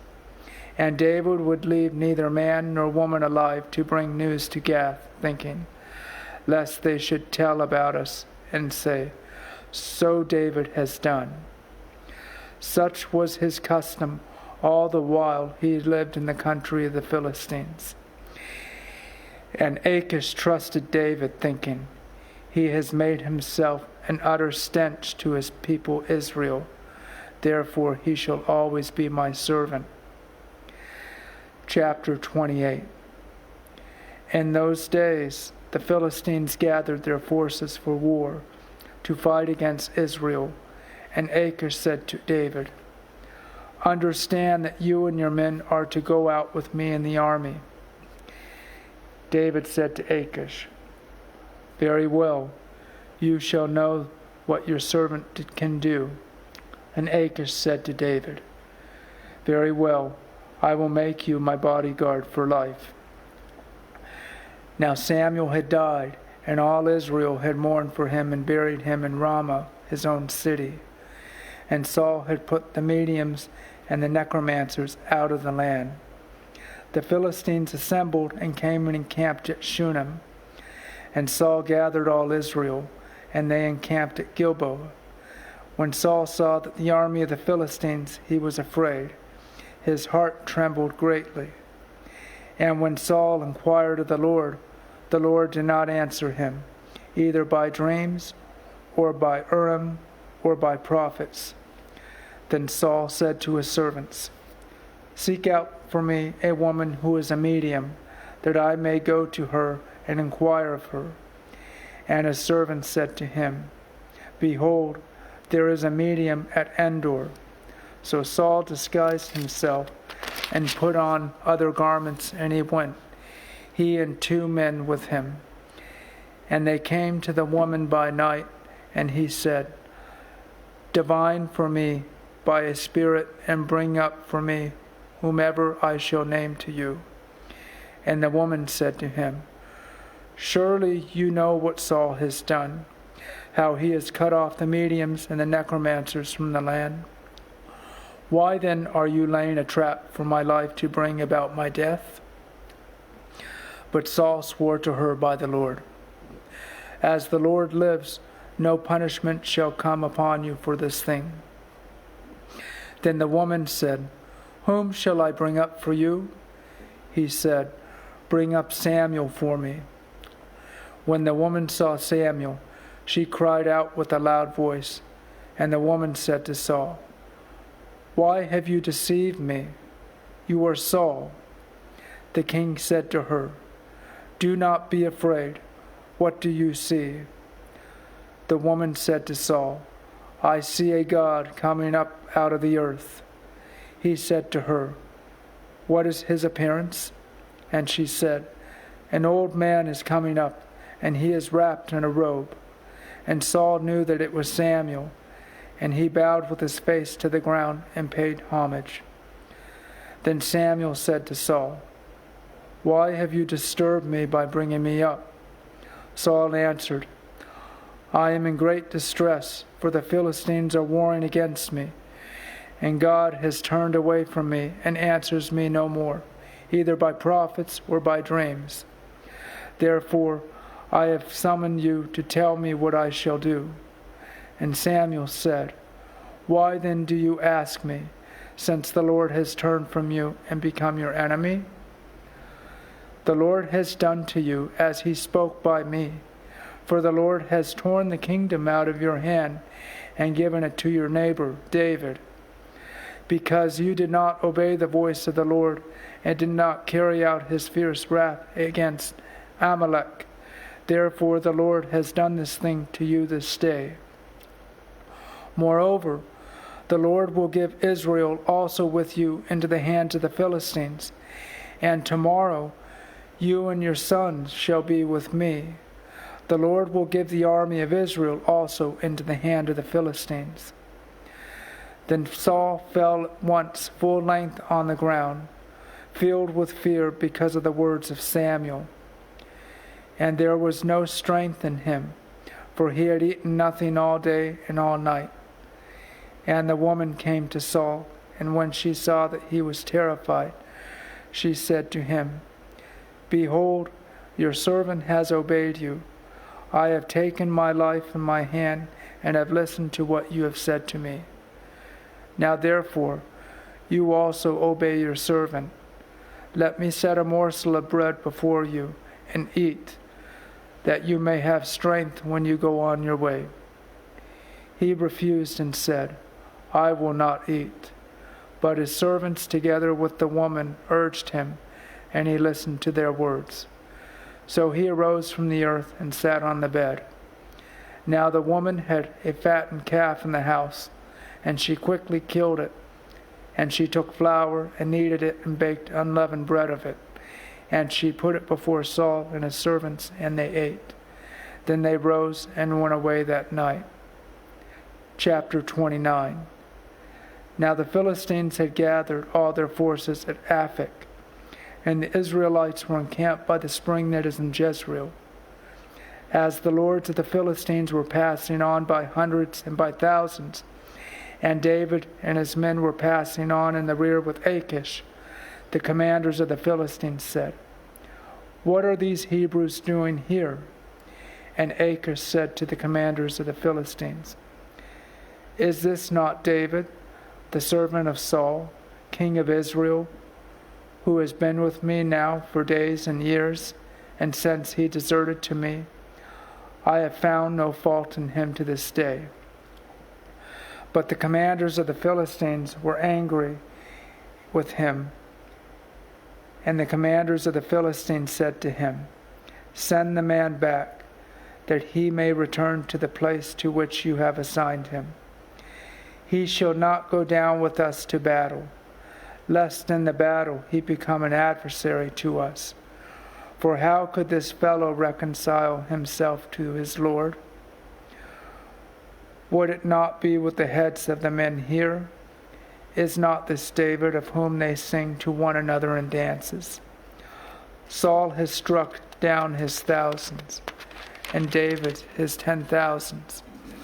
Then Achish called David and said to him, As the Lord lives, you have been honest, and to me it seems right that you should march out and end with me in the campaign. For I have found nothing wrong in you from the day of your coming to me to this day. Nevertheless, the lords do not approve of you. So go back now and go peaceably, for that you may not displease the lords of the Philistines. Chapter 29, verse 7.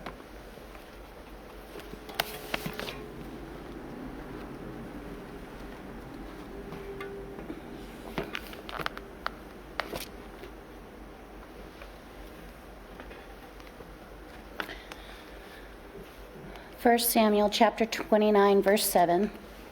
So go back now and go peaceably, that you may not displease the lords of the Philistines. And David said to Achish, But what have I done? What have you found in your servant from the day I entered your service until now, that I may not go and fight against the enemies of my lord the king? And Achish answered David and said, I know that you are as blameless in my sight as an angel of God.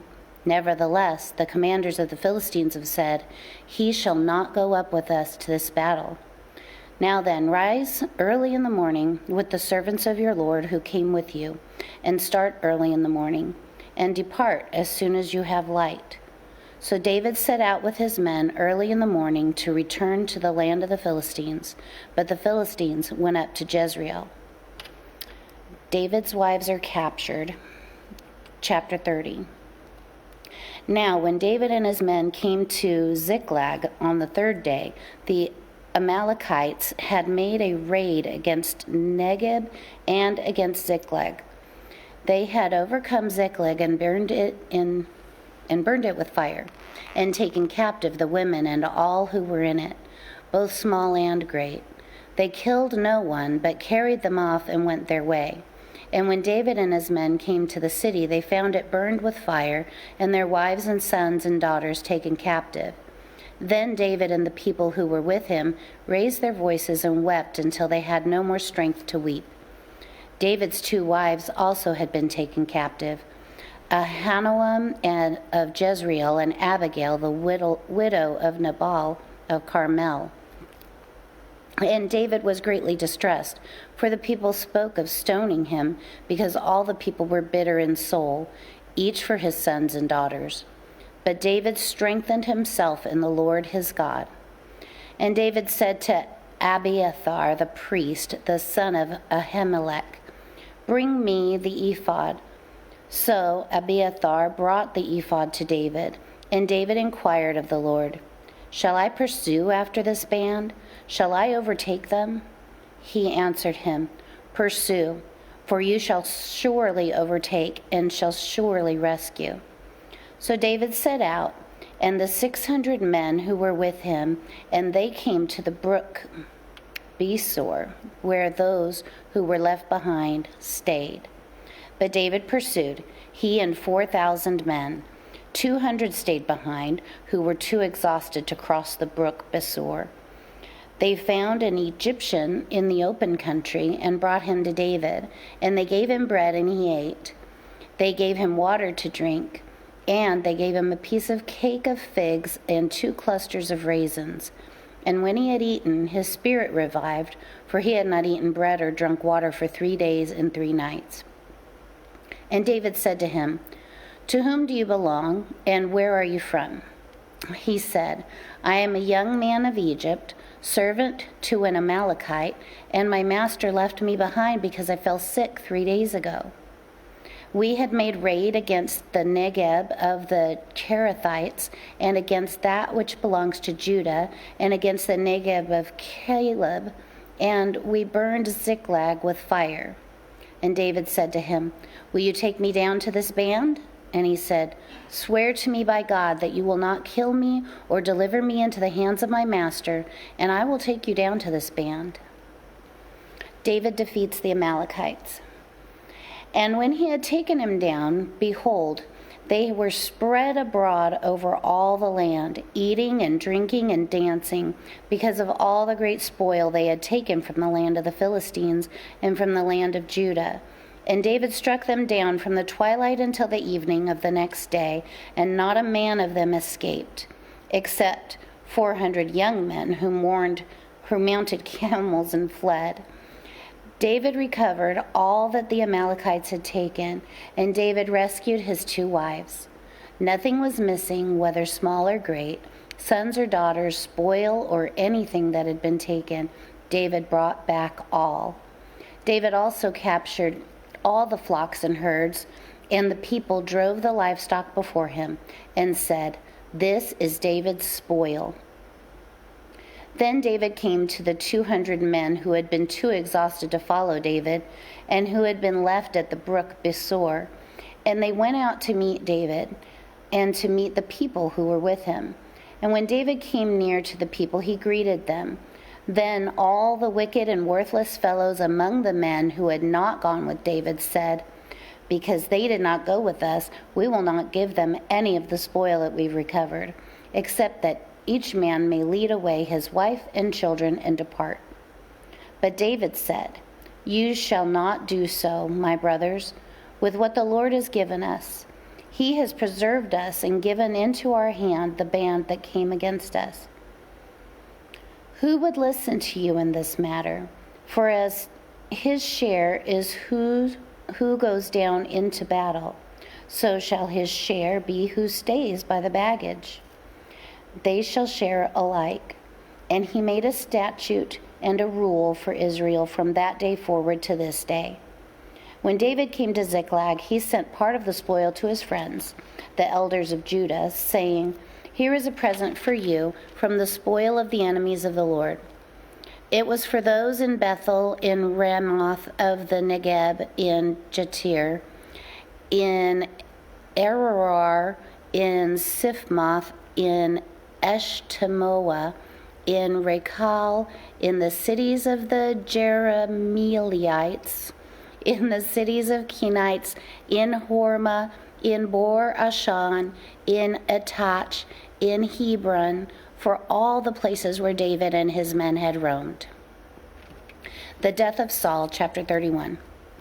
Now the Philistines were fighting against Israel, and the men of Israel fled before the Philistines and fell slain on Mount Gilboa. And the Philistines overtook Saul and his sons, and the Philistines struck down Jonathan and Abinadab and Malchi-Shua, the sons of Saul. The battle pressed hard against Saul, and the archers found him, and he was badly wounded by the archers. Then Saul said to his armor-bearer, "Draw your sword and thrust me through with it, lest these uncircumcised come and thrust me through and mistreat me." But his armor-bearer would not, for he feared greatly.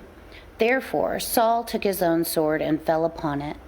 And when his armor-bearer saw that Saul was dead, he also fell upon his sword and died with him.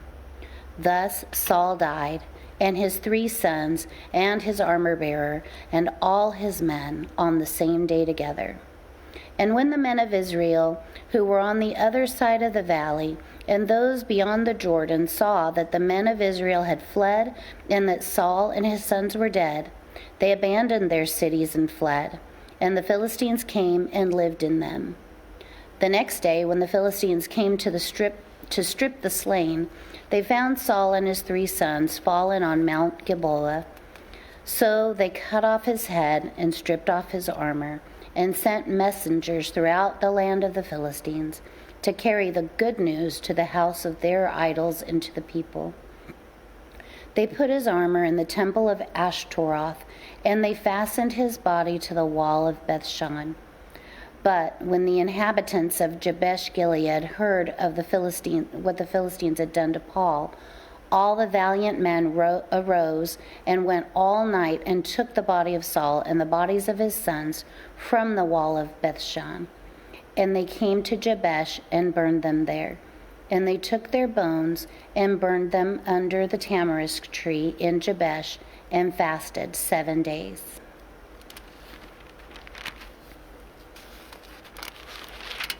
Second Samuel. David hears of Saul's death, chapter 1. After the death of Saul, when David had returned from striking down the Amalekites, David remained 2 days in Ziklag. And on the 3rd day, behold, a man came to Saul's camp with his clothes torn and dirt on his head. And when he came to David, he fell to the ground and paid homage. David said to him, "Where do you come from?" And he said to him, "I have escaped from the camp of Israel." And David said to him, "How did it go? Tell me." And he answered, "The people fled from the battle, and also many of the people have fallen and are dead, and Saul and his son Jonathan are also dead." Then David said to the young man who told him, "How do you know that Saul and his son Jonathan are dead?" And the young man who told him said, "By chance I happened to be on Mount Gilboa, and there was Saul leaning on his spear, and behold, the chariots and the horsemen were close upon him. And when he looked behind him, he saw me, and called to me, and I answered, 'Here I am.' And he said to me, 'Who are you?' I answered him, 'I am an Amalekite.' And he said to me, 'Stand beside me and kill me, for anguish has seized me, and yet my life still lingers.' So I stood behind him and killed him, because I was sure that he could not live after he had fallen. And I took the crown that was on his head and the armlet that was on his arm, and I have brought them here to my Lord." Then David took hold of his clothes and tore them, and so did all the men who were with him. And they mourned and wept and fasted until evening for Saul and for Jonathan his son, and for the people of the Lord, and for the house of Israel, because they had fallen by the sword. And David said to the young man who told him, "Where do you come from?" And he answered, "I am the son of a sojourner, an Amalekite." David said to him, "How is it you were not afraid to put out your hand to destroy the Lord's anointed?" Then David called one of the young men and said, "Go, execute him." And he struck him down so that he died. And David said to him, "Your blood be on your head, for your own mouth has testified against you, saying, 'I have killed the Lord's anointed.'" David's lament for Saul and Jonathan. And David lamented with his lamentation over Saul and Jonathan his son, and he said, "It should be taught to the people of Judah, behold, It is written in the book of Jashar. He said, "Your glory, O Israel, is slain on your high places. How the mighty have fallen. Tell it not in Gath, publish it not in the streets of Ashkelon, lest the daughters of the Philistines rejoice. Let the daughters of the uncircumcised exult. You, mountains of Gilboa, let there be no dew or rain upon you, no fields or offerings, for there the shed of the mighty was defiled, the shield of Saul, not anointed with oil.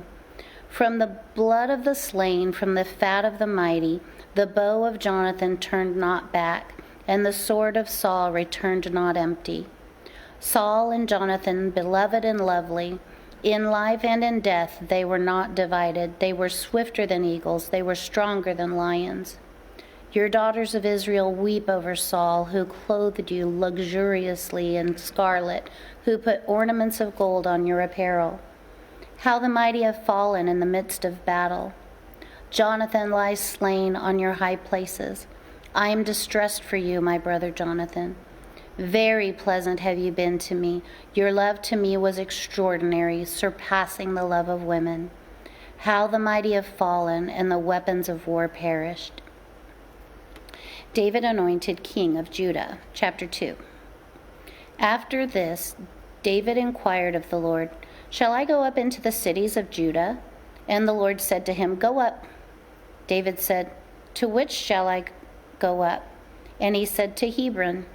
So David went up there and his 2 wives, Ahinoam of Jezreel and Abigail, the widow of Nabal of Carmel. And David brought up his men who were with him, everyone with his household, and they lived in the towns of Hebron. And the men of Judah came, and there they anointed David king over the house of Judah. When they told David, it was the men of Jabesh Gilead who buried Saul, David sent messengers to the men of Jabesh Gilead and said to them, "May you be blessed by the Lord, because you showed this loyalty to Saul your Lord and buried him. Now may the Lord show steadfast love and faithfulness to you, and I will do good to you because you have done this thing. Now therefore let your hands be strong and be valiant, for Saul your Lord is dead, and the house of Judah has anointed me king over them."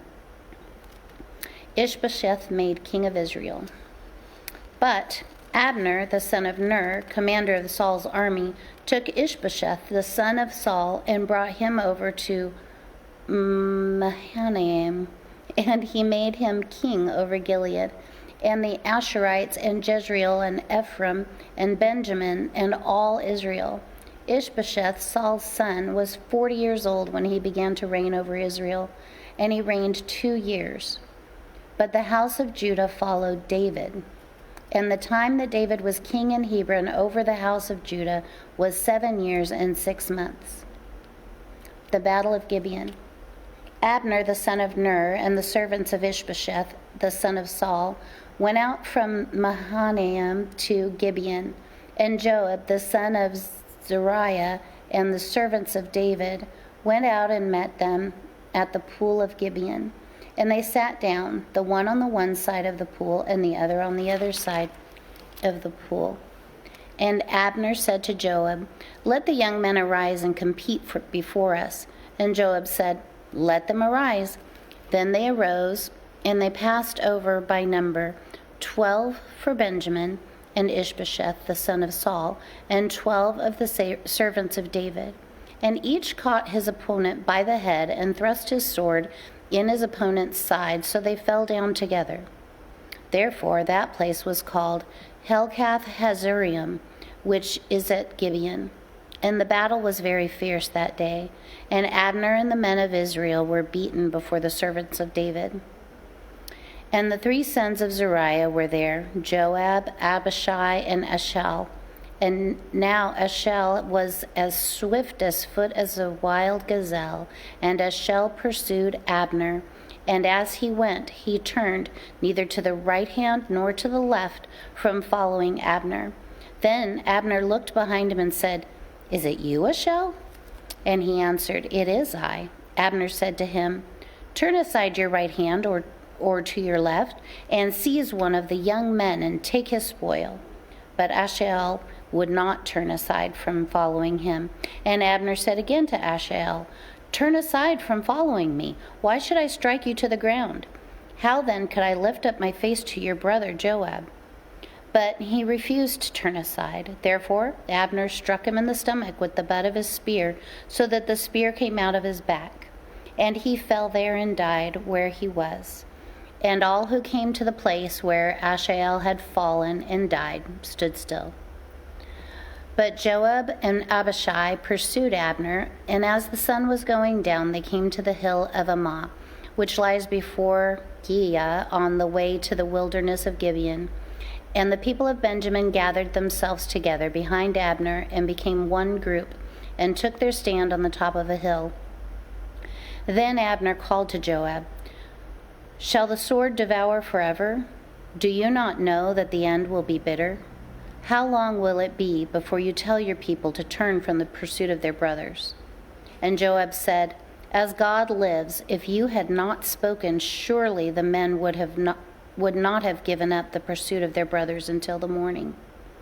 So Joab blew the trumpet, and all the men stopped and pursued Israel no more, nor did they fight any more. And Abner and his men went all that night through the Arabah. They crossed the Jordan, and marching the whole morning, they came to Mahanaim. Joab returned from the pursuit of Abner. And when he gathered all the people together, there were missing from David's servants 19 men, besides Asahel. But the servants of David had struck down Benjamin 360 of Abner's men. And they took up Asahel and buried him in the tomb of his father, which was at Bethlehem. And Joab and his men marched all night, and the day broke upon them at Hebron. Abner joins David, chapter 3. There was a long war between the house of Saul and the house of David, and David grew stronger and stronger, while the house of Saul became weaker and weaker. And the sons were born to David at Hebron. His firstborn was Amnon of Ahinoam of Jezreel, and his second, Chileab of Abigail, the widow of Nabal of Carmel, and the third, Absalom, the son of Maacah, the daughter of Talmai, king of Geshur, and the fourth, Adoniah, the son of Haggith, and the fifth, Shephatiah, the son of Abital, and the sixth, Itriam of Egleb, David's wife. These were born to David in Hebron. While there was war between the house of Saul and the house of David, Abner was making himself strong in the house of Saul. Now Saul had a concubine whose name was Rizpah, the daughter of Aiah. And Ishbosheth said to Abner, "Why have you gone into my father's concubine?" Then Abner was very angry over the words of Ishbosheth and said, "Am I a dog's head to Judah? To this day I keep showing steadfast love to the house of Saul your father, to his brothers, and to his friends, and have not given you into the hand of David. And yet you charge me today with a fault concerning a woman?" God, do so to Abner, and more also, if I do not accomplish for David what the Lord has sworn to him, to transfer the kingdom from the house of Saul and to set up a throne of David over Israel and over Judah, from Dan to Beersheba. And Ishbosheth could not answer Abner another word, because he feared him. And Abner sent messengers to David on his behalf, saying, "To whom does the land belong? Make your covenant with me, and behold, my hand shall be with you to bring over all Israel to you." And he said, "Good, I will make a covenant with you. But one thing I require of you, that is, you shall not see my face unless you first bring Michal, Saul's daughter, when you come to see my face." Then David sent messengers to Ishbosheth, Saul's son, saying, "Give me my wife Michal, for whom I paid the bridal price for 100 foreskins of the Philistines." And Ishbosheth sent and took her from her husband Paltiel, the son of Laish. But her husband went with her, weeping after her all the way to Bahurim.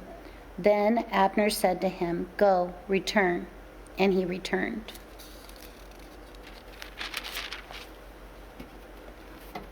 Where do you finish? This is 2 Samuel chapter 3, verse 17.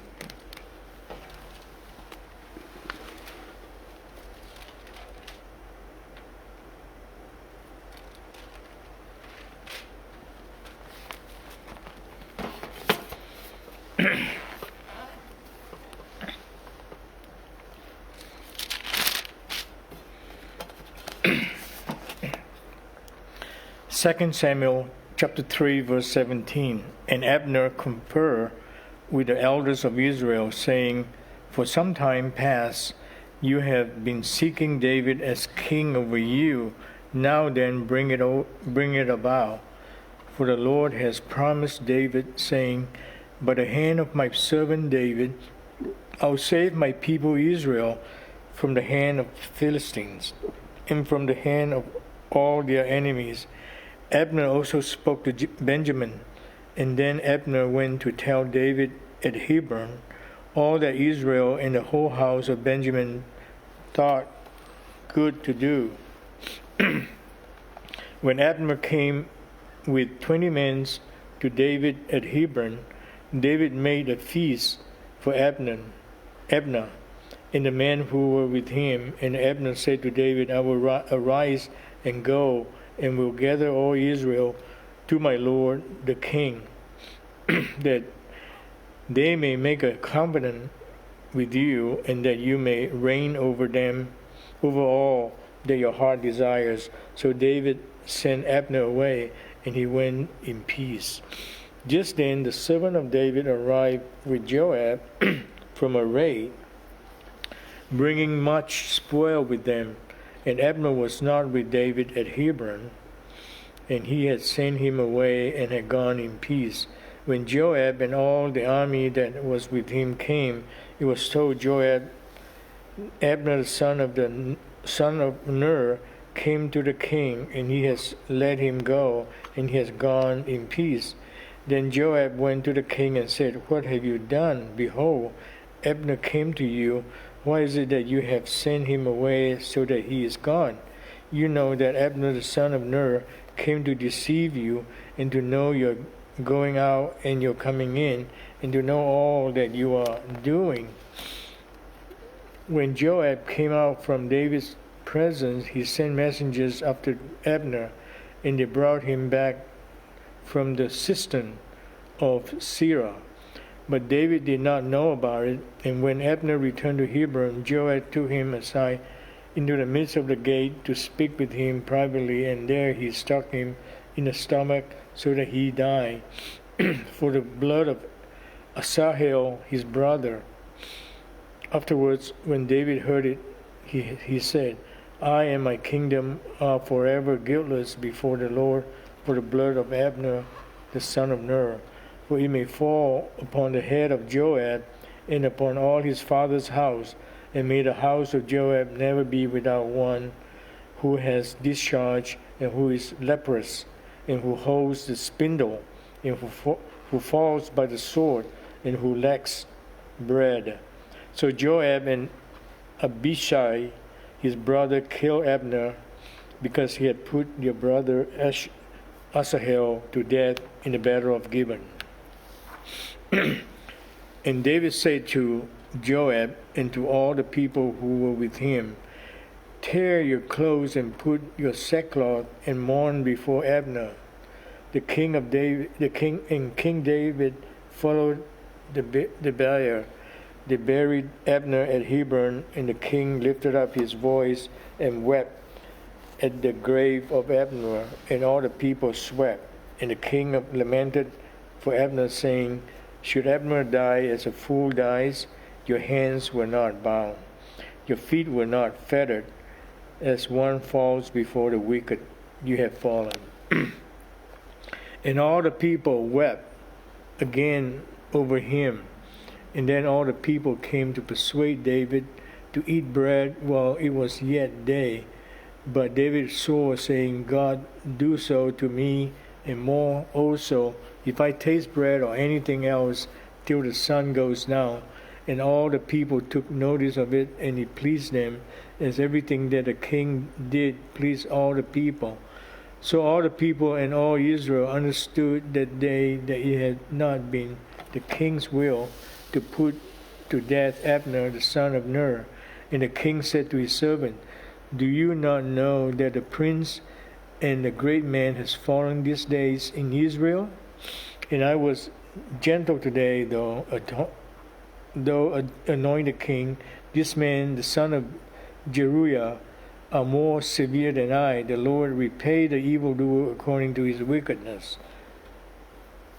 Chapter 4. When Ishbosheth, Saul's son, heard that Abner had died at Hebron, his courage fell, and all Israel was dismayed. Now Saul's son had 2 men who were captains of raiding bands. The name of the one was Baanah, and the name of the other is Rechab, son of Rimmon, a man of Benjamin from Beeroth. For Beeroth also is counted part of Benjamin. And Beerothites fled to Gitthiam, and have been sojourners there to these days. Jonathan, the son of Saul, has a son who was crippled in his feet, and he was 5 years old. When the news about Saul and Jonathan came from Jezreel, and his nurse took him up and fled. As he fled in her haste, he fell and became lame. And the name was Mephibosheth. Now the sons of Rimmon, the Beerothite, Rechab and Baanah, set out, and about the heat of the day they came to the house of Ishbosheth as he was taking his noonday rest.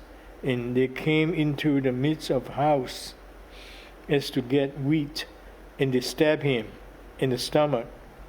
Then Rechab and Baanah his brother escaped.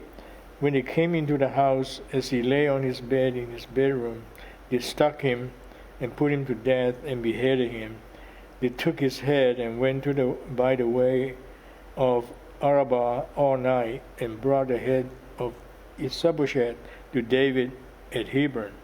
And they said to the king, Here's the head of Ishbosheth, the son of Saul, your enemy, who sought your life. The Lord has avenged my lord, the king of these days, on Saul and on his offspring.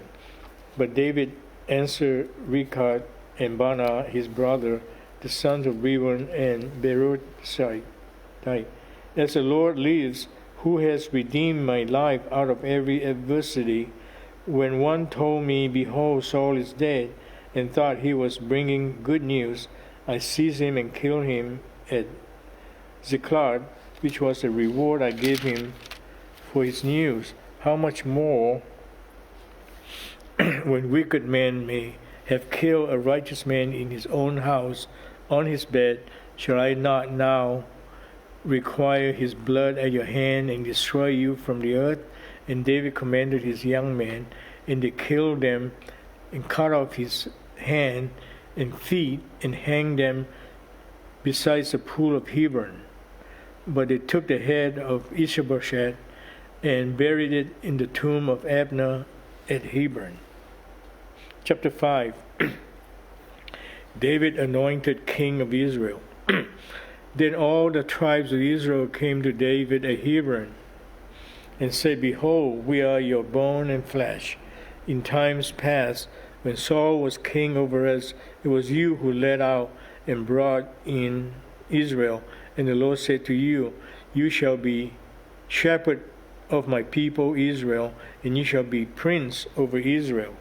So all the elders of Israel came to be king at Hebron.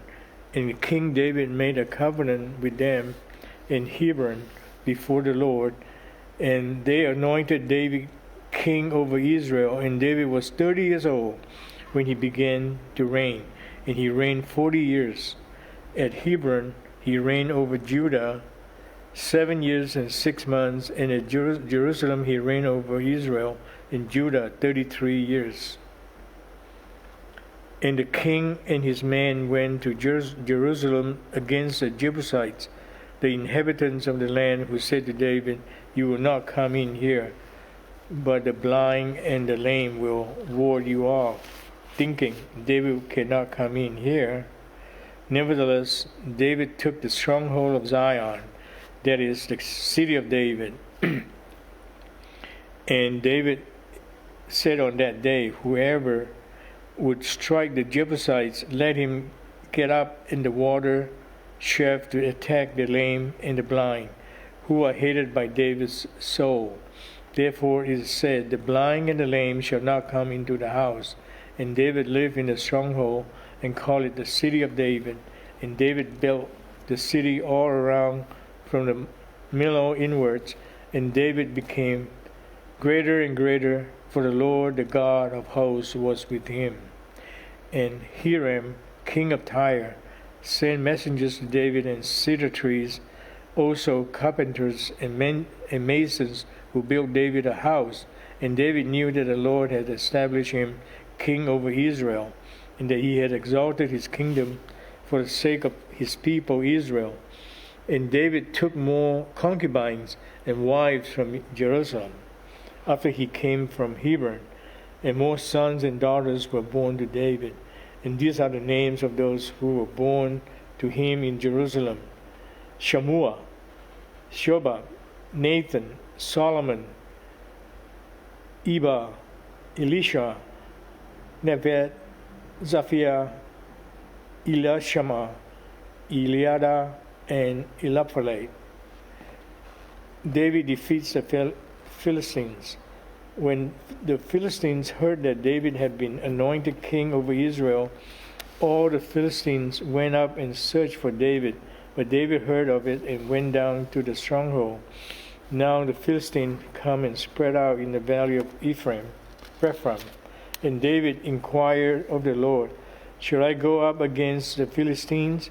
Will you give them into my hand?" And the Lord said to David, "Go up, for I will certainly give you the Philistines into your hand." And David came to Baal Perazim, and David defeated them there. And he said, "The Lord has broken through my enemies before me like a breaking flood." Therefore the name of the place is called Baal Perazim. And the Philistines left the idols there, and David and his men carried them away. And the Philistines came up yet again and spread out the valley of Rephaim. And when David inquired of the Lord, he said, "You shall not go up and go around to their rear and come against them opposite the balsam trees. And when you hear the sound of marching in the top of the balsam trees, then rouse yourself, for then the Lord has gone out before you to strike down the army of Philistines." And David did as the Lord commanded him, and struck down the Philistines from Geba to Gezer. Chapter 6. The ark brought to Jerusalem. David again gathered all the chosen men of Israel, 30,000. And David rose and went with all the people who were with him from Baal Judah to bringing up there the ark of God, which is called by the name of the Lord of hosts, who sit enthroned on the cherubim. And they carried the ark of God on a new cart and brought it out of the house of Abinadab, which was on the hill, and Uzzah and Ahio, the son of Abinadab, were driving the new cart with the ark of God, and Ahio went before the ark, Uzzah and the ark. And David and all the house of Israel were celebrating before the Lord with songs and lyres and harps and tambourines and castanet and cymbals. And when they came to the threshing floor of Nacon, Uzzah put out his hand to the ark of God and took hold of it, for the oxen stumbled. And the anger of the Lord was kindled against Uzzah, and God struck him down there because of his error, and he died there beside the ark of God. And David was angry because the Lord had broken out against Uzzah, and that place is called Perez Uzzah. To this day, David was afraid of the Lord that day, and he said, "How can the ark of the Lord come to me?" So David was not willing to take the ark of the Lord into the city of David, but David took it aside to the house of Obed-Edom, the Gittite. And the ark of the Lord remained in the house of Obed-Edom, the Gittite, 3 months, and the Lord blessed Obed-Edom and all his household. And it was told King David, "The Lord has blessed the household of Obed-Edom and all that belongs to him because of the ark of the God." So David went and brought out the ark of the God from the house of Obed-Edom to the city of David with rejoicing. And when those who bore the ark of the Lord had gone 6 steps, he sacrificed an ox and fattened animals. And David danced before the Lord with all his might, and David was wearing a linen ephod. So David and all the house of Israel brought up the ark of the Lord with shouting and with the sound of the horn. David and Michal. As the ark of the Lord came into the city of David, Michal, the daughter of Saul, looked out the window and saw King David leaping and dancing before the Lord. And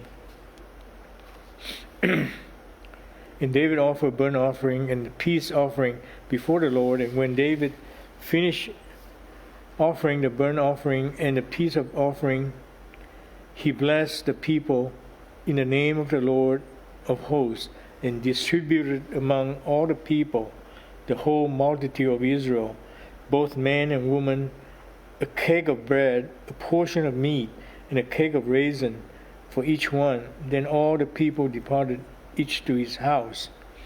And David returned to bless his household.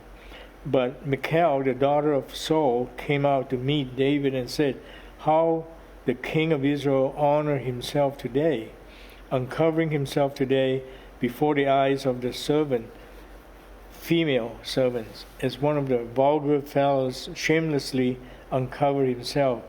And David said to Michal, "It was before the Lord who chose me above your father and above all his household, to appoint me as prince over Israel, the people of the Lord. And I will celebrate before the Lord, and I will make myself yet more contemptible than this, and I will abase your eyes, but by the female servants of whom you have spoken, by then I shall held in honor." And Michal, the daughter of Israel, had no child to the day of his death. 2 Samuel chapter 7.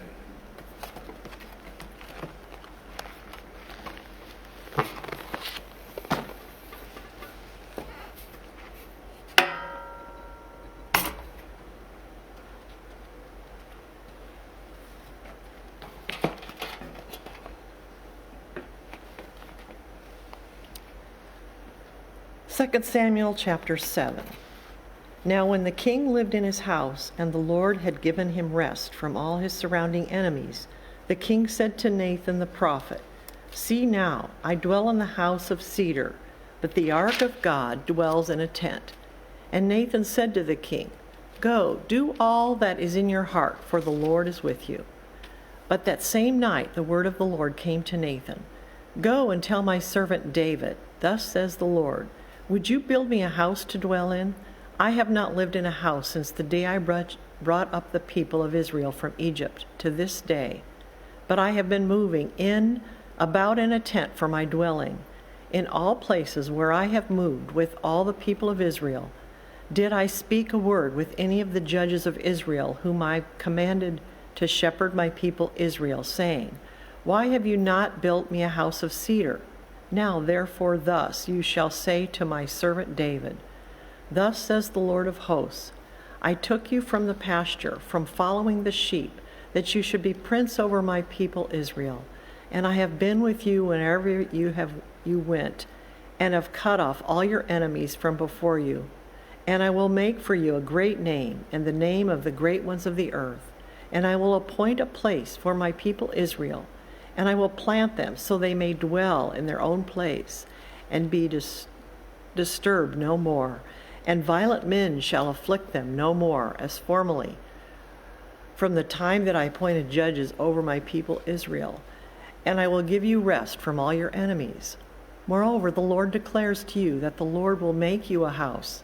When your days are fulfilled and you lie down with your fathers, I will rise up your offspring after you, who shall come from your body, and I will establish his kingdom. He shall build a house for my name, and I will establish the throne of his kingdom forever. I will be to him a father, and he shall be to me a son. When he commits iniquity, I will discipline him with the rod of men and with the stripes of the sons of men. But my steadfast love will not depart from him, as I took it from Saul, whom I put away from before you. And your house and your kingdom shall be made sure forever before me. Your throne shall be established forever. In accordance with all these words, in accordance with all this vision, David spoke to David. Then David went in and sat before the Lord and said, Who am I, O Lord God? What is my house that you have brought me thus far? Yet this was a small thing in your eyes, O Lord God. You have spoken also of your servant's house for a great while to come.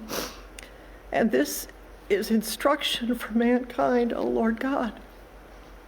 For what more can David say to you? For you, your servant, O Lord God, because of your promise and according to your own heart, you have brought about all the greatness to make your servant know it. Therefore you are great, O Lord, for there is none like you, and there is no God besides you, according to all that you have heard with our ears. And who is like your people Israel, the one nation on earth whom God went to redeem, to be his people, make himself a name in doing for them great and awesome things, be driving out before your people, whom you redeemed for yourself from Egypt, a nation and its gods. And you established for yourself your people Israel to be your people forever. And you, O Lord, became their God. And now, O Lord God, confirm forever the word that you have spoken concerning your servant and concerning your house, and do as you have spoken. And your name will be magnified forever, saying, The Lord of hosts is God over Israel, and the house of your servant David will be established before you. For you, O Lord of hosts, the God of Israel, you have made this revelation to your servant, saying, I will build you a house. Therefore your servant has found courage to pray this prayer to you. And now, O Lord God, you are God, and your words are true, and you have promised this good thing to your servant.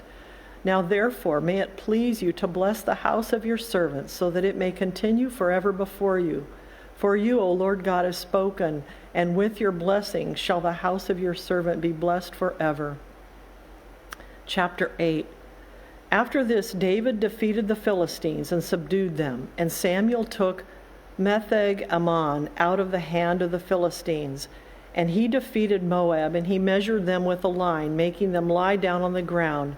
2 lines he measured to be put to death, and 1 full line to be spared. And the Moabites became servants to David and brought tribute. David also defeated Hadadezer, the son of Rehob, and the king of Zobab, and he went to restore his power at the river of Euphrates. And David took him 1,700 horsemen and 20,000 foot soldiers. And David hamstrung all the chariot horses, but left enough for 100 chariots. And when the Syrians of Damascus came to help Hadadezer, king of Zobah, David struck down 22,000 men of the Syrians. Then David put garrisons in Aram of Damascus, and the Syrians became servants to David and brought tribute. And the Lord gave victory to David whenever wherever he went. And David took the shields of gold that were carried by the servants of Hadazar and brought them to Jerusalem. And from Betha and Berothai, cities of Hadazar, King David took very much bronze. When Tues, king of Hamath, heard that David had defeated the whole army of Hadazar, Tues sent his son Joram to King David to ask about his health and to bless him, because he had fought against Hadazar and defeated him, for Hadazar had often been at war with Tues. When Joram brought with him articles of silver, of gold, and of bronze. These also King David dedicated to the Lord, together with the silver and gold that he dedicated from all the nations he subdued, from Edom, Moab, and the Ammonites, the Philistines, Amalek, and from the spoils of Hadazar, the son of Rehob, the king of Zobath. And David made a name for himself when he returned from striking down 18,000 Edomites in the valley of Salt. Then he put garrisons in Edom. Throughout all Edom he put garrisons, and all the Edomites became David's servants, and the Lord gave victory to David wherever he went. So David reigned over all Israel, and David administered justice and equity to all his people. Joab, the son of Zeruiah, was over the army, and Jehoshaphat, the son of Ahilud, was recorder, and Zodok, the son of Ahitub, and Ahimelech, the son of Abithar, were priests, and Sarai was secretary. And Benaiah, the son of Jehoiada, was over Cherethites, and the Pelethites, and David's sons were priests. 2 Samuel chapter 9. And David said, "Is there anyone left of the house of Saul, that I may show kindness for Jonathan's sake?" Now there was a servant of the house of Saul, whose name was Ziba, and they called him to David. And the king said to him, "Are you Ziba?" And he said, "I am your servant." And the king said, "Is there not still someone of the house of Saul, that I may show kindness of God to him?" Ziba said to the king, "There is still a son of Jonathan. He is crippled in his feet." The king said to him, "Where is he?" And Ziba said to the king, "He is in the house of Machir, the son of Amalek, at Lo Debar." Then King David sent and brought from the house of Machir, the son of Amalek, and Lo Debar, and Mephibosheth, the son of Jonathan, son of Saul, came to David and fell on his face and paid homage. And David said, "Mephibosheth," and he answered, "Behold, I am your servant." And David said to him, "Do not fear, for I will show you kindness for the sake of your father Jonathan. I will restore to you all the land of Saul your father, and you shall eat at my table always." And he paid homage and said, "What is your servant, that you should show regard for a dead dog such as I?" Then the king of Ziba, Saul's servant, and called Ziba, Saul's servant, and said to him, "All that belonged to Saul and to all his house I have given to your master's grandson, and you and your sons and your servants shall till the land for him, and bring in the produce, that your master's grandson may have to eat bread. But Mephibosheth, your master's grandson, shall always eat at my table." Now Ziba had 15 sons and 20 servants. Then Ziba said to the king, "According to all that my lord the king commands his servant, so will your servant do."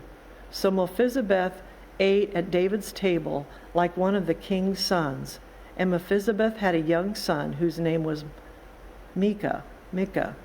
All who lived at Ziba's house became Mephibosheth's servants. So Mephibosheth lived in Jerusalem, for he ate always at the king's table. Now he was lame in both feet. 2 Samuel 10.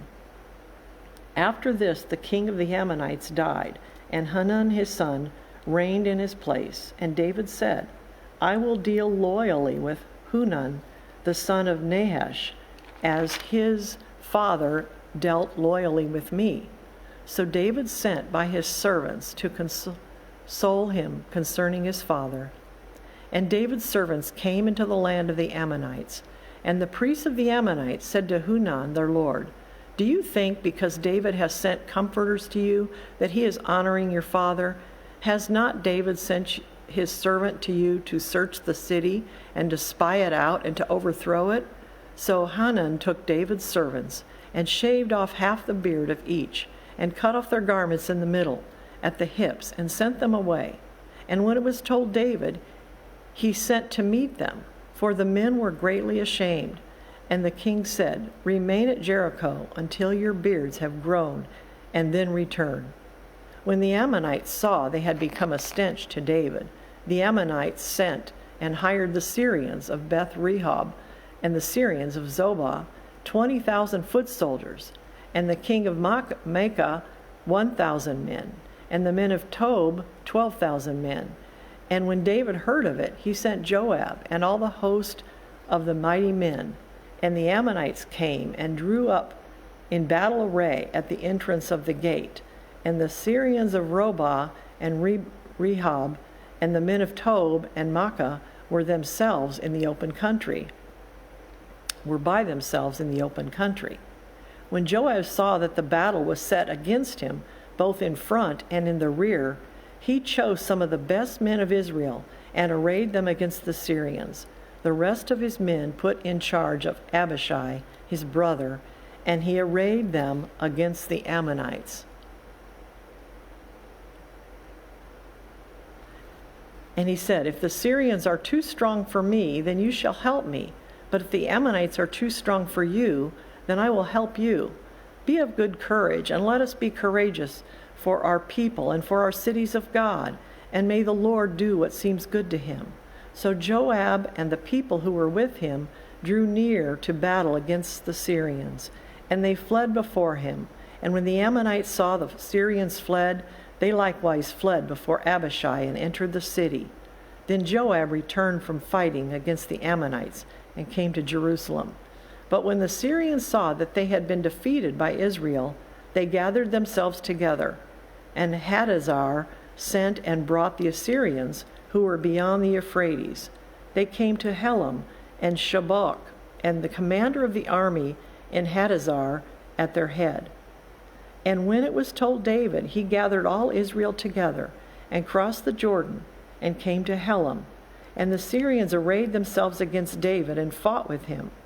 And the Syrians fled before Israel, and David killed the Syrians, the men of 700 chariots and 40,000 horsemen, and wounded Shobach and the commander of the army, so that he died there.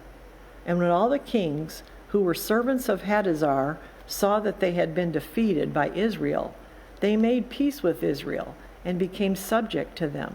So the Syrians were afraid to save the Ammonites anymore. 2 Samuel chapter 11. In the spring of the year, the time when kings go out to battle, David sent Joab and his servants with him and all Israel, and they ravaged the Ammonites and besieged Rabbah, and David remained at Jerusalem. It happened late one afternoon when David arose from his couch and was walking on the roof of the king's house, that he saw the roof of a woman bathing, and the woman was very beautiful. And David sent and inquired about the woman, and one said, "Is not this Bathsheba, the daughter of Eliam, the wife of Uriah the Hittite?" So David sent messengers and took her and she came to him, and he lay with her. Now she had been purifying herself from her uncleanliness. Then she returned to her house, and the woman conceived, and she sent and told David, "I am pregnant." So David sent to Joab, "Send me Uriah the Hittite." And Joab sent Uriah to David. And when Uriah came to him, David asked Joab how Joab was doing, and how the people were doing, and how the war was going. And then David said to Uriah, "Go down to your house and wash your feet." And Uriah went out of the king's house, and there followed him a present from the king. But Uriah slept at the door of the king's house with all the servants of his lord, and did not go down to his house. When they told David Uriah did not go down to his house, David said to Uriah, "Have you not come from a journey? Why did you not go down to your house?" Uriah said to David, "The ark and Israel and Judah dwell in booths, and my lord Joab and the servants of my lord are camping in the open field. Shall I go then to my house to eat and drink and to lie with my wife? As you live, as your soul lives, I will not do this thing." Then David said to Uriah, "Remain here today and tomorrow, and I will send you back." So Uriah remained in Jerusalem that day and the next. And David invited him and ate in his presence and drank, so that he made him drunk. And in the evening he went out to lie on his couch with the servants of his Lord, but he did not go down to his house. In the morning David wrote a letter to Joab and sent it by the hand of Uriah. In the letter he wrote, "Set Uriah in the forefront of the hardest fighting, and then draw back from him, that he may be struck down and die." And as Joab was besieging the city, he assigned Uriah to the place where he knew there were valiant men. And the men of the city came out and fought with Joab, and some of the servants of David among the people fell. Uriah the Hittite also died. Then Joab sent and told David all the news about the fighting.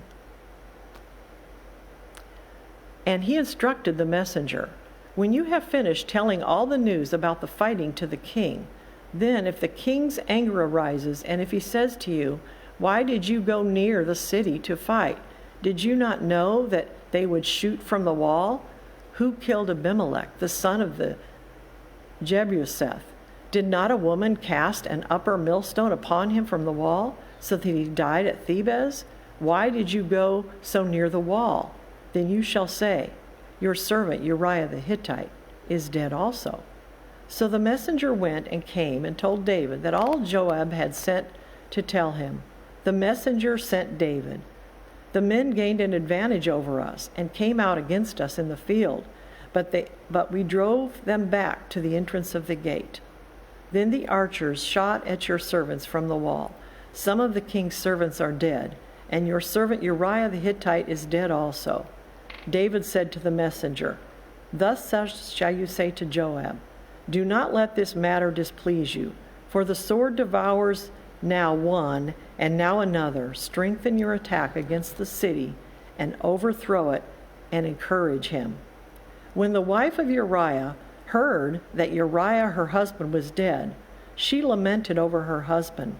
And when the mourning was over, David sent and brought her to his house, and she became his wife and bore him a son, and the thing that David had done displeased the Lord. And the Lord sent Nathan to David, and he came to him and said, this is chapter 12. And the Lord sent Nathan to David, and he came to him and said to him, okay. Chapter 12, verse 1.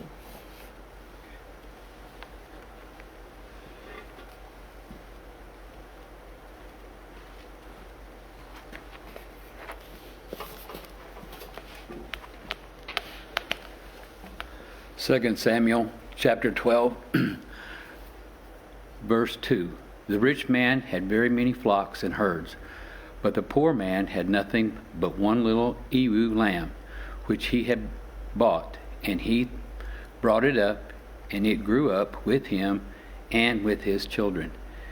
It used to eat of his morsel and drink from his cup and lie in his arms, and it was like a daughter to him. Now there came a traveler to the rich man, and he was unwilling to take one of his own flock or herd to prepare for the guest who had come to him, but he took the poor man's lamb and prepared it for the man who had come to him. Then David's anger was greatly kindled against the man, and he said to Nathan, "As the Lord lives, the man who has done this deserves to die, and he shall restore the lamb fourfold, because he did this thing and because he had no pity." Nathan said to David, "You are the man. Thus says the Lord God of Israel, I anointed you king of Israel, and I delivered you out of the hand of Saul, and I gave you your master's house and your master's wives into the arms, and gave you the house of Israel and of Judah. And it is this where too little I would add to you as much more.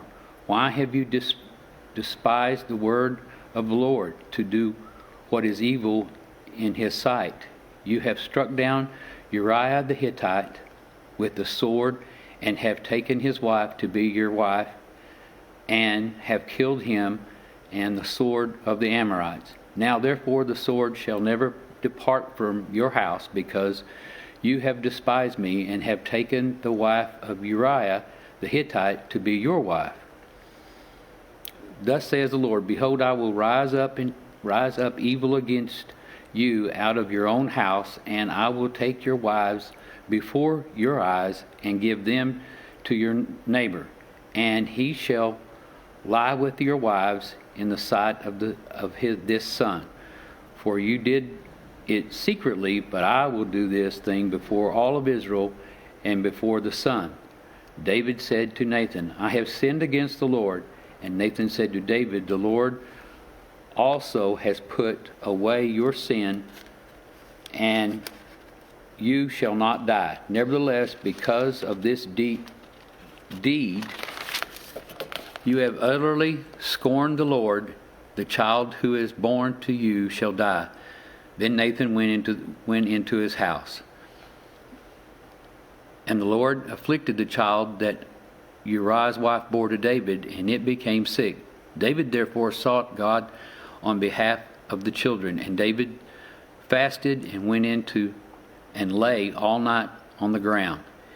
And the elders of the house stood beside him and raised him from the ground, but he would not, nor did he eat food from them with them.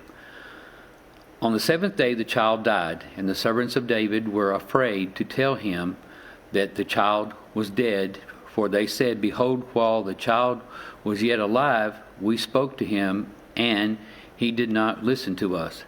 How then can we say to him, the child is dead? How may we do himself some harm? He may do himself some harm. But David saw that his servants were whispering together. David understood that the child was dead, and David said to his servants, is the child dead? And they said, he is dead. Then David arose from the earth and washed and anointed himself and changed his clothes. And he went into the house of the Lord and worshipped. He then went to his own house, and when he asked, they set food before him, and he ate. Then his servant said to him, what is this thing you have done? You fasted and wept for the child while he was alive, but when the child died, you arose and ate food. He said, while the child was still alive, I fasted and wept, for I said, who knows whether the Lord will be gracious to me that the child may live? But now he is dead. Why should I fast? Can I bring him back again? I shall go to him, but he will not return to me. Then David comforted his wife Bathsheba, and went in to her and lay with her, and she bore a son, and he called his name Solomon. And the Lord loved him and sent a message to Nathan the prophet, so he called his name Jedediah, because of the Lord. Now Jacob fought against Rabbah of the Ammonites, and took the royal city. And Job sent messengers to David and said, I have fought against Rabbah.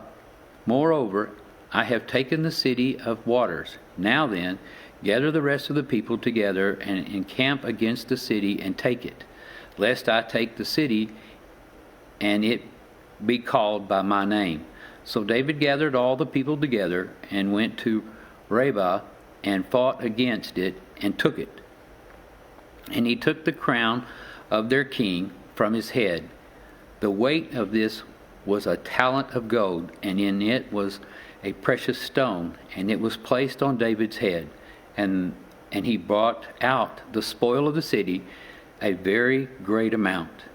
And he brought out the people who were in it and set them to labor with saws and iron picks and iron axes, and made them toil at the bricks cleanse.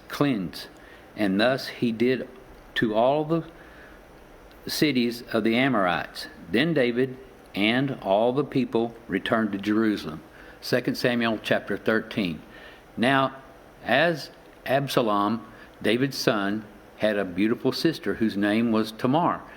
And after a time, Amnon, David's son, loved her. And Amnon was so tormented that he made himself ill because of his sister Tamar, for she was a virgin, and it seemed impossible to Ammon to do anything to her. And Ammon had a friend whose name was Jonadab, the son of Shemer, David's brother, and Jonadab was a very crafty man. And he said to him, O son of the king, why are you so haggard morning after morning? Will you not tell me? Amnon said to him, I love Tamar, my brother Absalom's sister.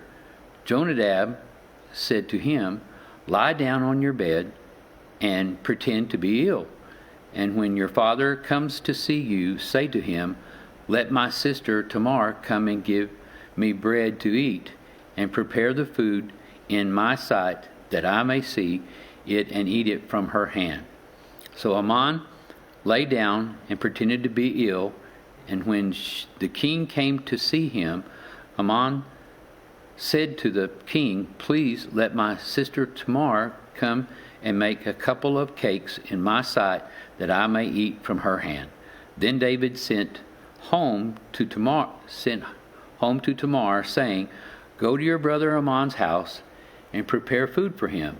So Tamar went to her brother Ammon's house, where he was lying down, and she took dough and kneaded it and made cakes in the sight and baked the cakes. And she took the pan and emptied it out before him, but he refused to eat. And Ammon said, send out everyone from me. So everyone went out from him. Then Ammon said to Tamar, bring the food into the chamber, that I may eat from your hand. And Tamar took the cakes and she had made, and brought them into the chamber of Ammon her brother. But when she brought them near him to eat, he took hold of her and said to her, come lie with me, my sister. She answered him, no, my brother, do not violate me, for such a thing is not done in Israel. Do not do this outrageous thing. As for me, where could I carry my shame? And as for you, you would be as one of the outrageous fools in Israel. Now therefore, please speak to the king, for he will not withhold from me. But he would not listen to her, and being stronger than she, he violated her and lay with her. Then Ammon hated her with a very great hatred, so that the hatred with which he hated her was greater than the love with which he loved her. And Ammon said to her, get up, go. But she said to him, no, my brother, for this wrong is sending me away is greater than the other that you did to me. But he would not listen to her. He called the young man who served him and said, put this woman out of my presence and bolt the door after her. Now she was wearing a long robe with sleeves, for thus there was the virgin daughters of the kings dressed. So this servant put her out and bolted the door after her. And Tamar put ashes on her head and tore the long robe that she wore, and she laid her hand on her head and went away, crying aloud as she went. And her brother Absalom said to her, has Ammon your brother been with you? Now hold your peace, my sister. He is your brother. Do not take this to heart. So Tamar lived in a desolate woman in her brother Absalom's house. When King David heard of all these things, he was very angry. But Absalom spoke to Ammon neither good nor bad, and Absalom hated Ammon because he had violated his sister Tamar. After 2 years, Absalom had sheep shearers at Baalhazar, which is near Ephraim, and Absalom invited all the king's sons, and Absalom came to the king and said, "Behold, your servant has sheep shearers. Please let the king and his servants go with your servant." But the king said to Absalom, "No, my son, let us all go, lest we be burdensome to you." He pressed him, but he would not go, but gave him his blessing. Then Absalom said, "If not, please let my brother Ammon go with us."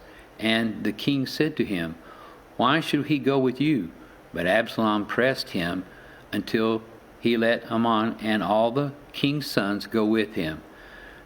Then Absalom commanded his servants, "Mark when Ammon's heart is merry with wine, and when I say to you, 'Strike Ammon,' then kill him. Do not fear, I have not commanded you. Be courageous and be violent." So the servants of Absalom did to Ammon as Absalom had commanded. Then all the king's sons arose, and each mounted his mule and fled. While they were on their way, news came to David, "Absalom has struck down all the king's sons, and not one of them is left." Then the king arose and tore his garments and lay on the earth, and all his servants who were standing by tore their garments. But Jonadab, the son of Shema, David's brother, said, "Let not my lord suppose that they have killed all of the young men, the king's sons, for Ammon alone is dead. For by the command of Absalom this has been determined from the day he violated his sister Tamar. Now therefore let not my lord the king so take it to heart as to suppose that all the king's sons are dead, for Ammon alone is dead." But Absalom fled, and the young man who kept the watch lifted up his eyes and looked, and behold, many people were coming from the road behind him by the side of the mountain. And Jonadab said to the king, "Behold, the king's sons have come as your servant said, so it has come about." And as soon as he had finished speaking, behold, the king's sons came and lifted up their voice and wept. And the king also and all his servants wept very bitterly. But Absalom fled and went to Talmai, the son of Ammihud, king of Geshur, and David mourned for his son day after day. So Absalom fled and went to Geshur and was there for 3 years. And the spirit of the king longed to go out to Absalom because he was confronted about Ammon since he had died. 2 Samuel chapter 14. Now Joab, the son of Zeruiah, knew that the king's heart went out to Absalom, and Joab sent to Tekoa and brought from there a wise woman and said to her, "Pretend to be a mourner and put on mourning garments. Do not anoint yourself with oil, but behave like a woman who has been mourning many days for the dead. Go to the king and speak thus to him." So Joab put the words in her mouth. When the woman of Tekoa came to the king, she fell on her face to the ground and paid homage to him. "Save me, O king." And the king said to her, "What is your trouble?" She answered, "Alas, I am a widow. My husband is dead, and your servant had 2 sons. and they quarreled with one another in the field. There was no one to separate them, and one struck the other and killed him. And now the whole clan has risen against your servant, and they say, give up the man who struck his brother, that we may put him to death for the life of his brother whom he killed. And so they would destroy their heir also. Thus they also quench my coal that is left, and leave my husband neither king nor remnant on the face of the earth. Then the king said to the woman, go to your house, and I will give orders concerning you. And the woman of Tekoa said to the king, on me be the guilt, my lord the king, and on my father's house let the king and his throne be guiltless.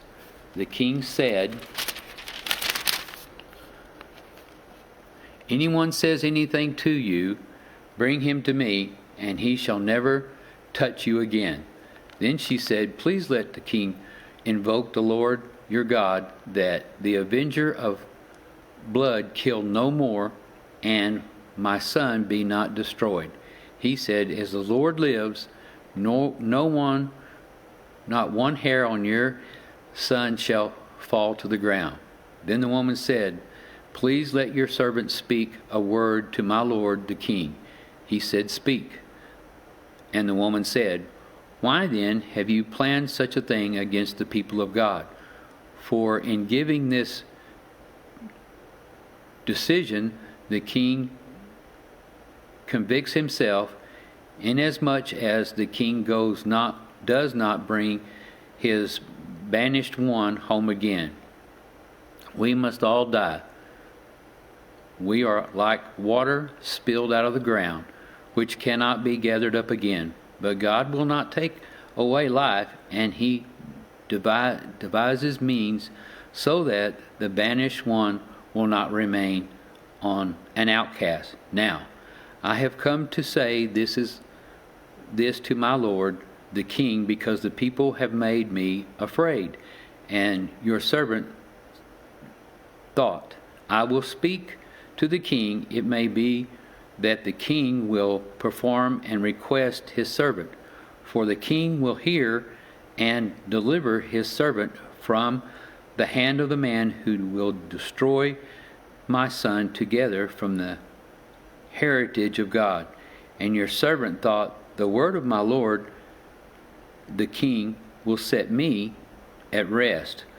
For my lord the king is like an angel of God to discern good and evil. The Lord your God be with you. 2 Samuel 14, verse 18.